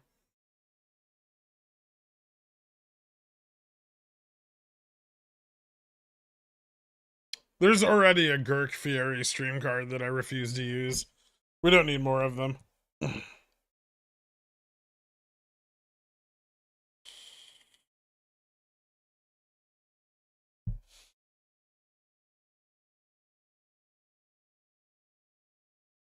You ever been reverse catfished?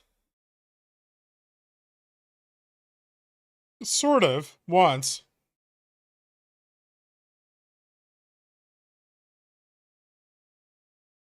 But it was more like, oh, this girl looks kind of good, and then I got there and I was like, this girl might be a little bit out of my league.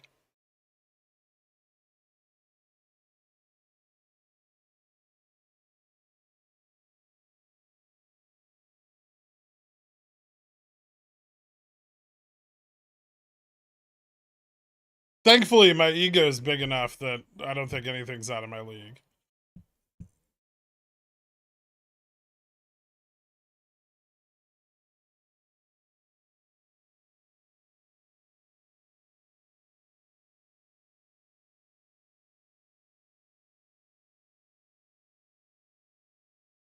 Is that how you met your wife, Popcorn Trader?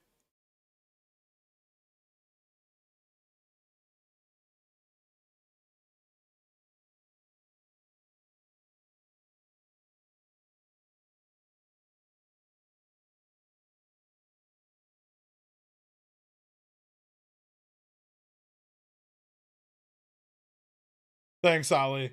I appreciate that. Although I don't have that much money.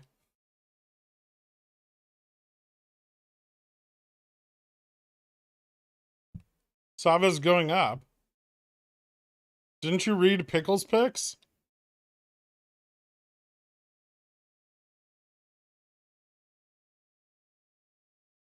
My wife is way out of my league. It's awesome. I think it was partially the shock, Jen. Like all of her photos were her doing activities, like being at the gym or hiking, right? Not necessarily wearing the most flattering clothes, or maybe not in the best light. And we met somewhere kind of fancy, and she cleaned up significantly better than I would have thought possible. So there was a lot of initial shock to overcome. Also, the proportions of certain things were skewed by tight athletic wear.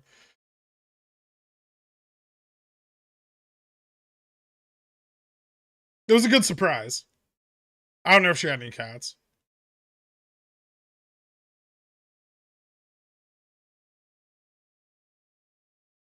You also think most girls want in a guy money? Some will settle for a car, house, job, or a guitar.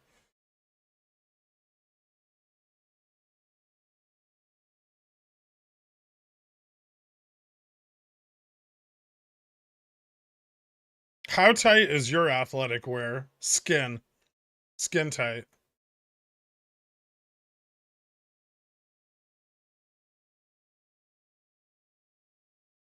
What do you put on your Tinder for your job? Um, Stuff.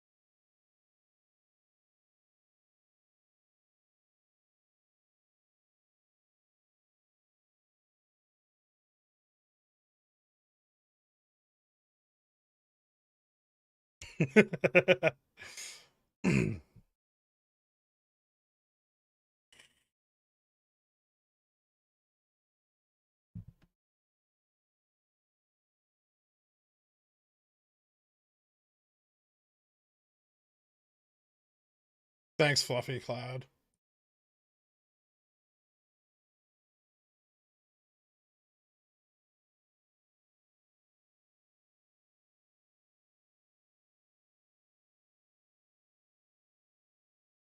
No way those are your real profile pics. Yes, they are. I also have one of me with like Shrek's body, but I can't find it.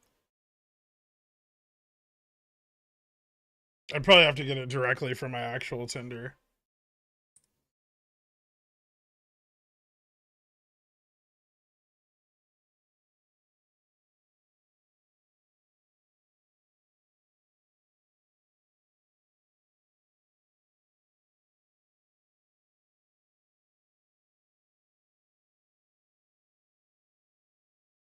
See?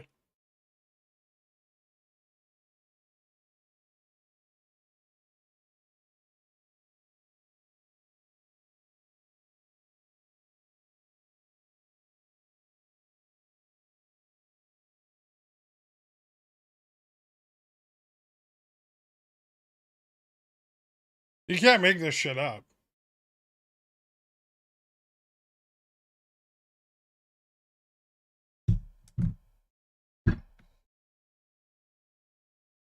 Trash. Fuck them.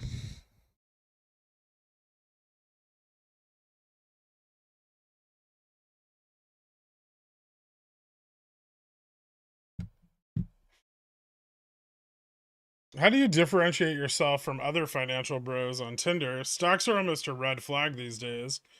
The first thing I tell anybody that messages me is, no, I'm not going to advise you on your Dogecoin position. That usually helps narrow the field a bit. Next, I tell them about AMC and then MMTLP. If they're still around after that, probably a good catch.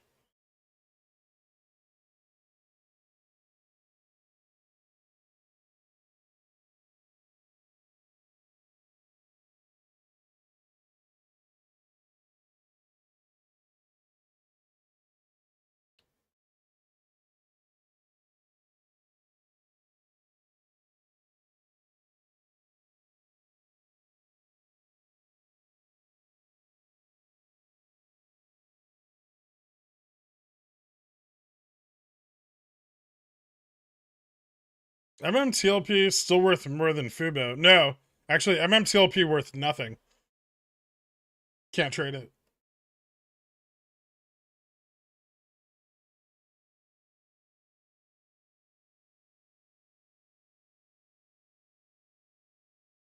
MMTLP is same like buying large lot of dirt. Congratulations. I hope you have a plastic shovel and a little bucket to go get your oil out of the ground. Because without some serious shareholder label, it's going to stay right where it is. Labor? Labor.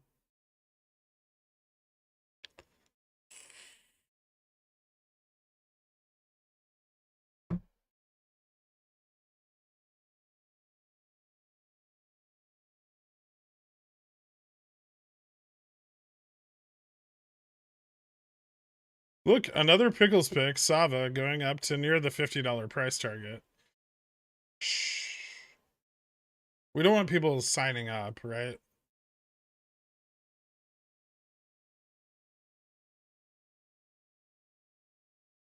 We want them to sign up for the right reasons, which is they love me and want to support the stream, not because they want to get rich. Okay, that's the perks. We don't talk about those in public.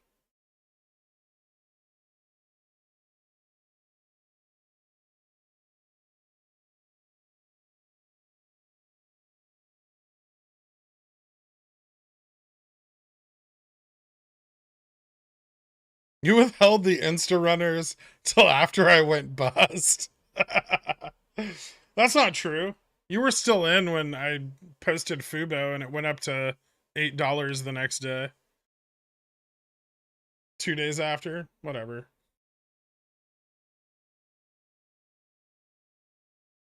Who the fuck wants to support this stream? I love you too, Trash. Cost basis of 69.93 on Sava. I'm ready for more VUPs. Oh, nice, dude. Your boy TR bounced pretty hard. It's not my boy.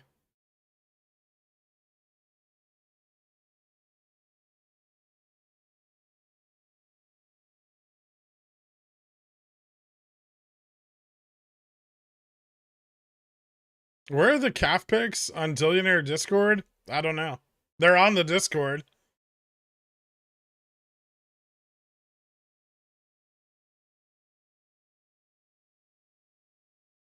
Don't try to defend your position in MMTLP by espousing the benefits of buying large pieces of dirt.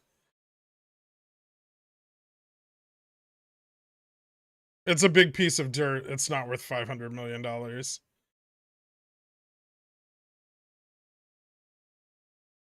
I haven't worn wigs. I don't intend to wear them. Maybe sometime in the future.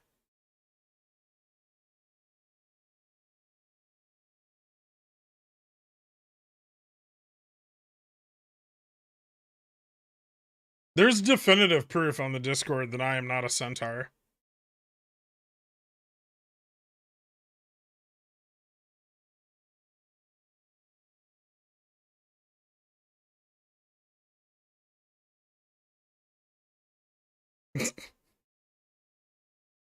Supporting the stream is the right thing to do, Trash. Thanks for being here and the knowledge. Enjoy as a daily lurker. Thanks, Nuns with Guns.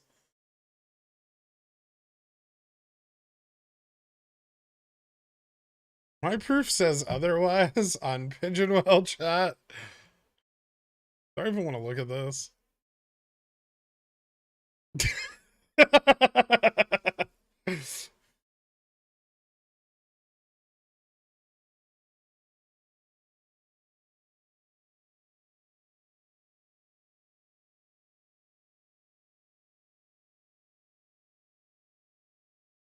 I've seen your calves and your feet, and I'm not convinced you're not a centaur.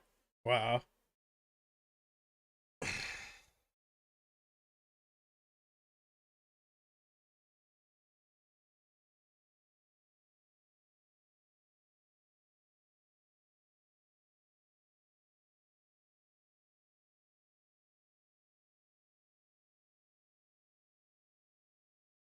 Showing only your front calves is not definitive proof.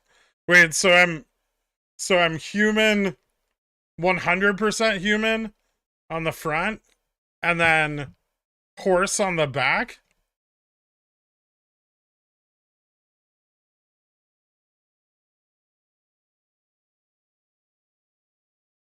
I don't know. What was it?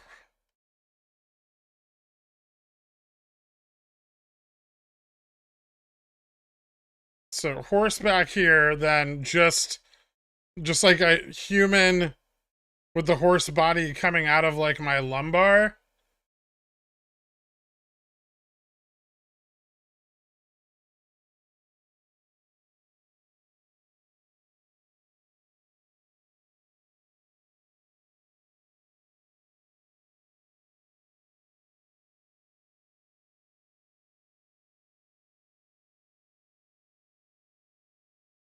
Like that?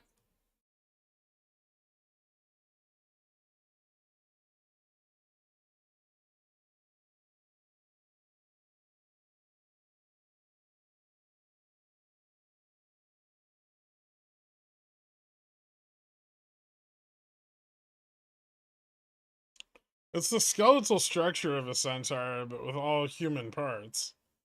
Huh.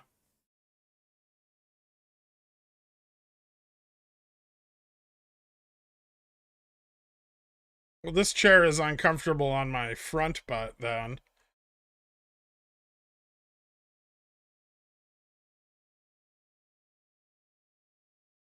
Crikey two tains. I hate this fucking place so much.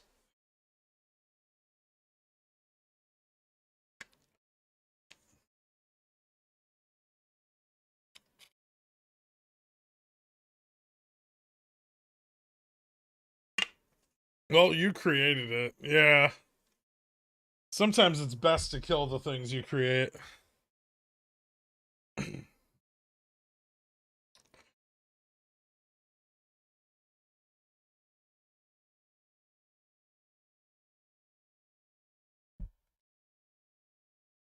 How's SPX looking? Still pretty fucking boring.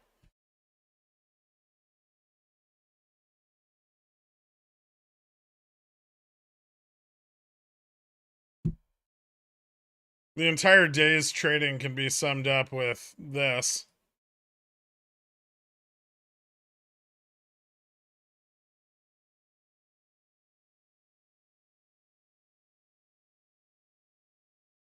Like the world's longest bear flag.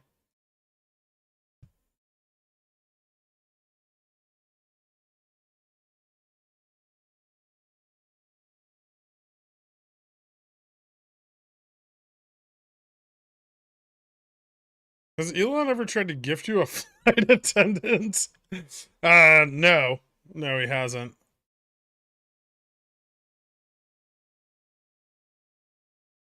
No joke, a couple months back, I wasted like a half hour of my life searching the Discord and finally found the Cavs pick. Worth it.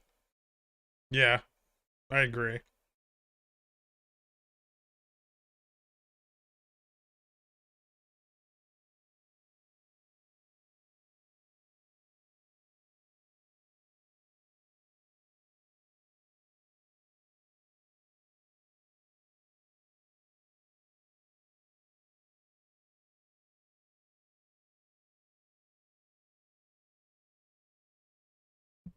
I don't have any tattoos.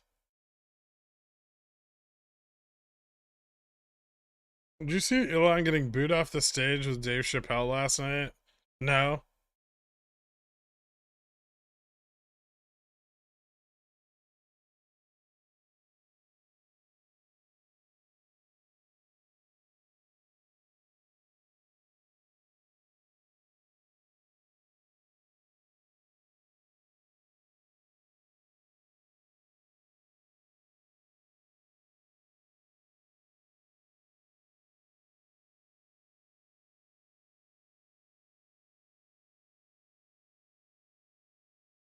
Yeah, Tesla's dropping.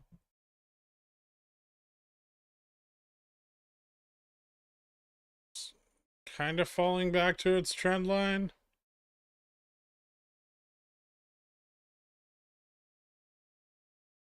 Pretty close.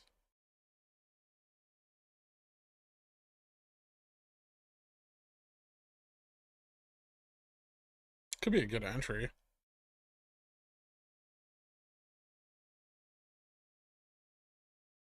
Wait, where's that guy from last week that told me I was never going to be able to get out of my 150 cover calls on Tesla?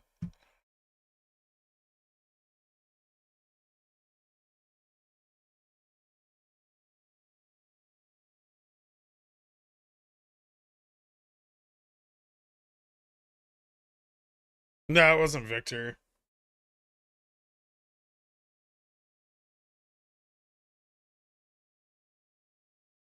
Because customer funds and deposits were not backed one-to-one, can you confirm with us whether tokenized shares of AMC GME question mark? I don't have an answer to that question. They don't have an answer to the question because the shares were never backed. Not to mention, they didn't trade any volume. Stop trying to drum up conspiracies where there aren't any. It was just fraud. Nothing special. They were like, hey, look at all these securities that we own. And then people were like, oh, would you like some money because you have those securities? And they were like, yes, thank you. And then they forgot the buying of the securities part.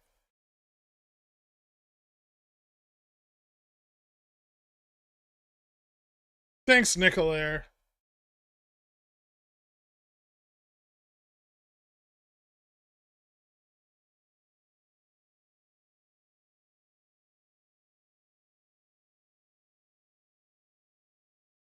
AMC is like total volume on its tokenized security. It was like fucking 20 million over the course of a year and a half. No one gives a shit. It's irrelevant. It's like less than it trades in a week.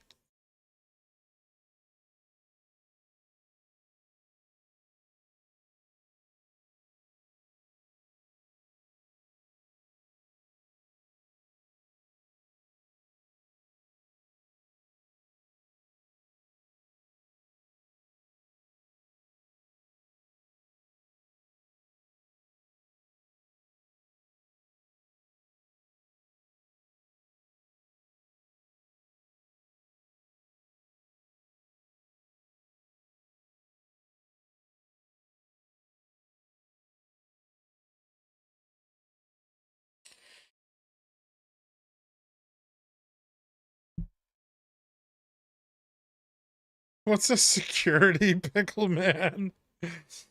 Oh, dear God. Something your portfolio will never know, popcorn trader.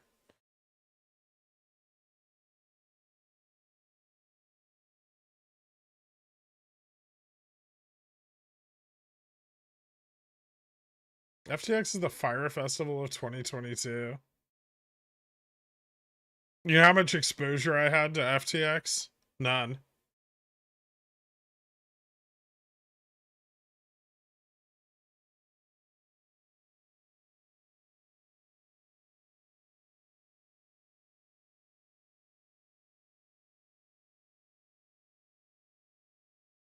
And 1,000 exposures.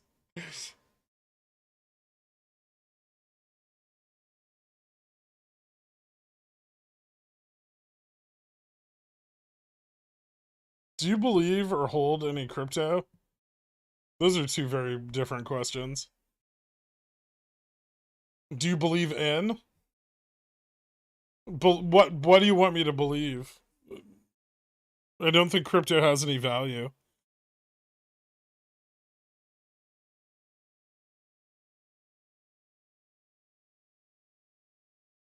I do own some. Not very much. I used to own more, and then I sold it.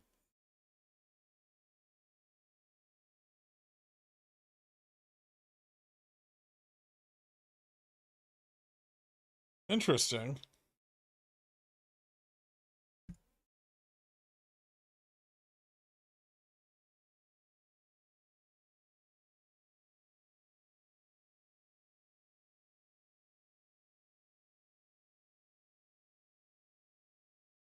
With Burke's buybacks, I don't know if it's such a great thing to look into.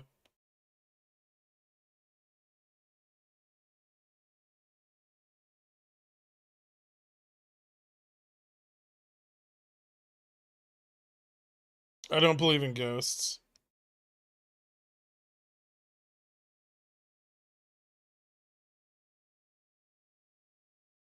Will it do anything weird with Saba this week? Gamma related, considering weekly options are only at the $40 and $45 level.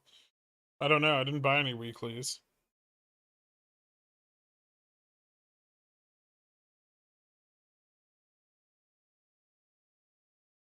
Just cause the weekly contracts don't go higher doesn't mean the stock can't.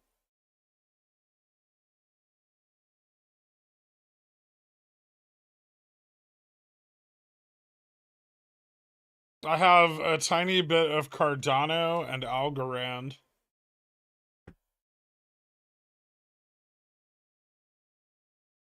I used to have ETH and Bitcoin, but they were worth too much for me to hold on to them.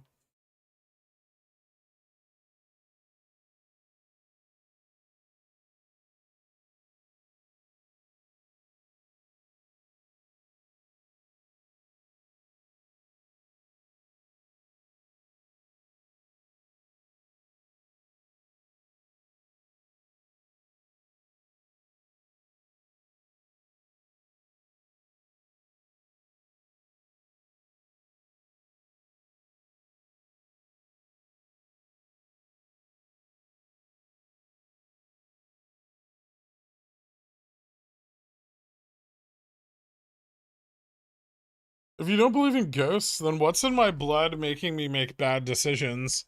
I don't know. Did you ever eat any paint chips as a child?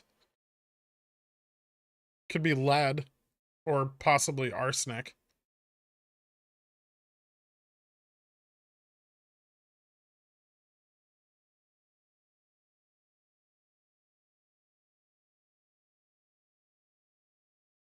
I believe the DTCC committed intergalactic security no-nos.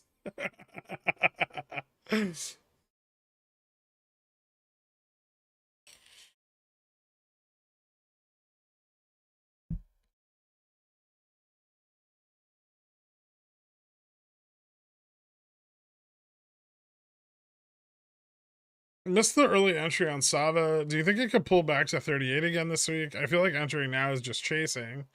IV hasn't gone up very significantly on Sava yet. Sava's the benefit to Sava over Upstart or GME would be its extremely low float size. And it generates volatility very, very quickly. Not as fast as Revlon did, but closer to that. So it's a really good volatility play, and you don't have to get a lot of delta exposure on it. However, volatility on it has not spiked, even though the price has gone up. Next, you're going to tell us lead isn't part of a balanced diet. No, it's not. Are you going to use Chat GPT to write Pickles picks in the future? No.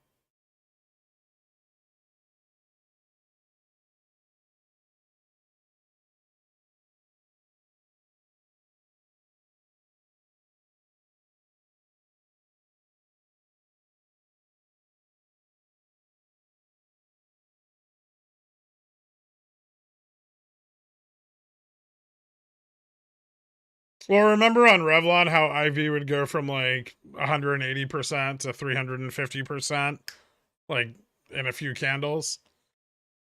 Sava's more similar to that. When Sava gets big like volume bumps, IV skyrockets.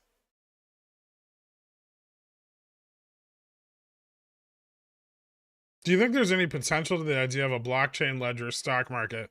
No, because the only people that want it are poor and conspiracy theorists. Everyone else is very happy making money in the current system. Change is bad.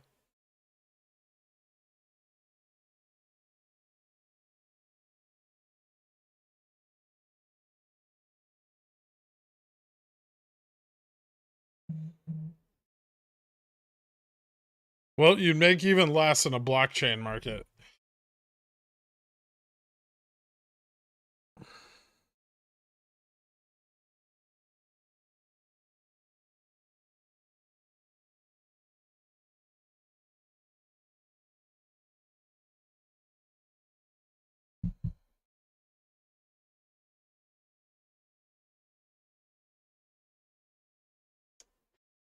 People would lose less too? Not necessarily.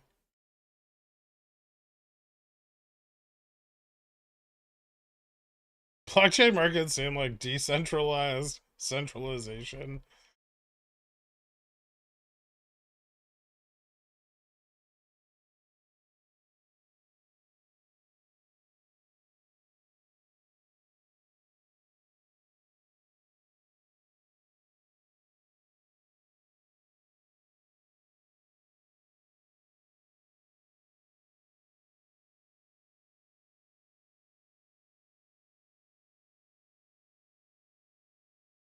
Don't underestimate our ability to lose money. I would never.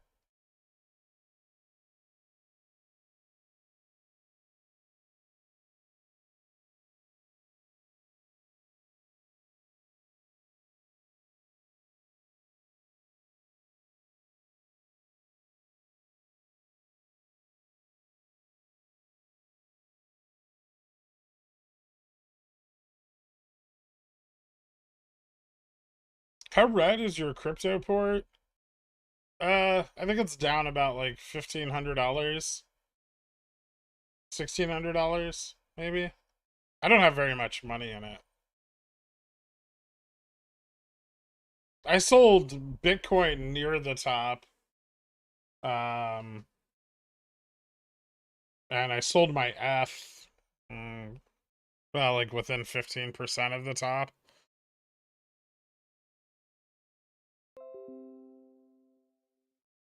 Those are the only thing I had like substantial holdings in.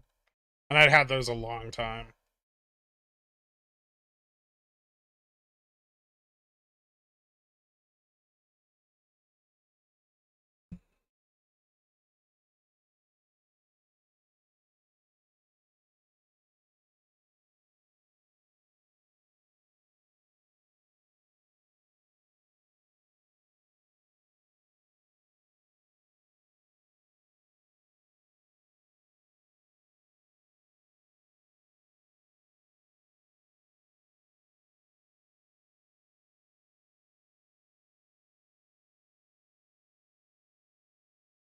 It wasn't, well, it was close to the all-time high. I think I sold some of it around like 35.60, and I dumped the rest at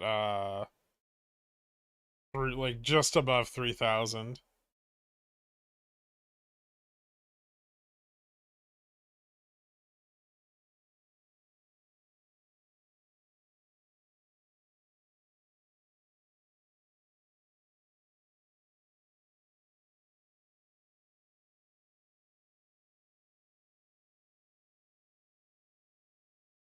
I had Doge.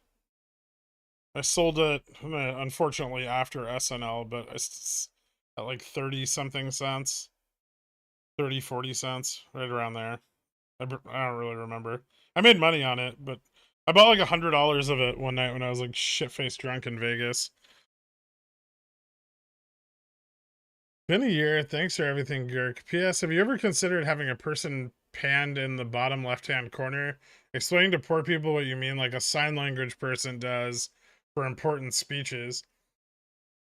You know, I trash auditioned for that, but the entire video was just this, and so yeah, we couldn't do much with that.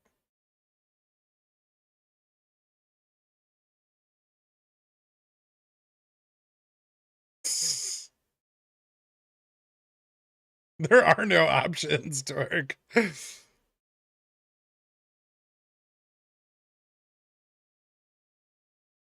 You think after next year's recession, stock market drop, cryptos will also recover and start another bull run like last year? What's the growth compared to stocks in the 5 years' time? Oh, crypto has shown significant growth above equities over like longer time frames. The question is, does crypto recover? How many recoveries does crypto have in it?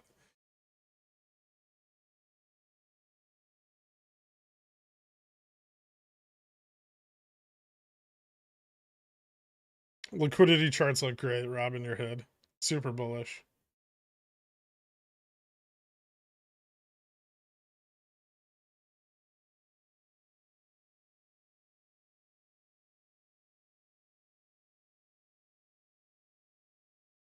Hey, Pickle, this one time I watched a gay adult film.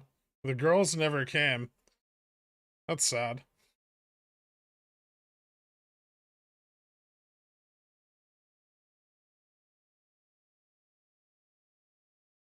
I mean, I'll tell you, after all this FTX shit and crypto crashing this year, uh, crypto is going to be a lot less attractive as a marginable asset, and we'll likely not see a renewed interest in speculation akin to what we saw last year for quite some time.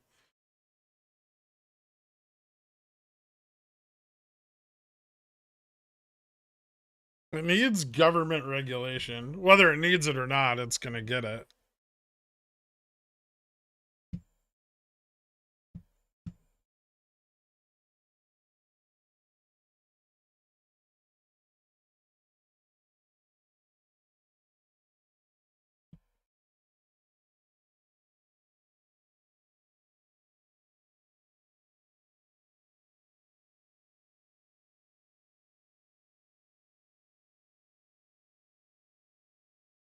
Can I still be my own bank, though?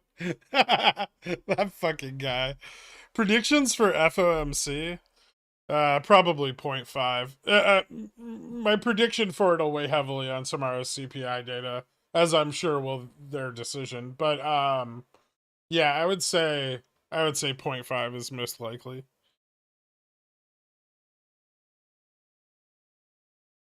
Be your own Bankman Fried.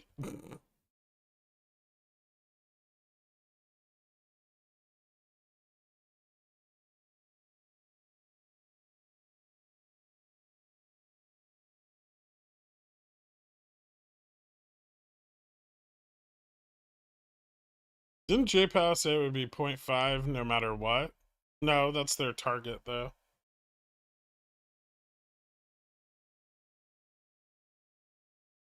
Also, he doesn't make the decision on his own.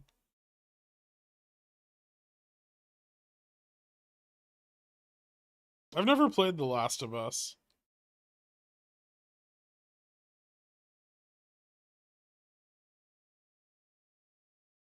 Did you hook up with the ex-CEO chick from Alameda?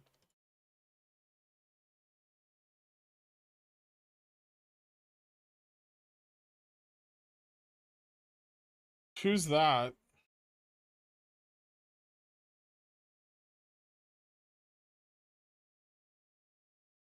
Is that the fraudulent... Oh, from fucking FTX? No, God, no.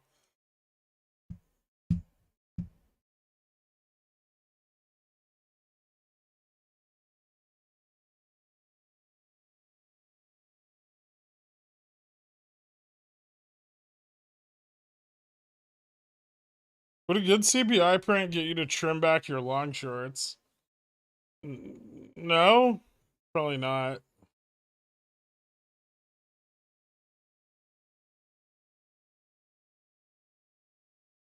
CPI 7.3, core CPI month over month 0.4.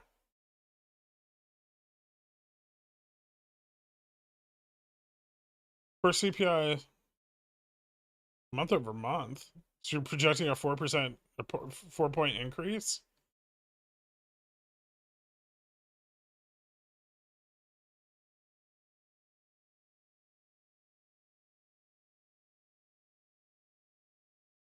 Head and shoulders on Sava? Sure. Yeah, you're not wrong.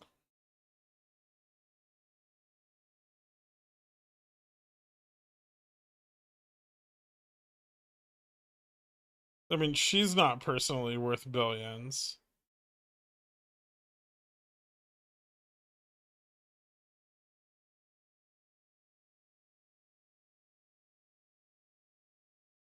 CPI data's out at 8:30 a.m.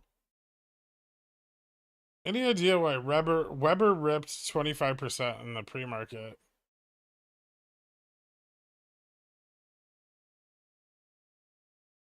No? Was there news? It has Weber's had some correlation to the rest of the basket for some time, but I haven't ever liked it very much. I really don't think SPX is gonna pop that hard this week, even with good CPI. Not until after FOMC. There's no way in hell, I don't think. Not a lot of upside. CPI would have to be really fucking bullish for us to see 4,000.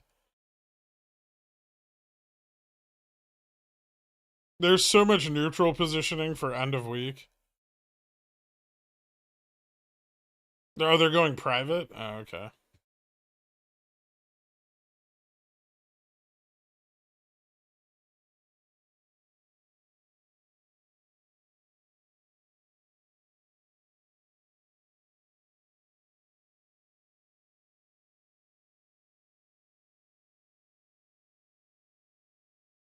They released a non-disposable grill. You just have to clean them? Marcus didn't know how to react. That sounds like a terrible product. No planned obsolescence? How are they going to continue to rotate inventory? It's almost like somebody would just buy a disposable grill and then use it for decades.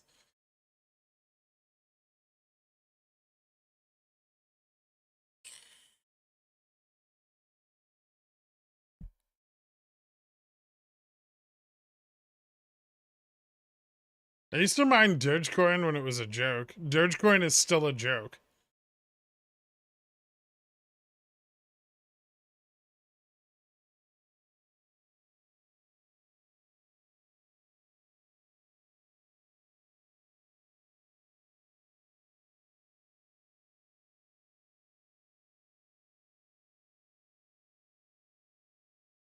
SMVTICC sold out, and IVN keeps rising. It's gonna keep doing that through FOMC? Probably, yeah. It'll cool off into the latter half of the week. You might get some easing on volatility tomorrow after CPI.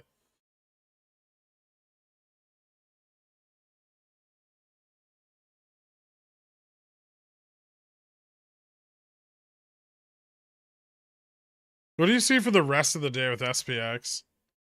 It'll probably do what it's doing, and then maybe in power hour, it'll go slightly up or down.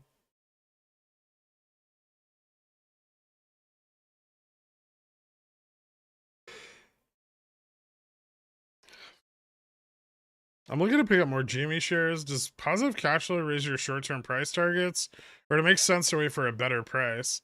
All depends on CPI, SLD. Yeah, I mean, it's going to depend on the macroeconomic data this week, but $22 is a very good price. The current price of GME is decent, quite decent.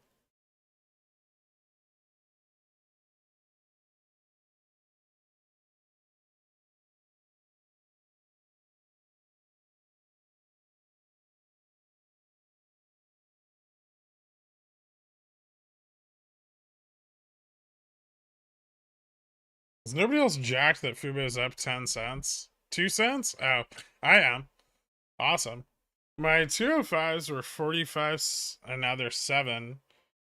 I have room, but was planning on closing to pull risk off the table. Which position's this? I know you just mentioned it, but now I don't remember. Oh, VTI.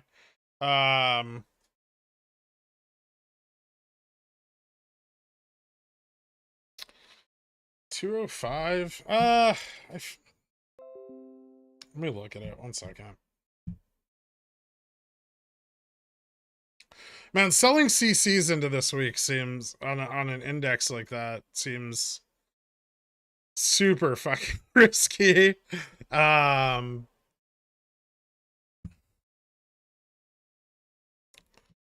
I'd probably just fucking pull them back.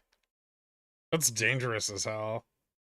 Unless you're okay with getting assigned at 205, but which isn't terrible.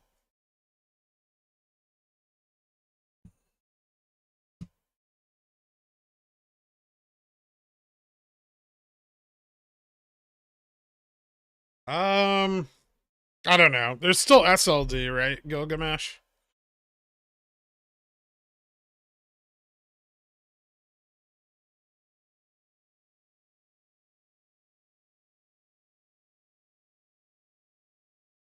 That's because you own the float.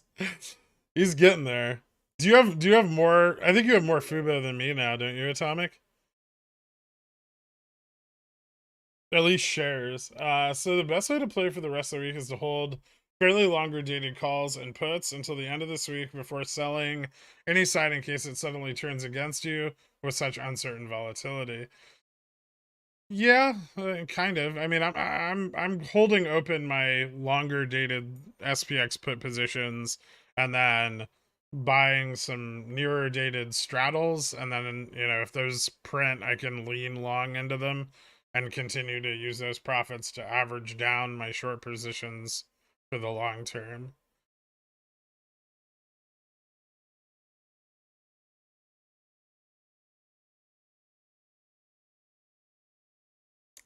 I got 2,000 shares of GME. What strategy can I use to make some money besides waiting for a run up next weekish? CSPs? I mean, you could sell cover calls. It's just risky, right? And getting assigned would mean you'd miss out on potential profits next weekish. Um, yeah, I mean, like CSPs might not be bad. If you're an IBKR, I think you can leverage those. Or you can use those against as margin. Some amount of your share value in GME you can use as margin.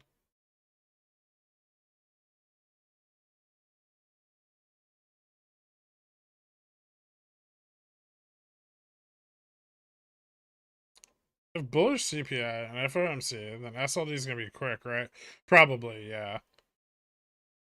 I do think that SLD will be somewhat significant, given that if we hit bullish CPI and a bullish FOMC decision, there's going to be a lot of repositioning necessary, and so we may see some more significant equity sell-offs.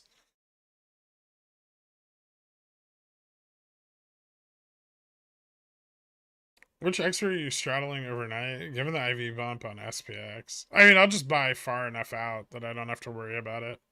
I think if I buy for like the 19th, there's almost no IV bump, right? 30%. What about the 30th? Yeah, I'll just buy for the 30th. Yeah, why not?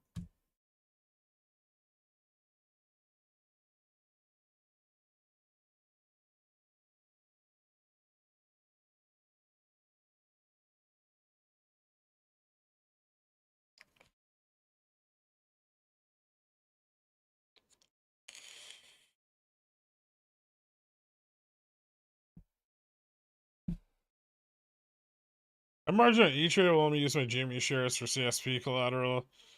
Some brokers will let you use a portion of your GME shareholding as collateral. Not all of them. Most don't. Most don't allow you to use it at all.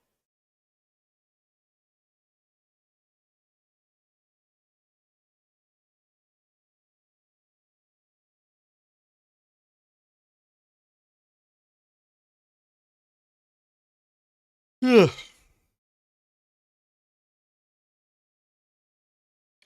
This tiny bump in GME price a bad time to sell CCs? This week is a bad time to sell CCs. Unless you're selling them so far out of the money that they're not worth anything.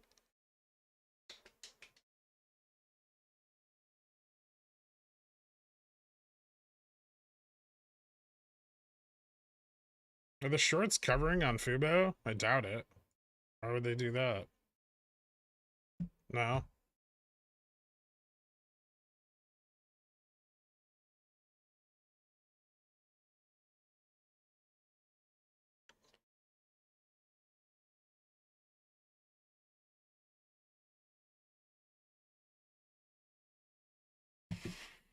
I already have puts.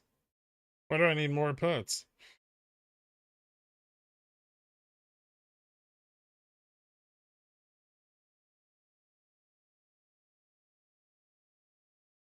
We don't know when SLD will hit either. The benefit of straddling is many times the largest SLD moves are overnight, and they quickly recover the following day. If you go look at like SLD periods on the 1 hour, the largest notional moves are overnight.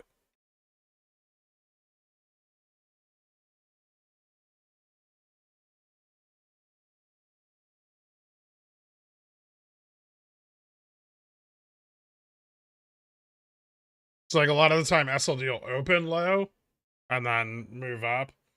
But sometimes it starts to recover already into the morning, which benefits straddling on platforms that can close straddle positions during the morning trading session.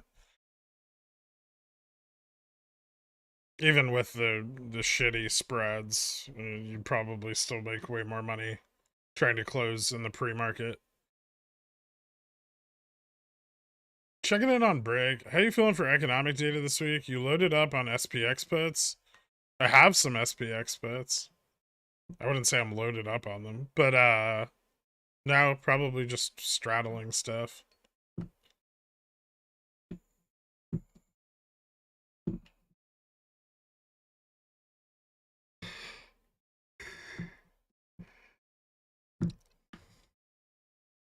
I actually don't even hate the idea of buying my straddle out on the December 30th. Gives me plenty of time to close out the long side if it's bearish news, and I can ride the straddle through FOMC, which could be really beneficial. Huh. Maybe. I still have one more contract at 39.65 I need to close.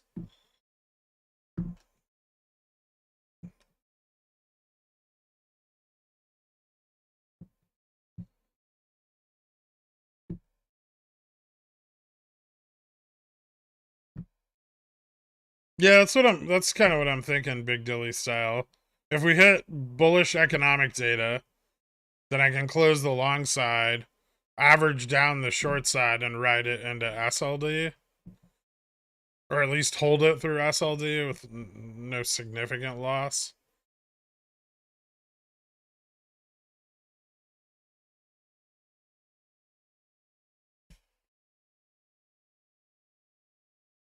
I think my 210s on VTI are safe, right? Sold? Probably okay for now.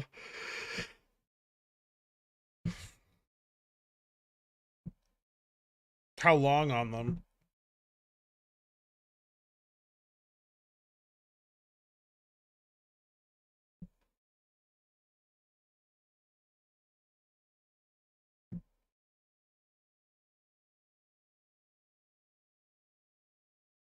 Fubo could have an OPEX, but it's Fubo. Everyone and their mother is chomping at the bit to sell CCs on their Fubags.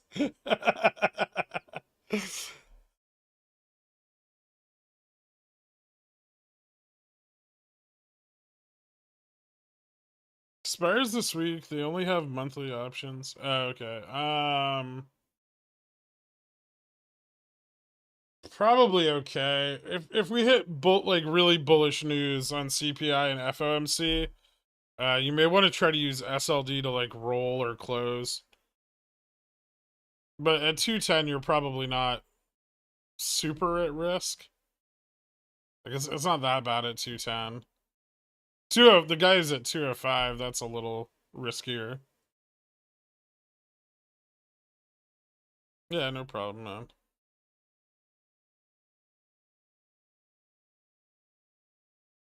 Fubo update? Fubo's trading at $2.45.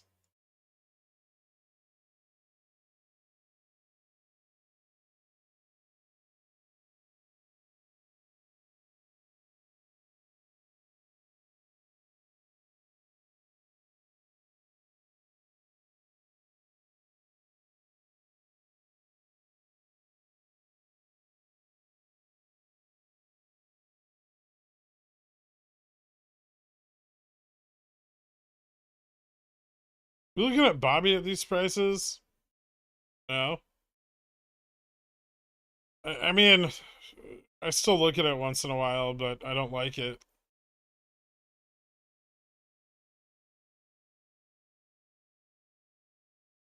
I don't like the idea of over leveraging yourself into things because they're just cheap and just increasing risk due to the amount of leverage you have.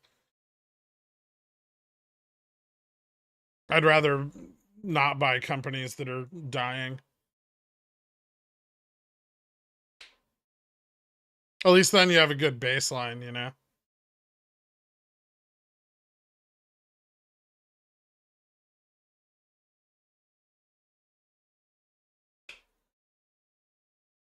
Next School of Stock video? I don't know. It's been a while. I kind of have one that I was working on. I just haven't made a lot of progress on it. People ask me that like once a week. When I have time. GME's not dying. Neither is Fubo. And Revlon's not dying either, actually. It's bankrupt and delisted, but it's not dying. Their revenues are actually still pretty decent.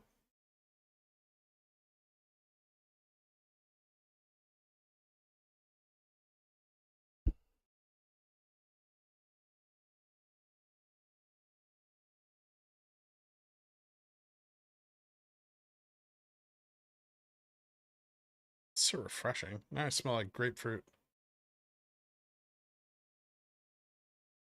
James Rowland's a fucking idiot. When schools start building own liquidity models master course, literally never. I'm quite sure I have more shares than you. You have more options though. Oh, okay. You probably do have more shares than me at this point.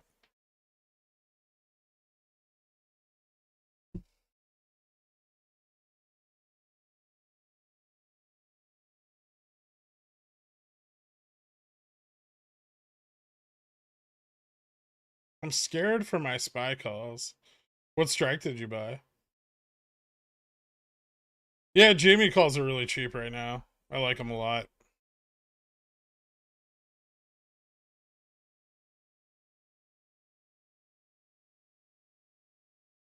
No, I don't have nearly enough GME shares to be on the board.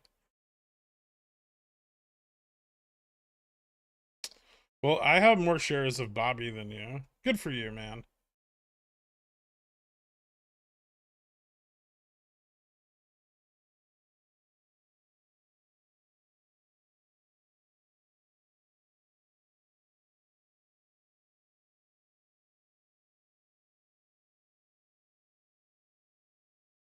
That's a very significant number of $25 contracts, Kenny B.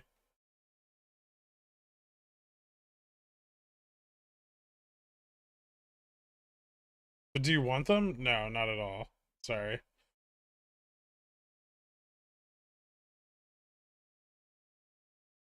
Still waiting after CPI to get into more GME calls. I'll be buying them throughout the week, probably slowly. If SLD hits dramatically, I'll buy more when that happens. I don't recommend any GME options contracts. Options carry a significant amount of risk. If you don't know what contracts to buy, you probably shouldn't buy them.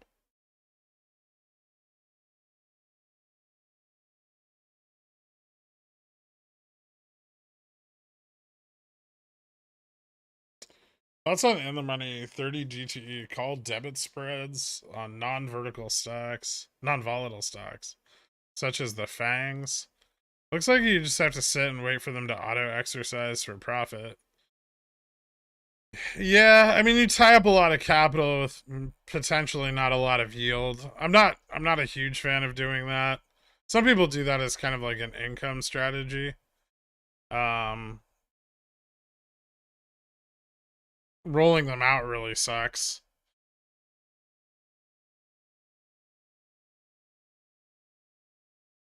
Won't all the overly discounted sales for Black Friday be contained in this CPI report? Will that be the next one? Kind of thought this CPI might be overly bullish, but an outlier. That'll be the next one.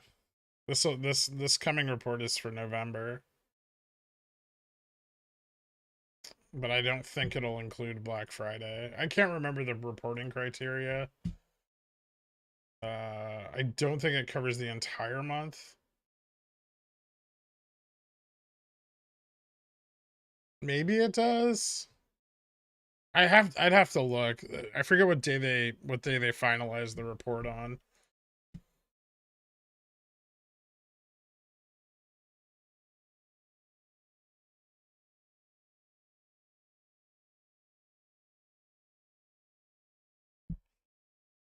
Google currently offers 25% ROI if it stays above 85 bucks. Yeah,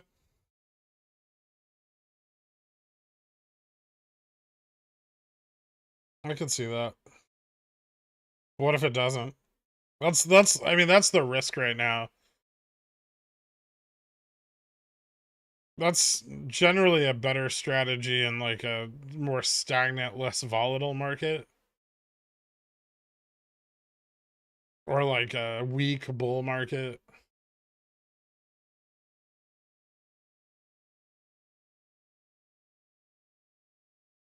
Some VIX over the next few weeks seem like it's overly high right now considering the price of the market. It's just elevated today because the CPI and the Fed meeting. It'll probably cool down into the end of the week even if prices drop a bit.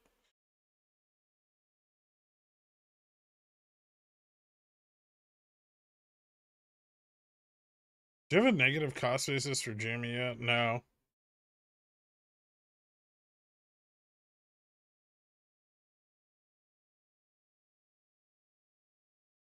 I have an $84 cost basis on a small Google position.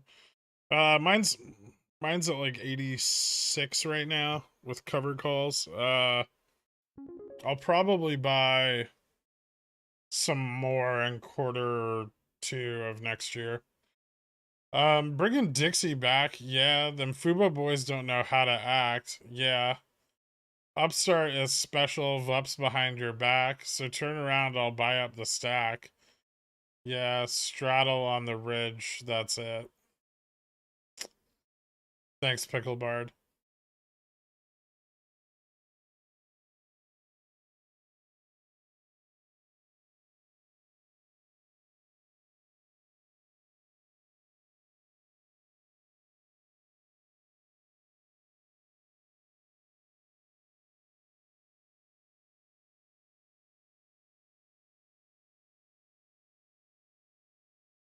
It seems like a good time to sell PMCCs against in the money VIX calls if it's just elevated for the Fed hike. I already sold PMCCs against them this morning. But yeah, it's a good time to do it. I sold PMCCs on like 20% of my hedge position. I'll sell more PMCCs depending on the results of CPI tomorrow.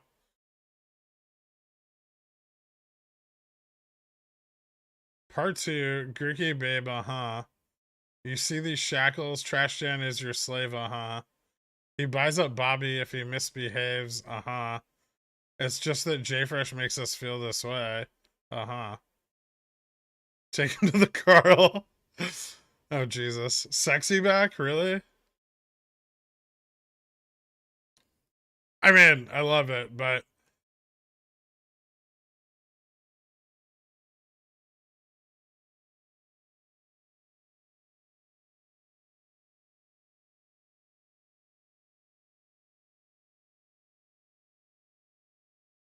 part 2 is definitely better.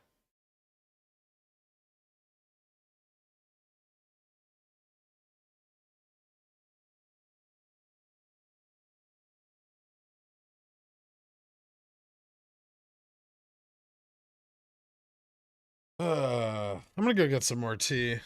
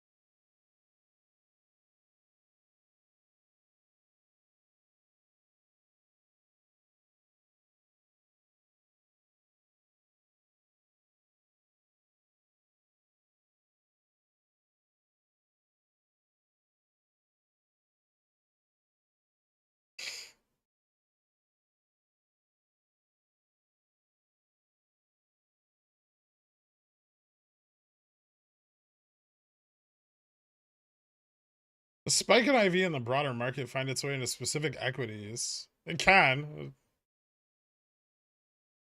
Doing my own daily TA on Upstart. I think I'm onto something. Looks like we're in the ski jump formation, about to go skyborne. What do you think? Uh, maybe. If not skyborne, at least Skyrim. Dad's gone.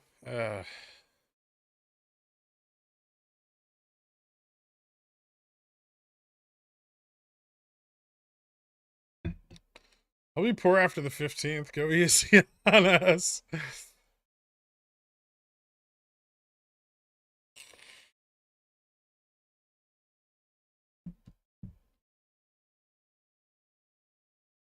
How does the most recent Adele album impact your trading strategy? I've decided to trade with my heart from now on.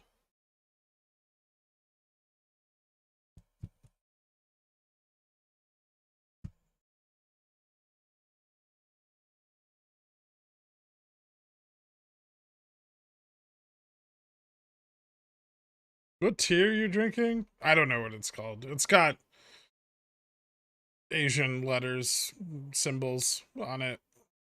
It's Japanese, I think. It's not Earl Grey. It's a green tea.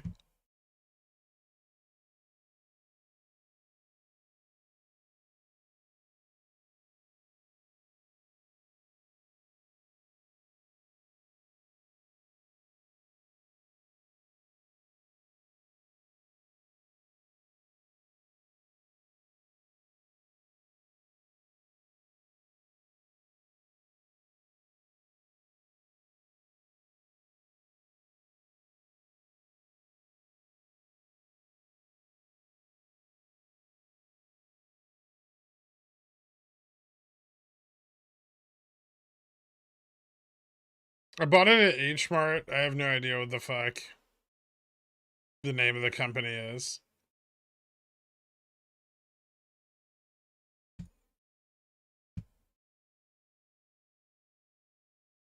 No, it doesn't have any rice in it. It's not matcha. Remember that Japanese energy drink? Dude, that thing was fucking insane. I didn't sleep for like 2 days. You ever feel like a plastic bag floating in the wind, waiting for upstart again? No.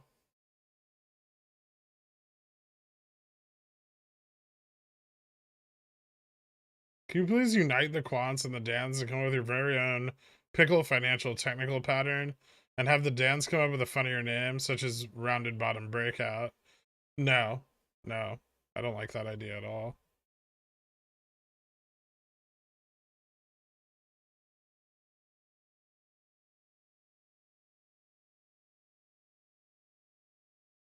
Show me the box, I can tell you.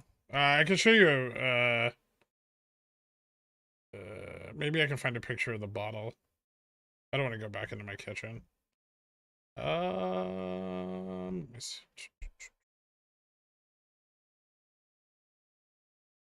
That's not it.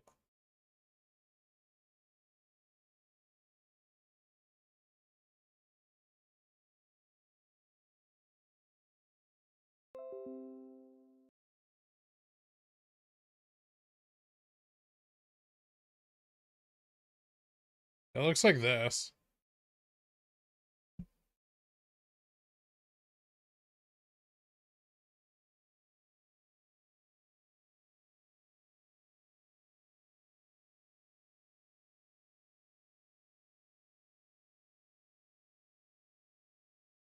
It tastes good.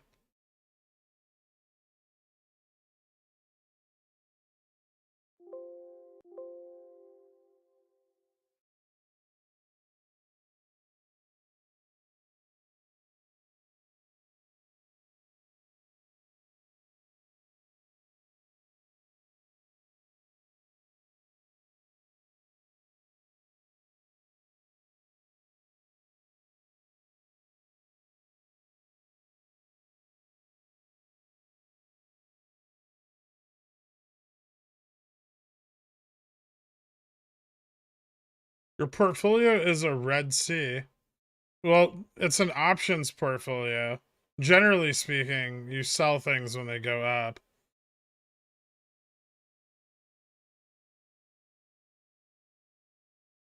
Any thoughts on Hertz or Car for this OPEX?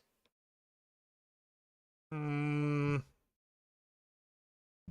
really Hertz. Car is kind of interesting.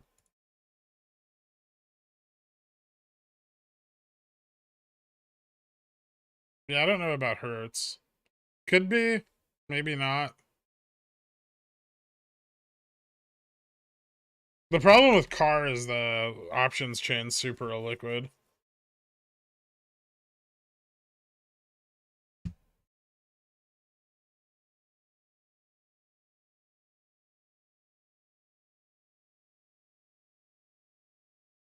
It's just green tea. I know that.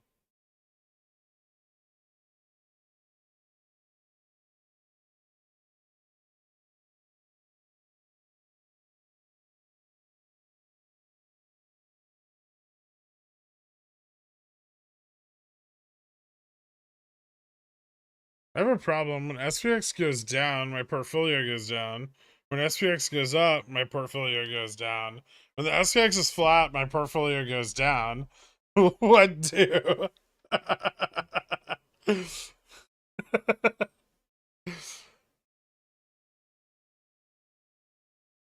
Anything new with Upstart? No, it ran up a little bit this morning. SPX looks like it might be getting a little push for power hour. Ooh, I can sell my last contract.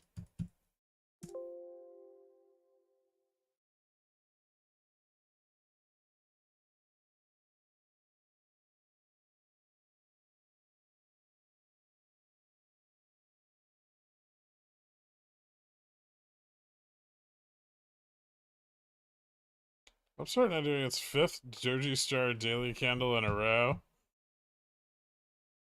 Yeah, I don't think candlesticks are really a meaningful indicator of, well, anything, actually.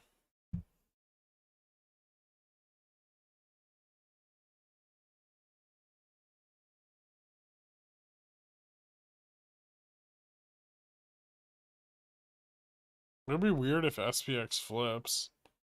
It's got a ways to go to hit that. Let me see what positioning looks like for the afternoon.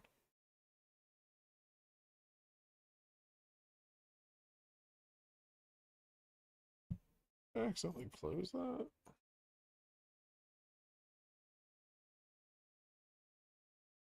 Oh, damn it.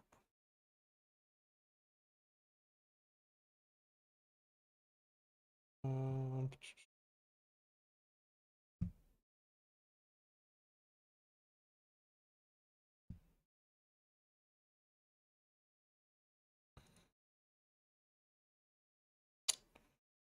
Gamma flip at 39.72 now, actually. And positive gamma building up quite a lot at 39.70 over the last hour. Not bad. Maybe we do hit the gamma flip point today. That could be fun.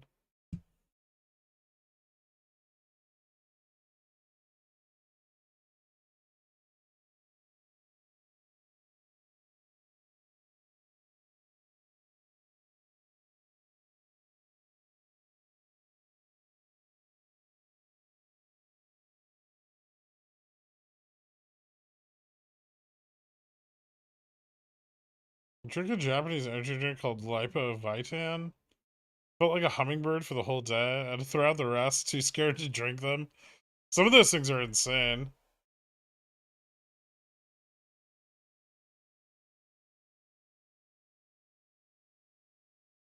Cool CPI Tuesday rally. Fed goes to 0.75 and just stays at status quo because at the end of the day they are. I don't think a 0.75 increase is very likely. Very, very small chance. Less than 10% chance, I think.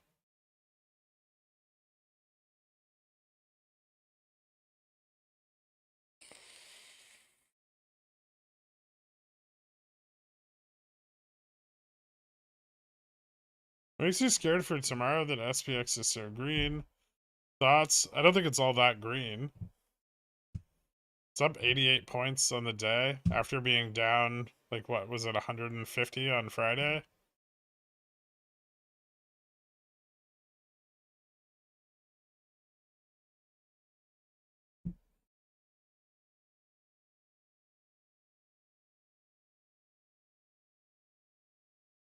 I haven't read that.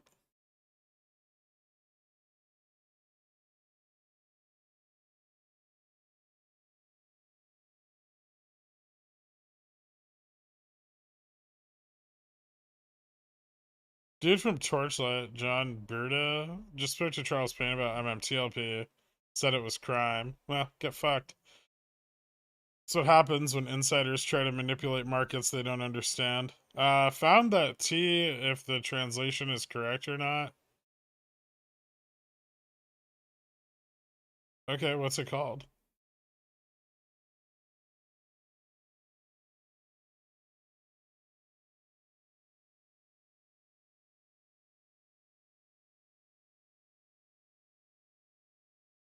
Is it safe to say CPR will be higher than expected, with PPI coming in higher than expected last week?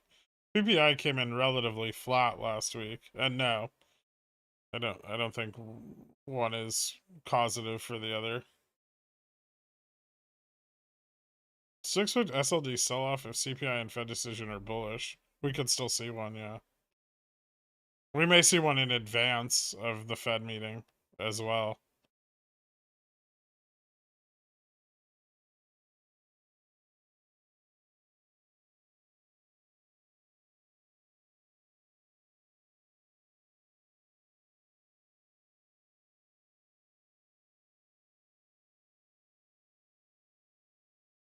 Hour song? Sure. 5, 4, 3, 2, 1, 0. All engine running. Liftoff. We have a liftoff.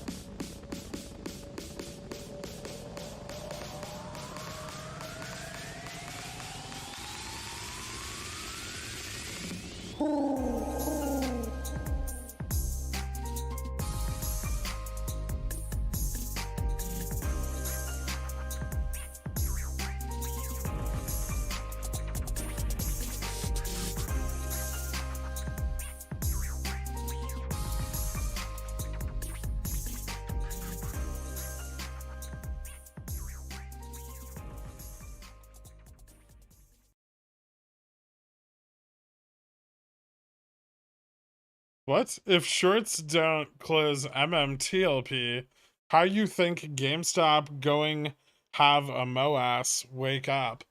I don't think GameStop is gonna have a MOASS, because I'm not delusional.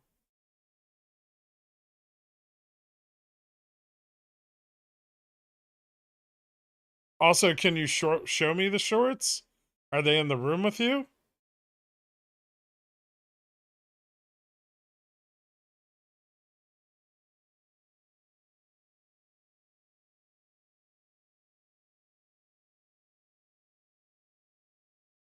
Can you show us on the doll where the shorts touched your portfolio?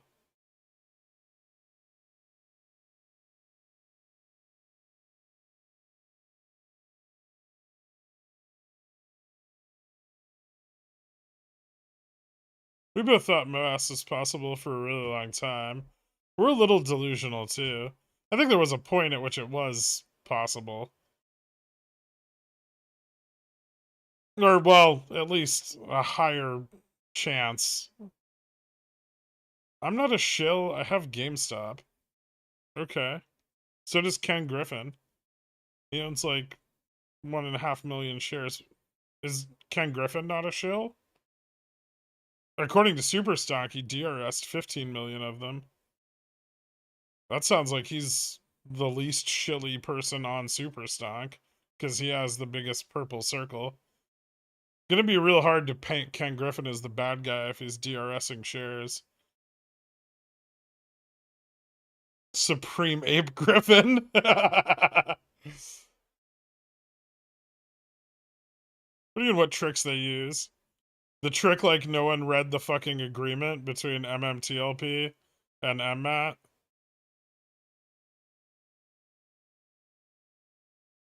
Enjoy your shares of Next Bridge Holdings.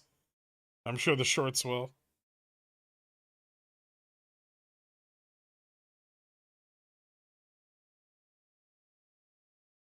I'm on the phone with my broker right now. Do you know who I need to talk to so I can ask for a mulligan on my portfolio?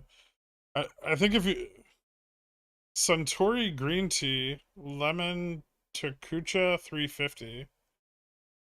Okay, nice. I like their whiskey. Is it the same as the whiskeys? Cool.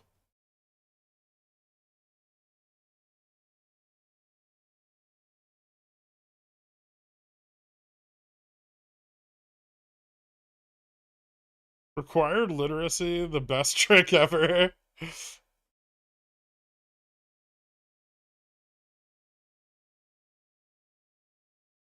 Revlon and Upstart have higher reported short interest than GME does.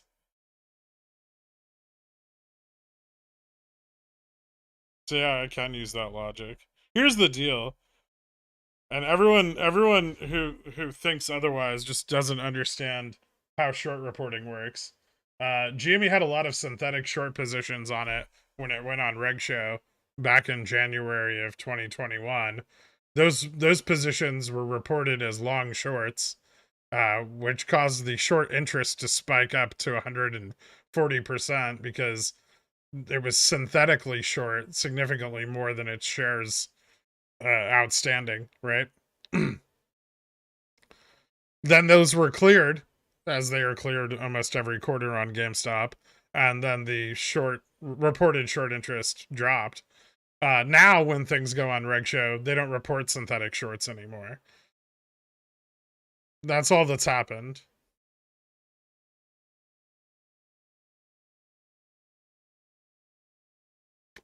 We don't need to see their tricks. FINRA doesn't give a flying fuck about your private equity and NextBridge holdings.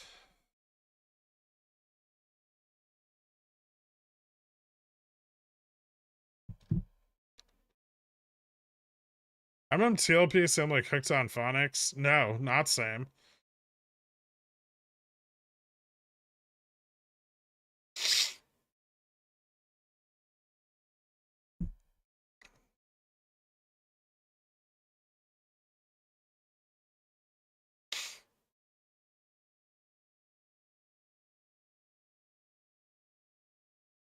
I'm not shill, I'm GME all the way. I have more shares had you, TO, Pi-Fi. What?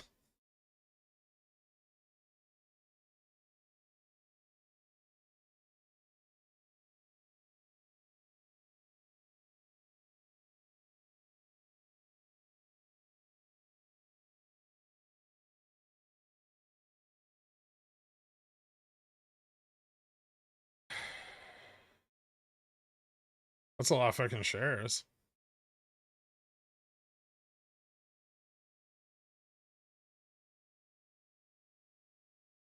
How'd you make all that money as an idiot?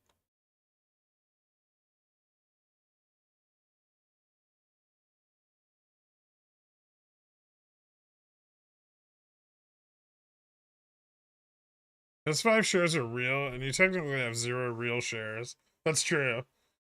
I would never DRS anything ever. I don't like real shares. It's too much responsibility, and I'm frightened of commitment.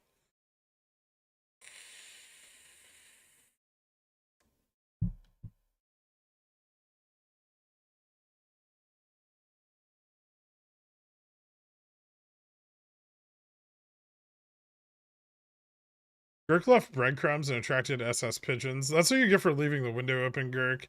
My window doesn't open wide enough to allow a pigeon in. Only wasps. Y muy guapo. Thank you so much, Death, for my birthday. MMTLP, Sam like buy at 120, sell at 12. Not sure why anyone held through 1,000%. But now that they have, crime.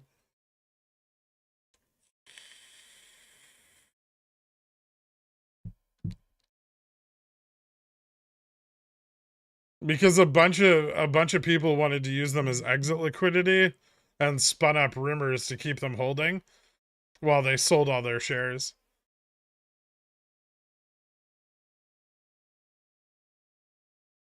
Just drink lavender kombucha. Ask me anything. Have you farted yet? When you do, let me know if it smells like lavenders.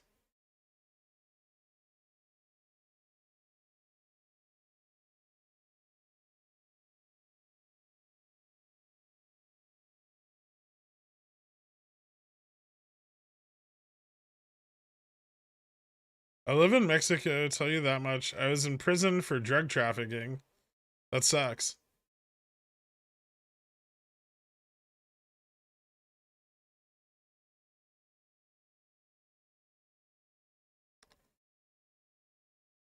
Seriously though, I banked 400k. Fucking pores.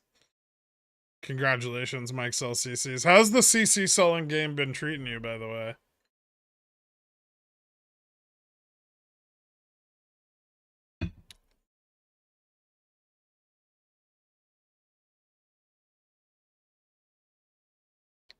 Either someone leaked CPI or they're gonna dump it. I don't know. There's a lot of long interest at 39.75 right now.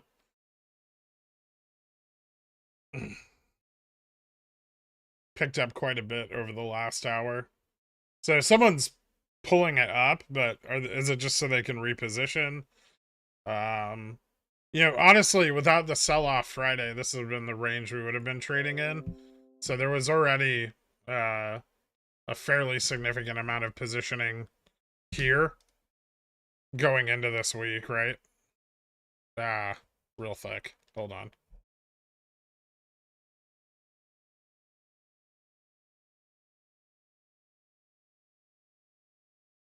So the fact that we're trading back in that range, probably not that unreasonable.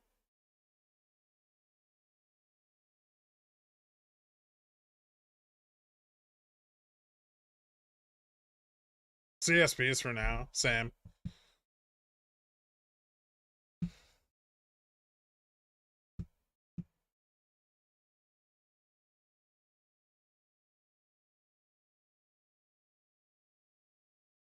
$39.85 is going crazy over the last 2 to 3 minutes. I kind of want to sell my straddle already. Did you straddle? Did you straddle at 39.50? I'm gonna close my last 39.65 call. I'm very excited about that.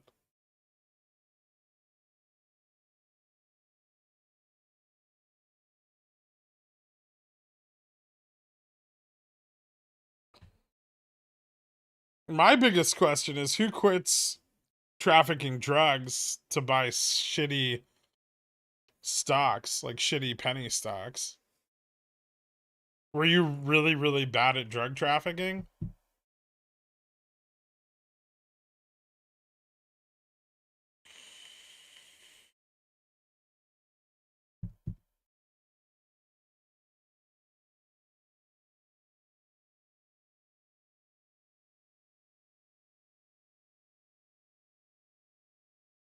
You let your gen calls or upstart expire worthless or roll them? I'm gonna let them expire worthless. Casper the champ.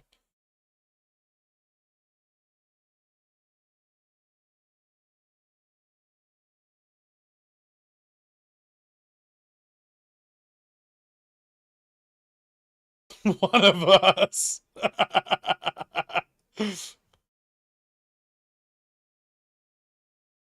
Yeah, going from the international drug game to day trading is definitely a step down.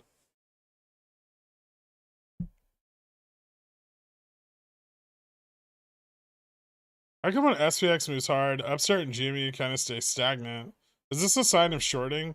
It's more a sign of internalization than anything else.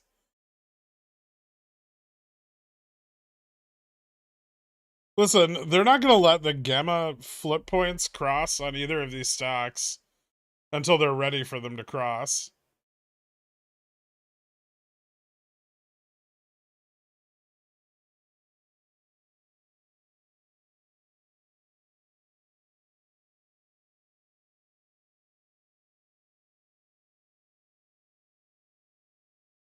Check TMs, I sent you a chart.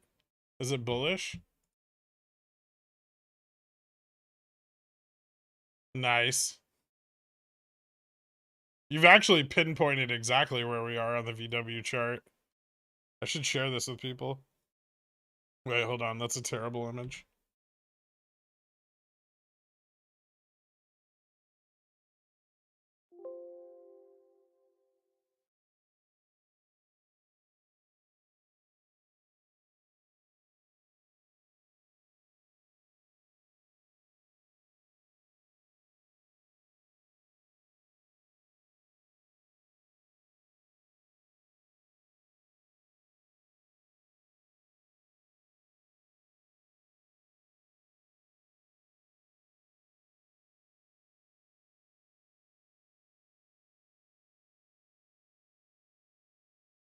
I'm a day trader, 10% DRS, former drug trafficker. It does smell like a fallacy. Hold on.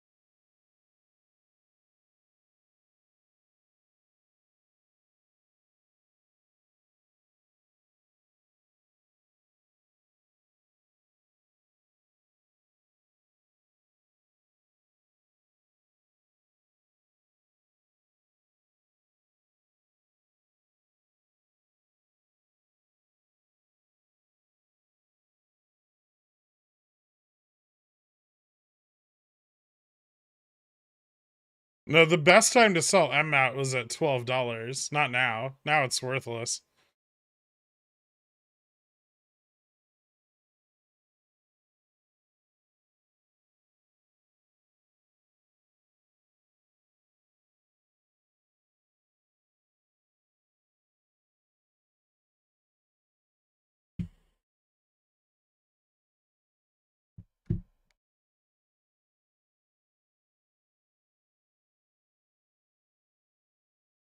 I wonder if Next Bridge will ever pay off the debt they owe to MMAT.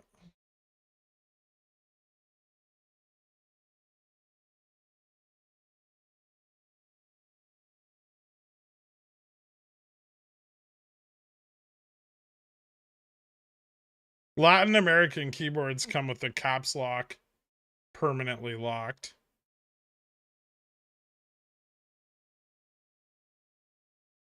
Apparently.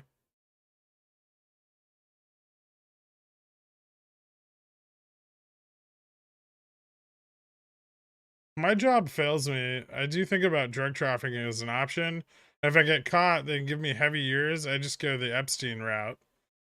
Alternatively, don't get caught.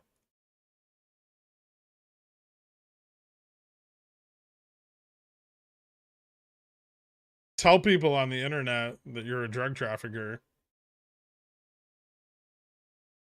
And talk about how FINRA committed crime.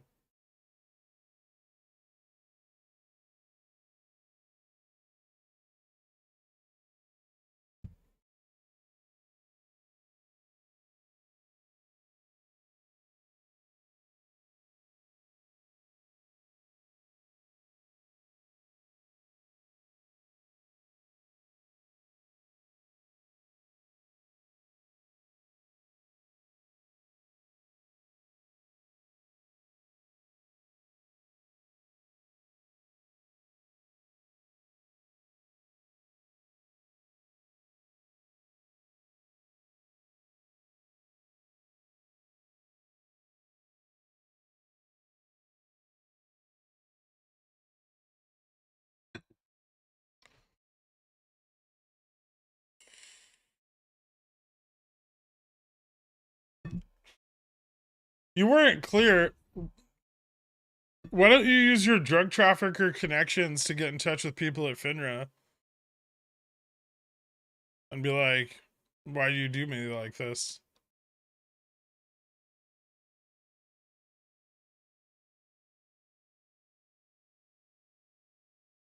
I can't tell if this dude's like 14 years old. You know, my uncle in the Navy SEALs will fuck your dad up.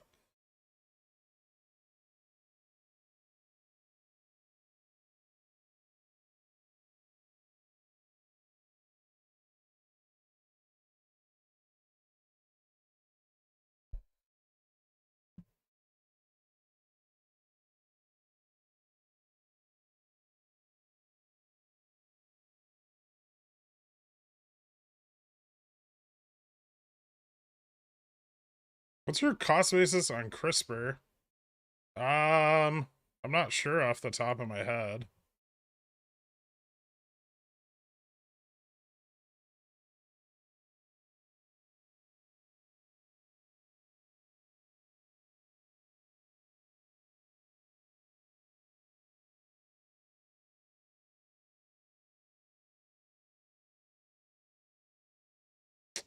$47.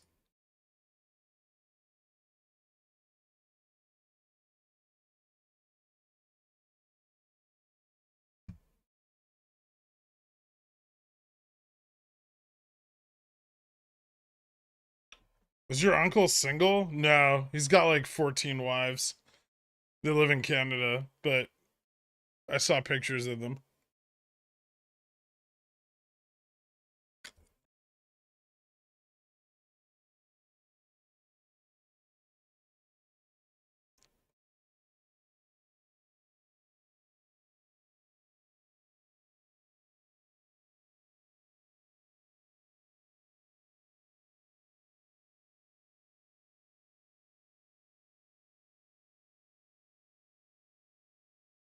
Hey, just joined. Now that SPX pumped, do you expect a dump tomorrow with CPI? I really don't think it's pumped. I mean, it's just trading on like the upper range. Gamma's still flat around 3070. We are a little bit above the flip point right now, which is kind of interesting. But yeah, Gamma's still pretty flat. So I don't think it's very significant.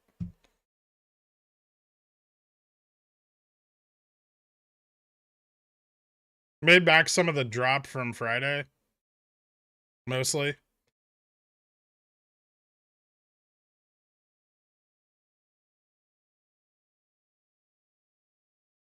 Friday's sell-off into close wasn't on really any news, so. Do you have a PT on Apple? Could those calls go in the money or more of a value play? They're kind of, well, all right, here's the deal with the Apple calls.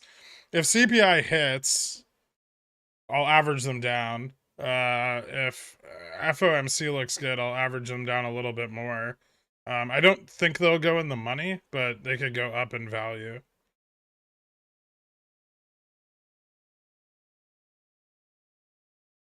SPY's still likely to hit 398.70.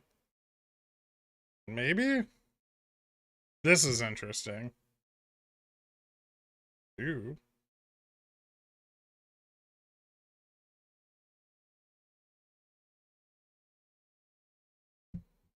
Hold on. Does that break the trend? This uptick might be a little more relevant. Give me a second. Oh, close. 39.85 confirms the breakup. That's pretty important, actually.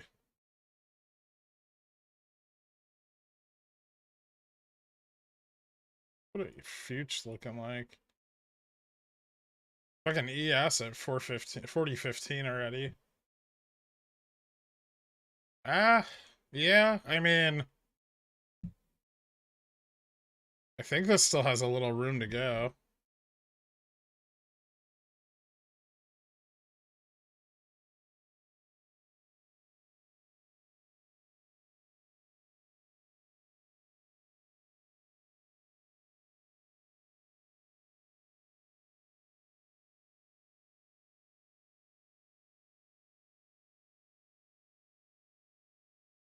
How much is that fucking hedge? 118 million per dollar?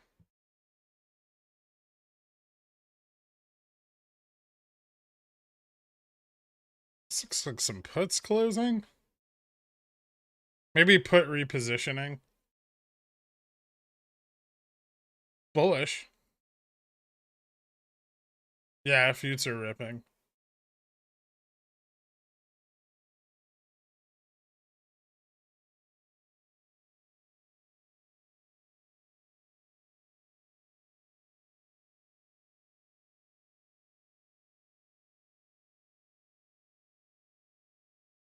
Even Docu's up 10%.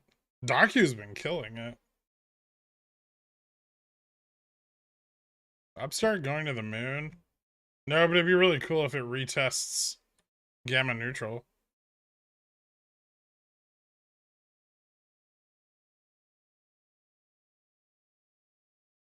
How angry are you that if you just put all of your money this year into Docu, you'd be wealthier, Popcorn Trader?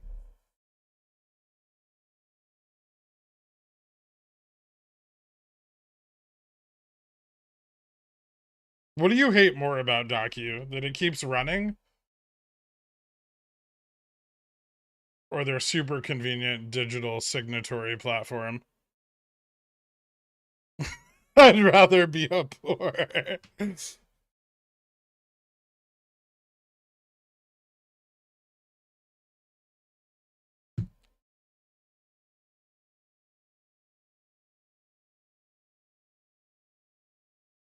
Why is Revlon showing a 495% gain?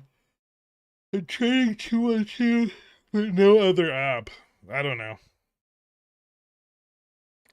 Look at the chart I DM'd you, please. Where is it? DM it again. I don't know what happened to it.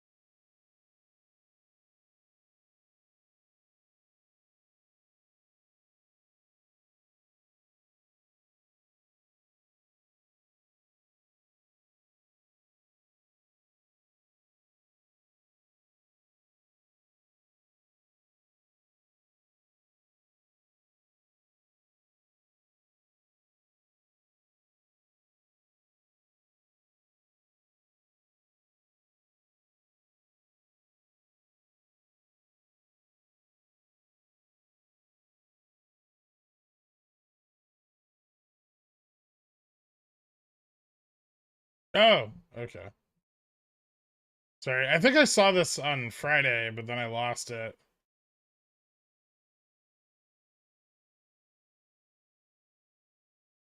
Yeah, you're correct about the potential for Shopify.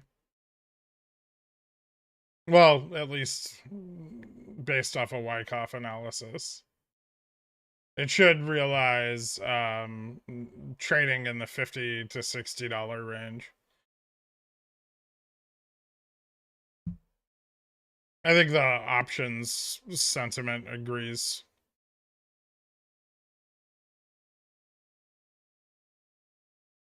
What's with the fake gherkin trying to friend people in Discord? Well, that should be the first clue that it's not me.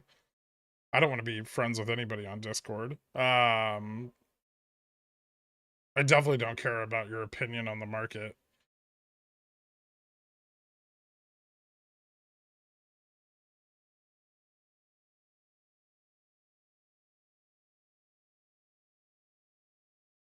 Sad I sold my 3960s so I could take a nap, only to come back and see they are 4x. Yeah, yeah. That welcome to trading the SPX.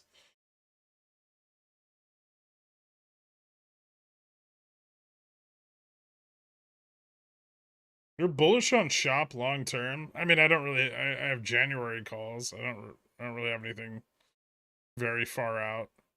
But no, I think it'll recoil alongside any downturn in the indices. I'm sending you a friend request. I'm gonna be heartbroken if you don't accept it.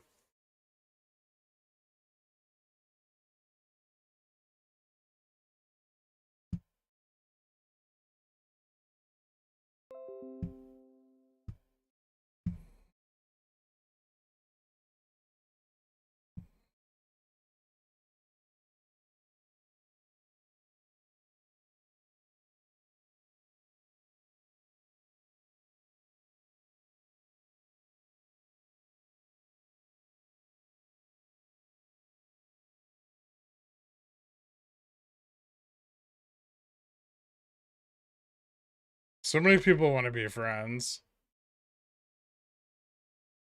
Oh,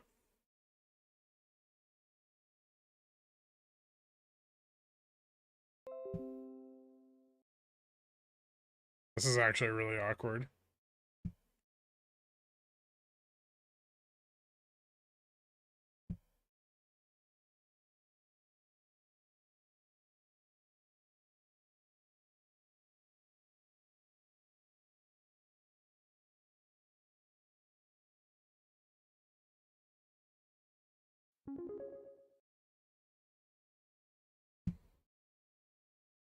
I used to just delete the requests. Now I ignore them. This kind of reminds me of the September CPI date. We ran into CPI a lot the day before at about 41.50. Then I got rug pulled the shit out of the market that day. Okay. I mean, this is not as big a move as that was. But I remember what you're talking about. I think. September? Did we run to 41.50 though?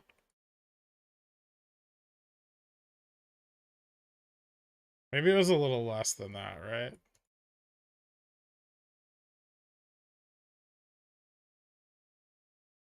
Oh, Jesus, what have I done?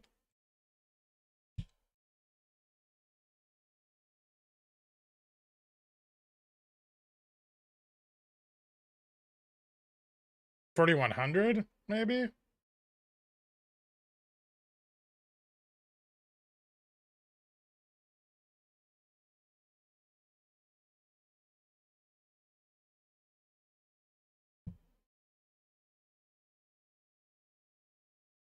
I want to point out how fucking awesome my chart looks from this morning.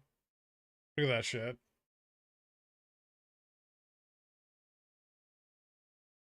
Bounce.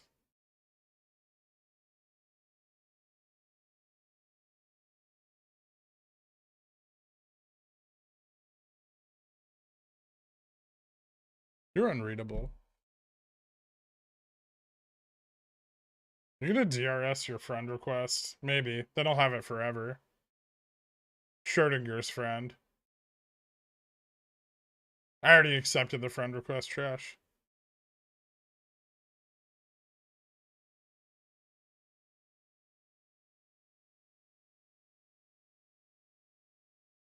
Oh, Jesus, I have so many more now.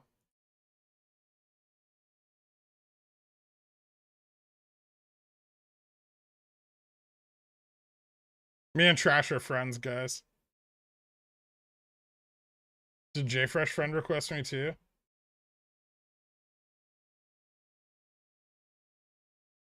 No. No, he didn't. How do I unfriend you?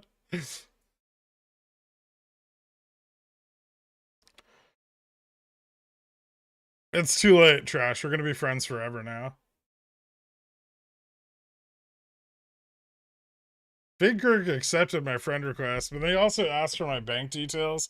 So Fake Gurk isn't on our server, so I can't delete or block the account. It's like another server that certain people are on that uses Fake Gurk to fish them.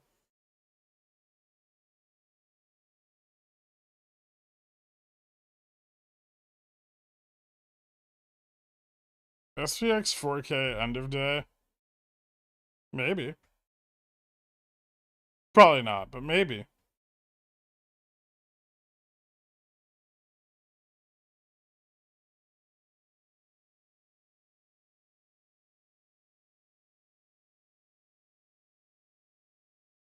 I sent Fake Gurk the real Gurk's bank info, reverse psychology. I don't keep money in my real bank. That's fine.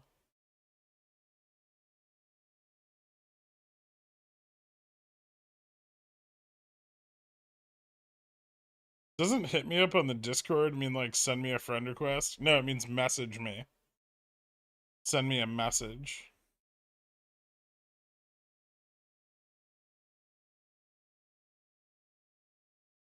You know, not every upside is a negative. Robin your head. You've been in the bear market for too long.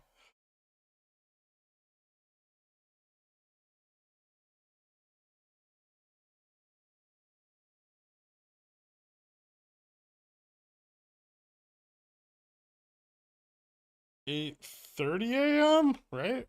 Is it 8:30 or 8? I can't remember. Who cares?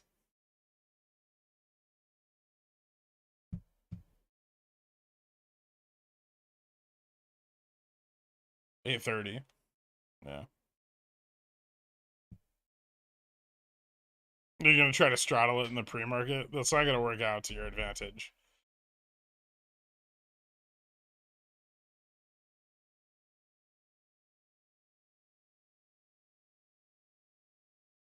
I just turned $236 into $700 on that SPX run.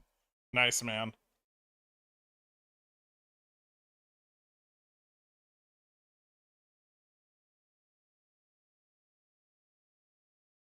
My only position right now is 0.05 RevRQ shares and several hundred upstart calls.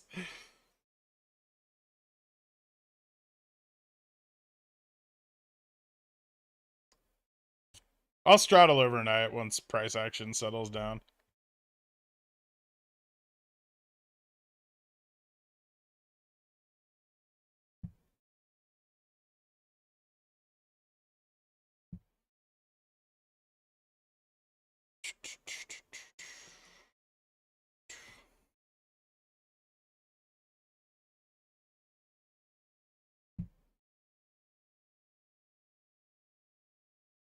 I might actually strangle it.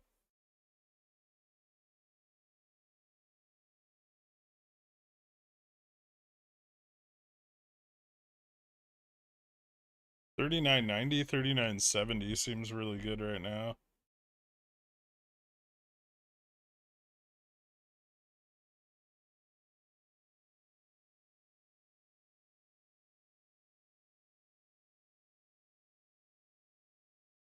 Volmageddon 2.0, boys. I said if we hit runner, the market's gonna rocket.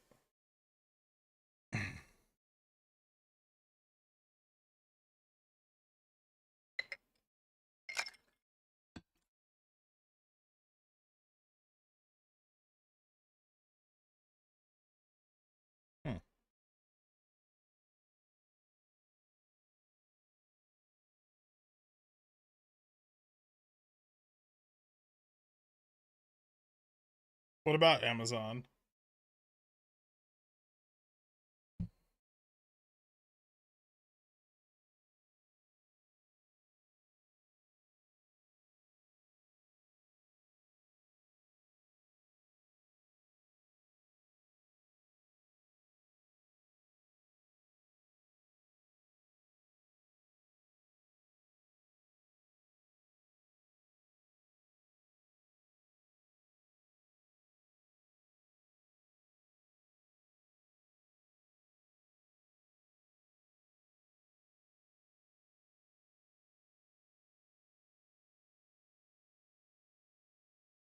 Amazon had a nice comeback today.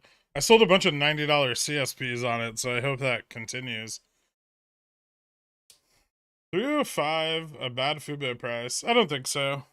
Just remember the holding period is quite long, so as long as you're prepared for that, you should be fine.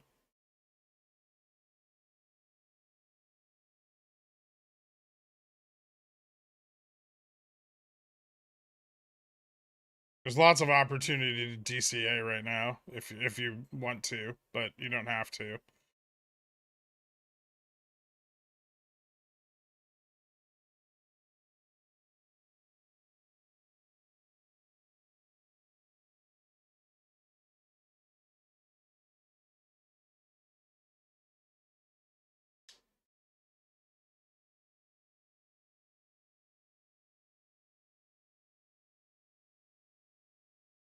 Shorting that hard into downticks in the market is pretty desperate. They really don't want the hedge to flip on upstart.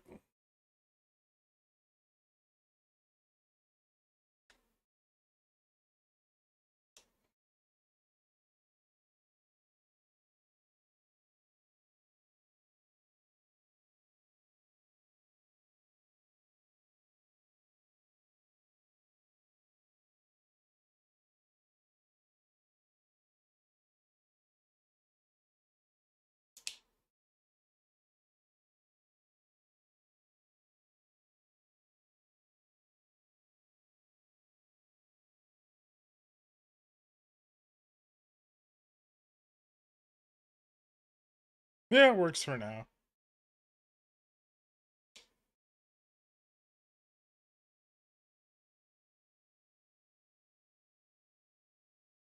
I mean, volatility shorts want their volatility shorts to expire on Friday. out of the money. They want to capture their gains on volatility, and then they let it run, right? Ideally, it's they don't want it. They don't want it to run until they're ready for it to run.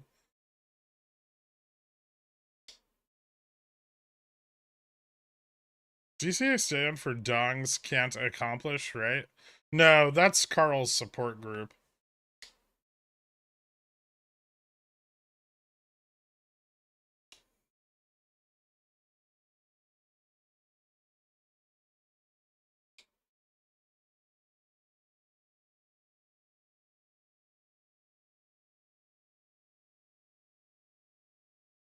If he's sending you pamphlets again, just throw them out.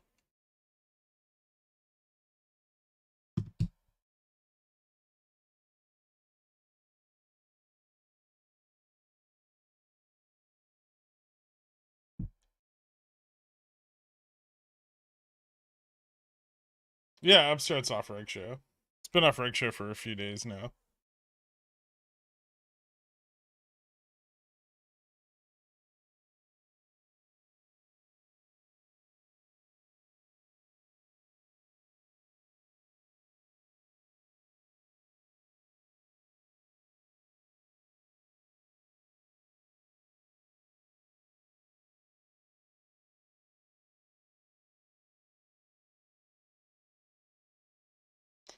When Upstart back on Reg Show? The 19th at the earliest.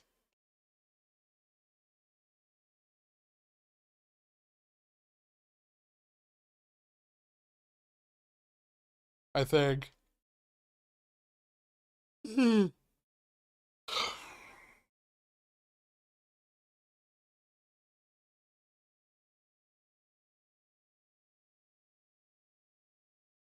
It'd be awesome if Upstart goes back on Reg Show for OPEC settlement. At what price would you start selling your Upstart shares? I probably wouldn't. I have a pretty good cost basis. If I can sell CCs, especially in the money, I would choose that over selling my shares.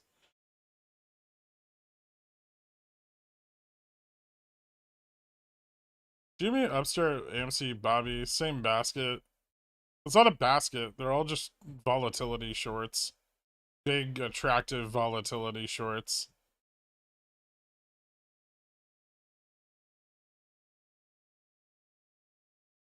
Would you buy copper and where? I'm sure you use ETFs with like good copper exposure. It might not be bad, especially if commodities start to heat up.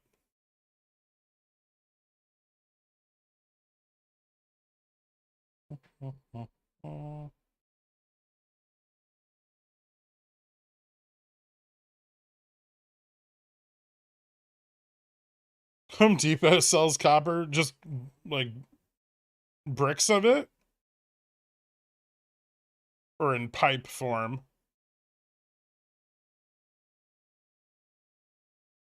We commented on the VIX being up 8% today. Yeah, it's because we're going into a highly uncertain big pile of macroeconomic news.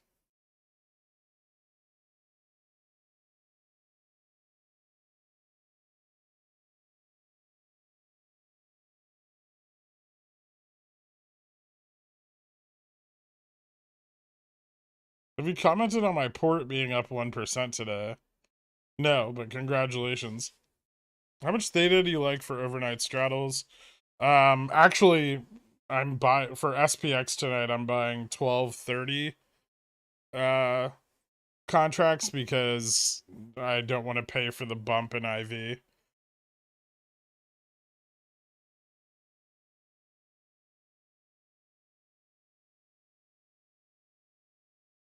Update on my trading activities for today.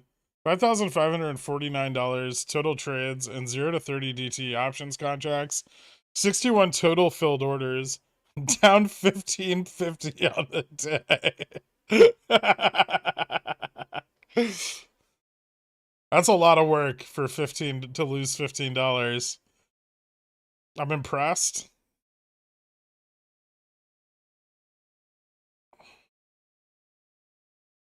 They're never gonna let Jamie go back on Reg Show.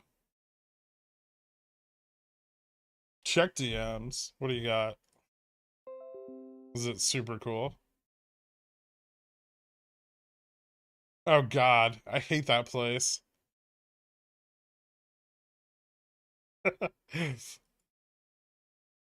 Shills.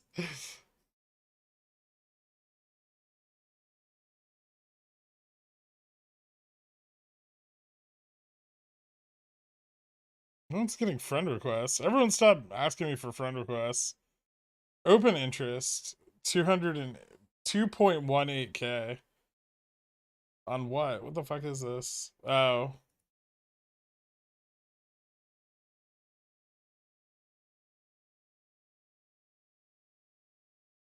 Just because of the spread? It's not an issue if you can get a good fill on them. You probably want to wait for a drop in price, but yeah, you just care about the fill, you don't care about the OI.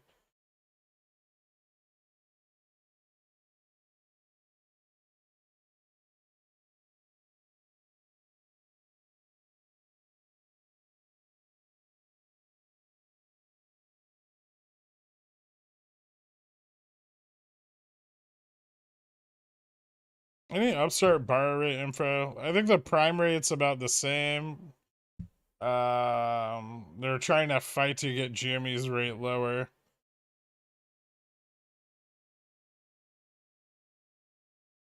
You made a mistake announcing that you accepted my friend request. Quick, unfriend me before everyone starts flooding your inbox. What number are you at? Friend requests are now at 59.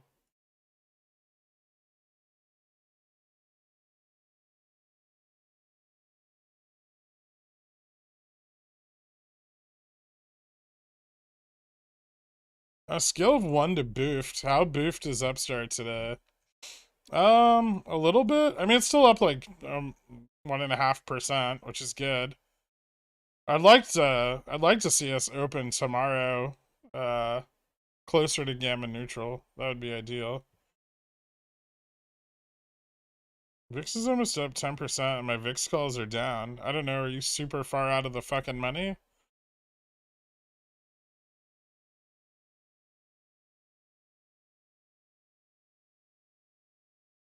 So DRSing, would you consider storing your GME shares in Svalbard Global Seed Vault deep in the ice of Norway so that they know that you own them?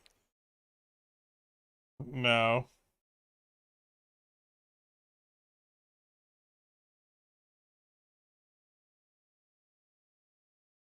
What unspeakable things did JFresh have to do to get a hold of the prime borrow rate?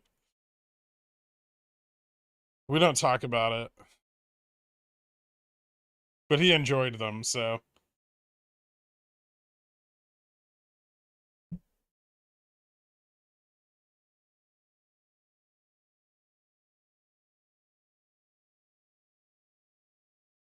Oh, God damn it.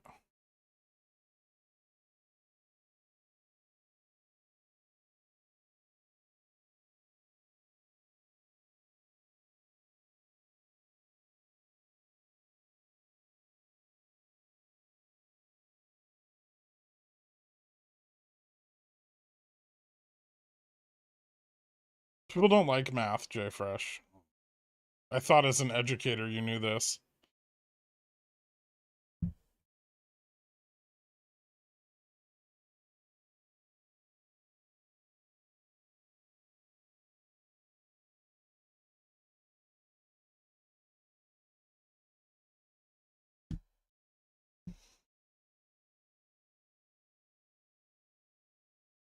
The inventor of the wind chill factor dies today. He was 82, but felt like 64.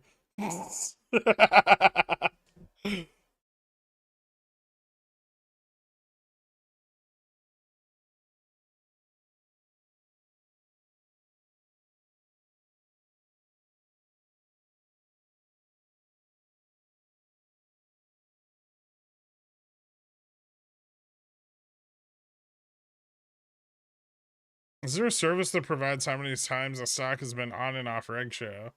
No.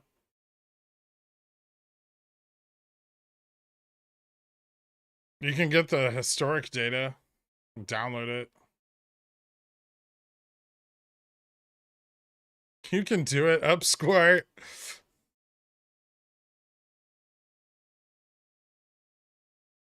Fucking better do something. I sold 1750 CSPs this week.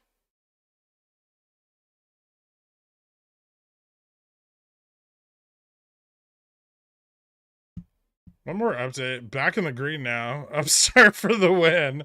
Congratulations.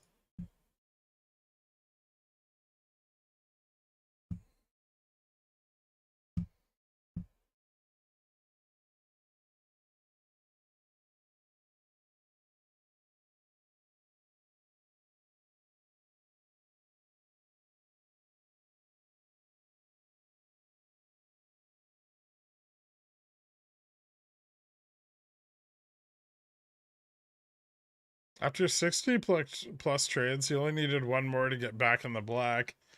Yeah, now he's a professional trader. Look how quick that changed. I need to find a Home Depot today.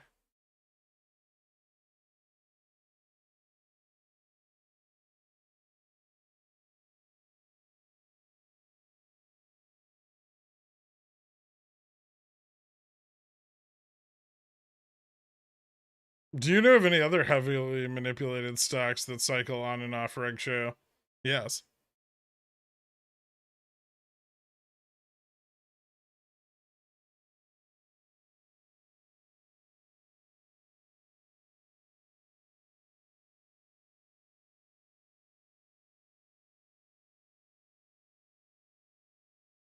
If Upstart runs this OPEX, what in the money CCs will you sell it at? 20? And what DTEs? Probably towards their next earnings and probably below 20. Depends on how hard it runs, but I'd be pretty aggressive with it, I'd imagine.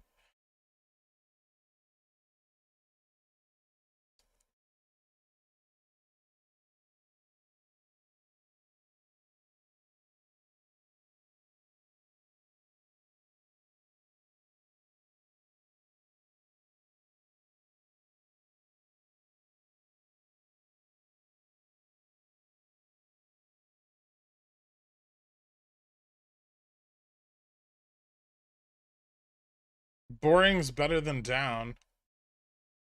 Alright, I think I'm gonna strangle this. Yeah.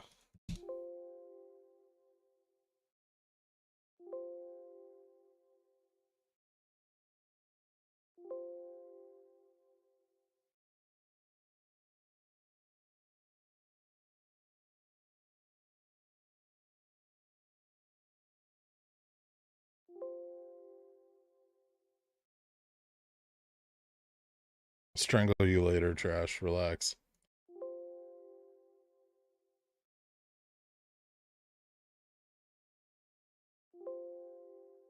Alright.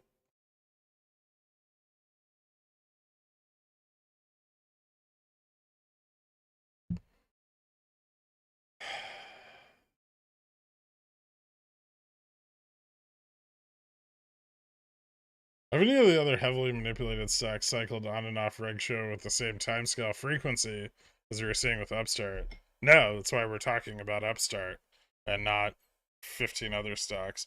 Beyond is a little more frequently, but it's got too much liquidity and the shorts are really stable. Can you put a purple circle next to the boomer pickles picks like Dole Cat, Hashishi, HashiCorp? So we know they're approved for even the dumbest of dumb. For those of us who still fail weekly freebies, no. They're just, I mean, so not all, I mean, first of all, not all of my longer term buy and holds instantly run, but I do generally wait on them. I usually have very specific price points where I'm willing to buy them. And so sometimes the period of time in which they're at that price point is brief.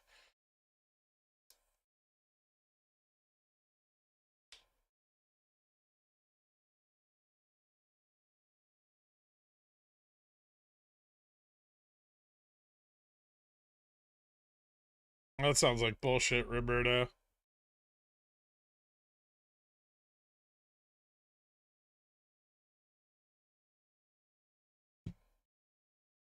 Have you done any more hours of DD to share with us for basically free? And you can start putting entry times and exit prices and what's your real name. Fuck.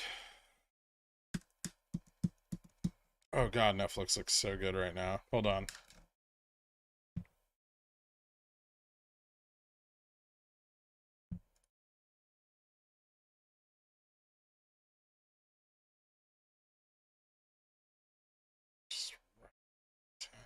Did I miss it? I'll wait. Do I want to wait? Ah.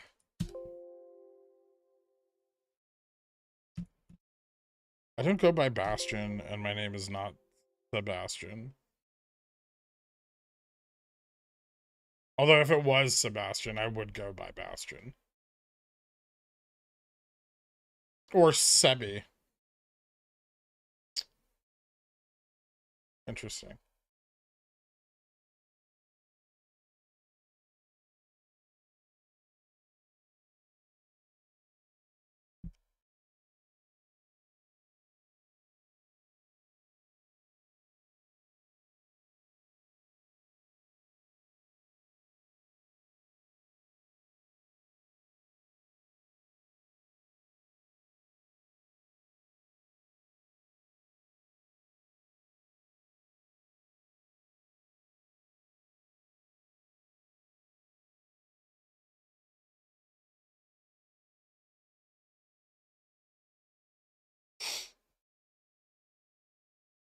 Oh, this is almost over. Today was a nice day.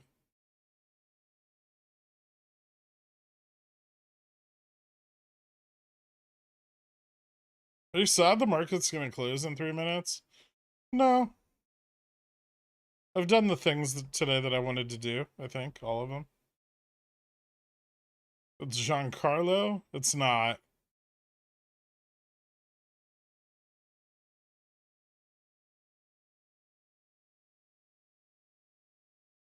Only 54 cents to go until you buy the Rev float and DRS it. Are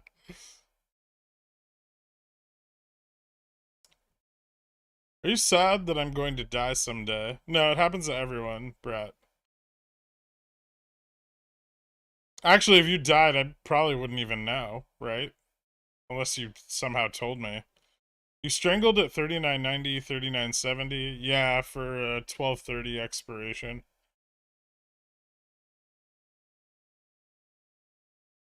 Currently, my calls are up.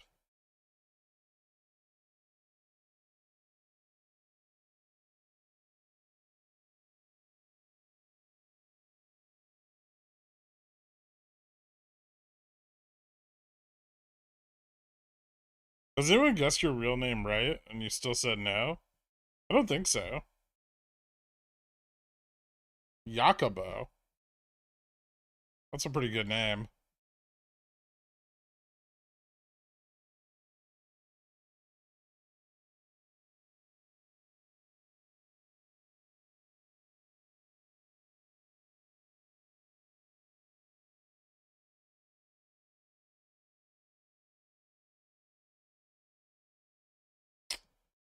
I'll pass, Brett, but thank you.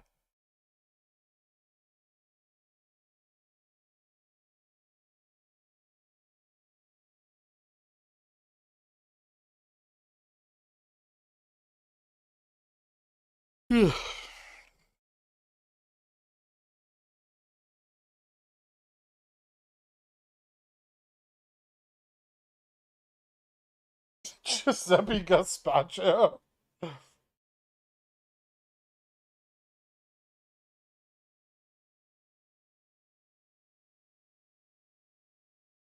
Born in the 80s, he's absolutely a Matt, Nick, Ryan, or Chris. Look at that face.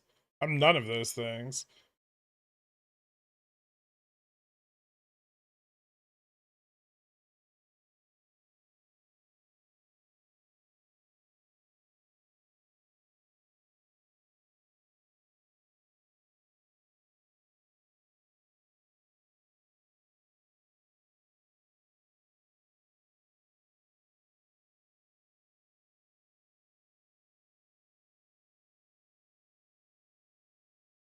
Do your neighbors know your name?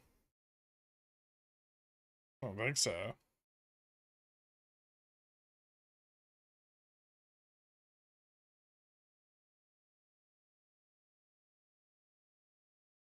They know my first name.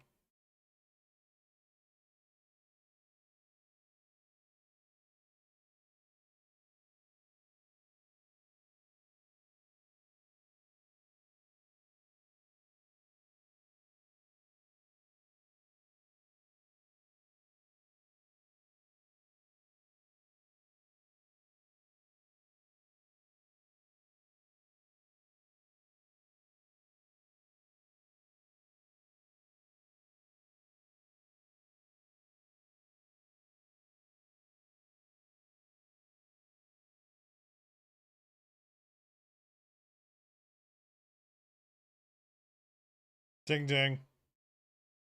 Well, the day is done.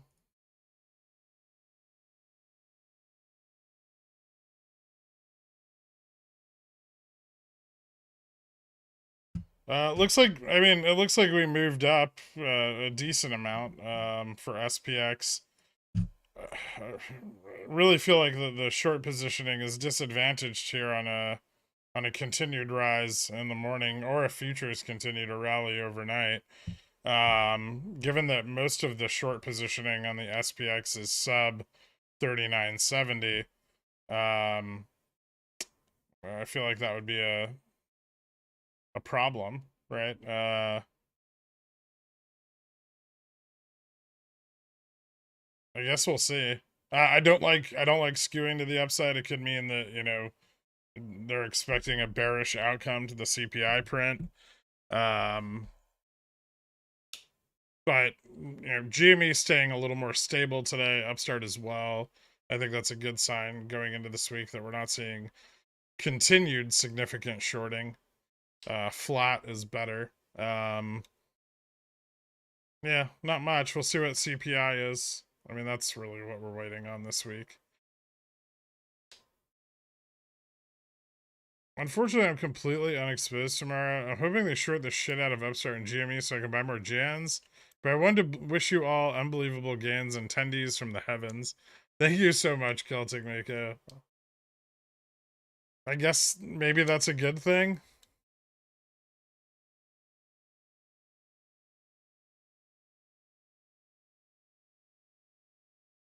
I love you fuckers, even walking. All right, guys. Yeah, I mean, thanks for tuning in. We'll see what happens tomorrow. Have a good night, everyone. Later.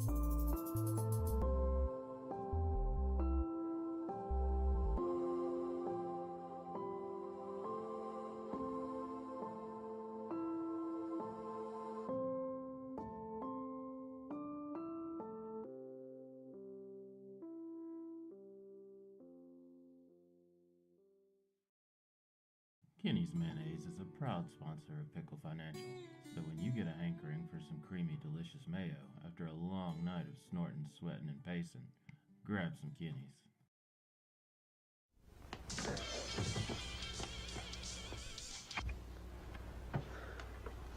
It's yours?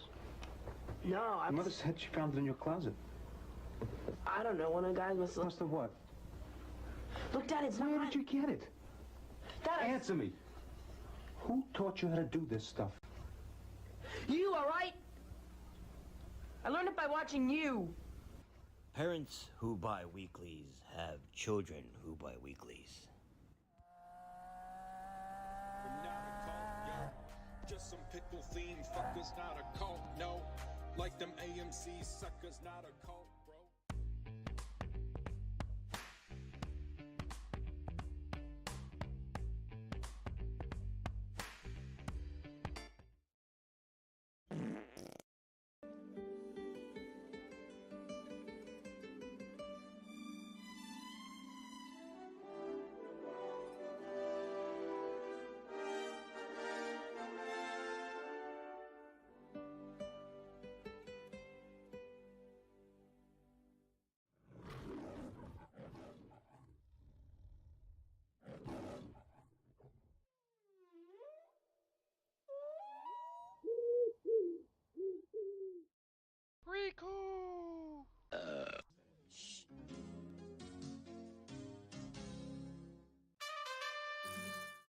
Sit, Krian, sit.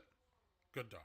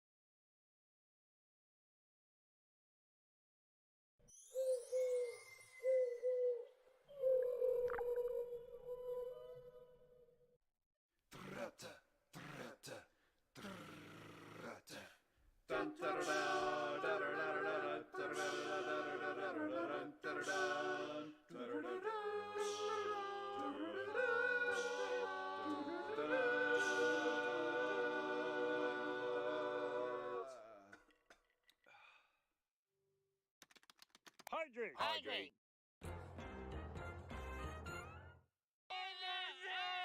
Did you get any of that? It's a good show.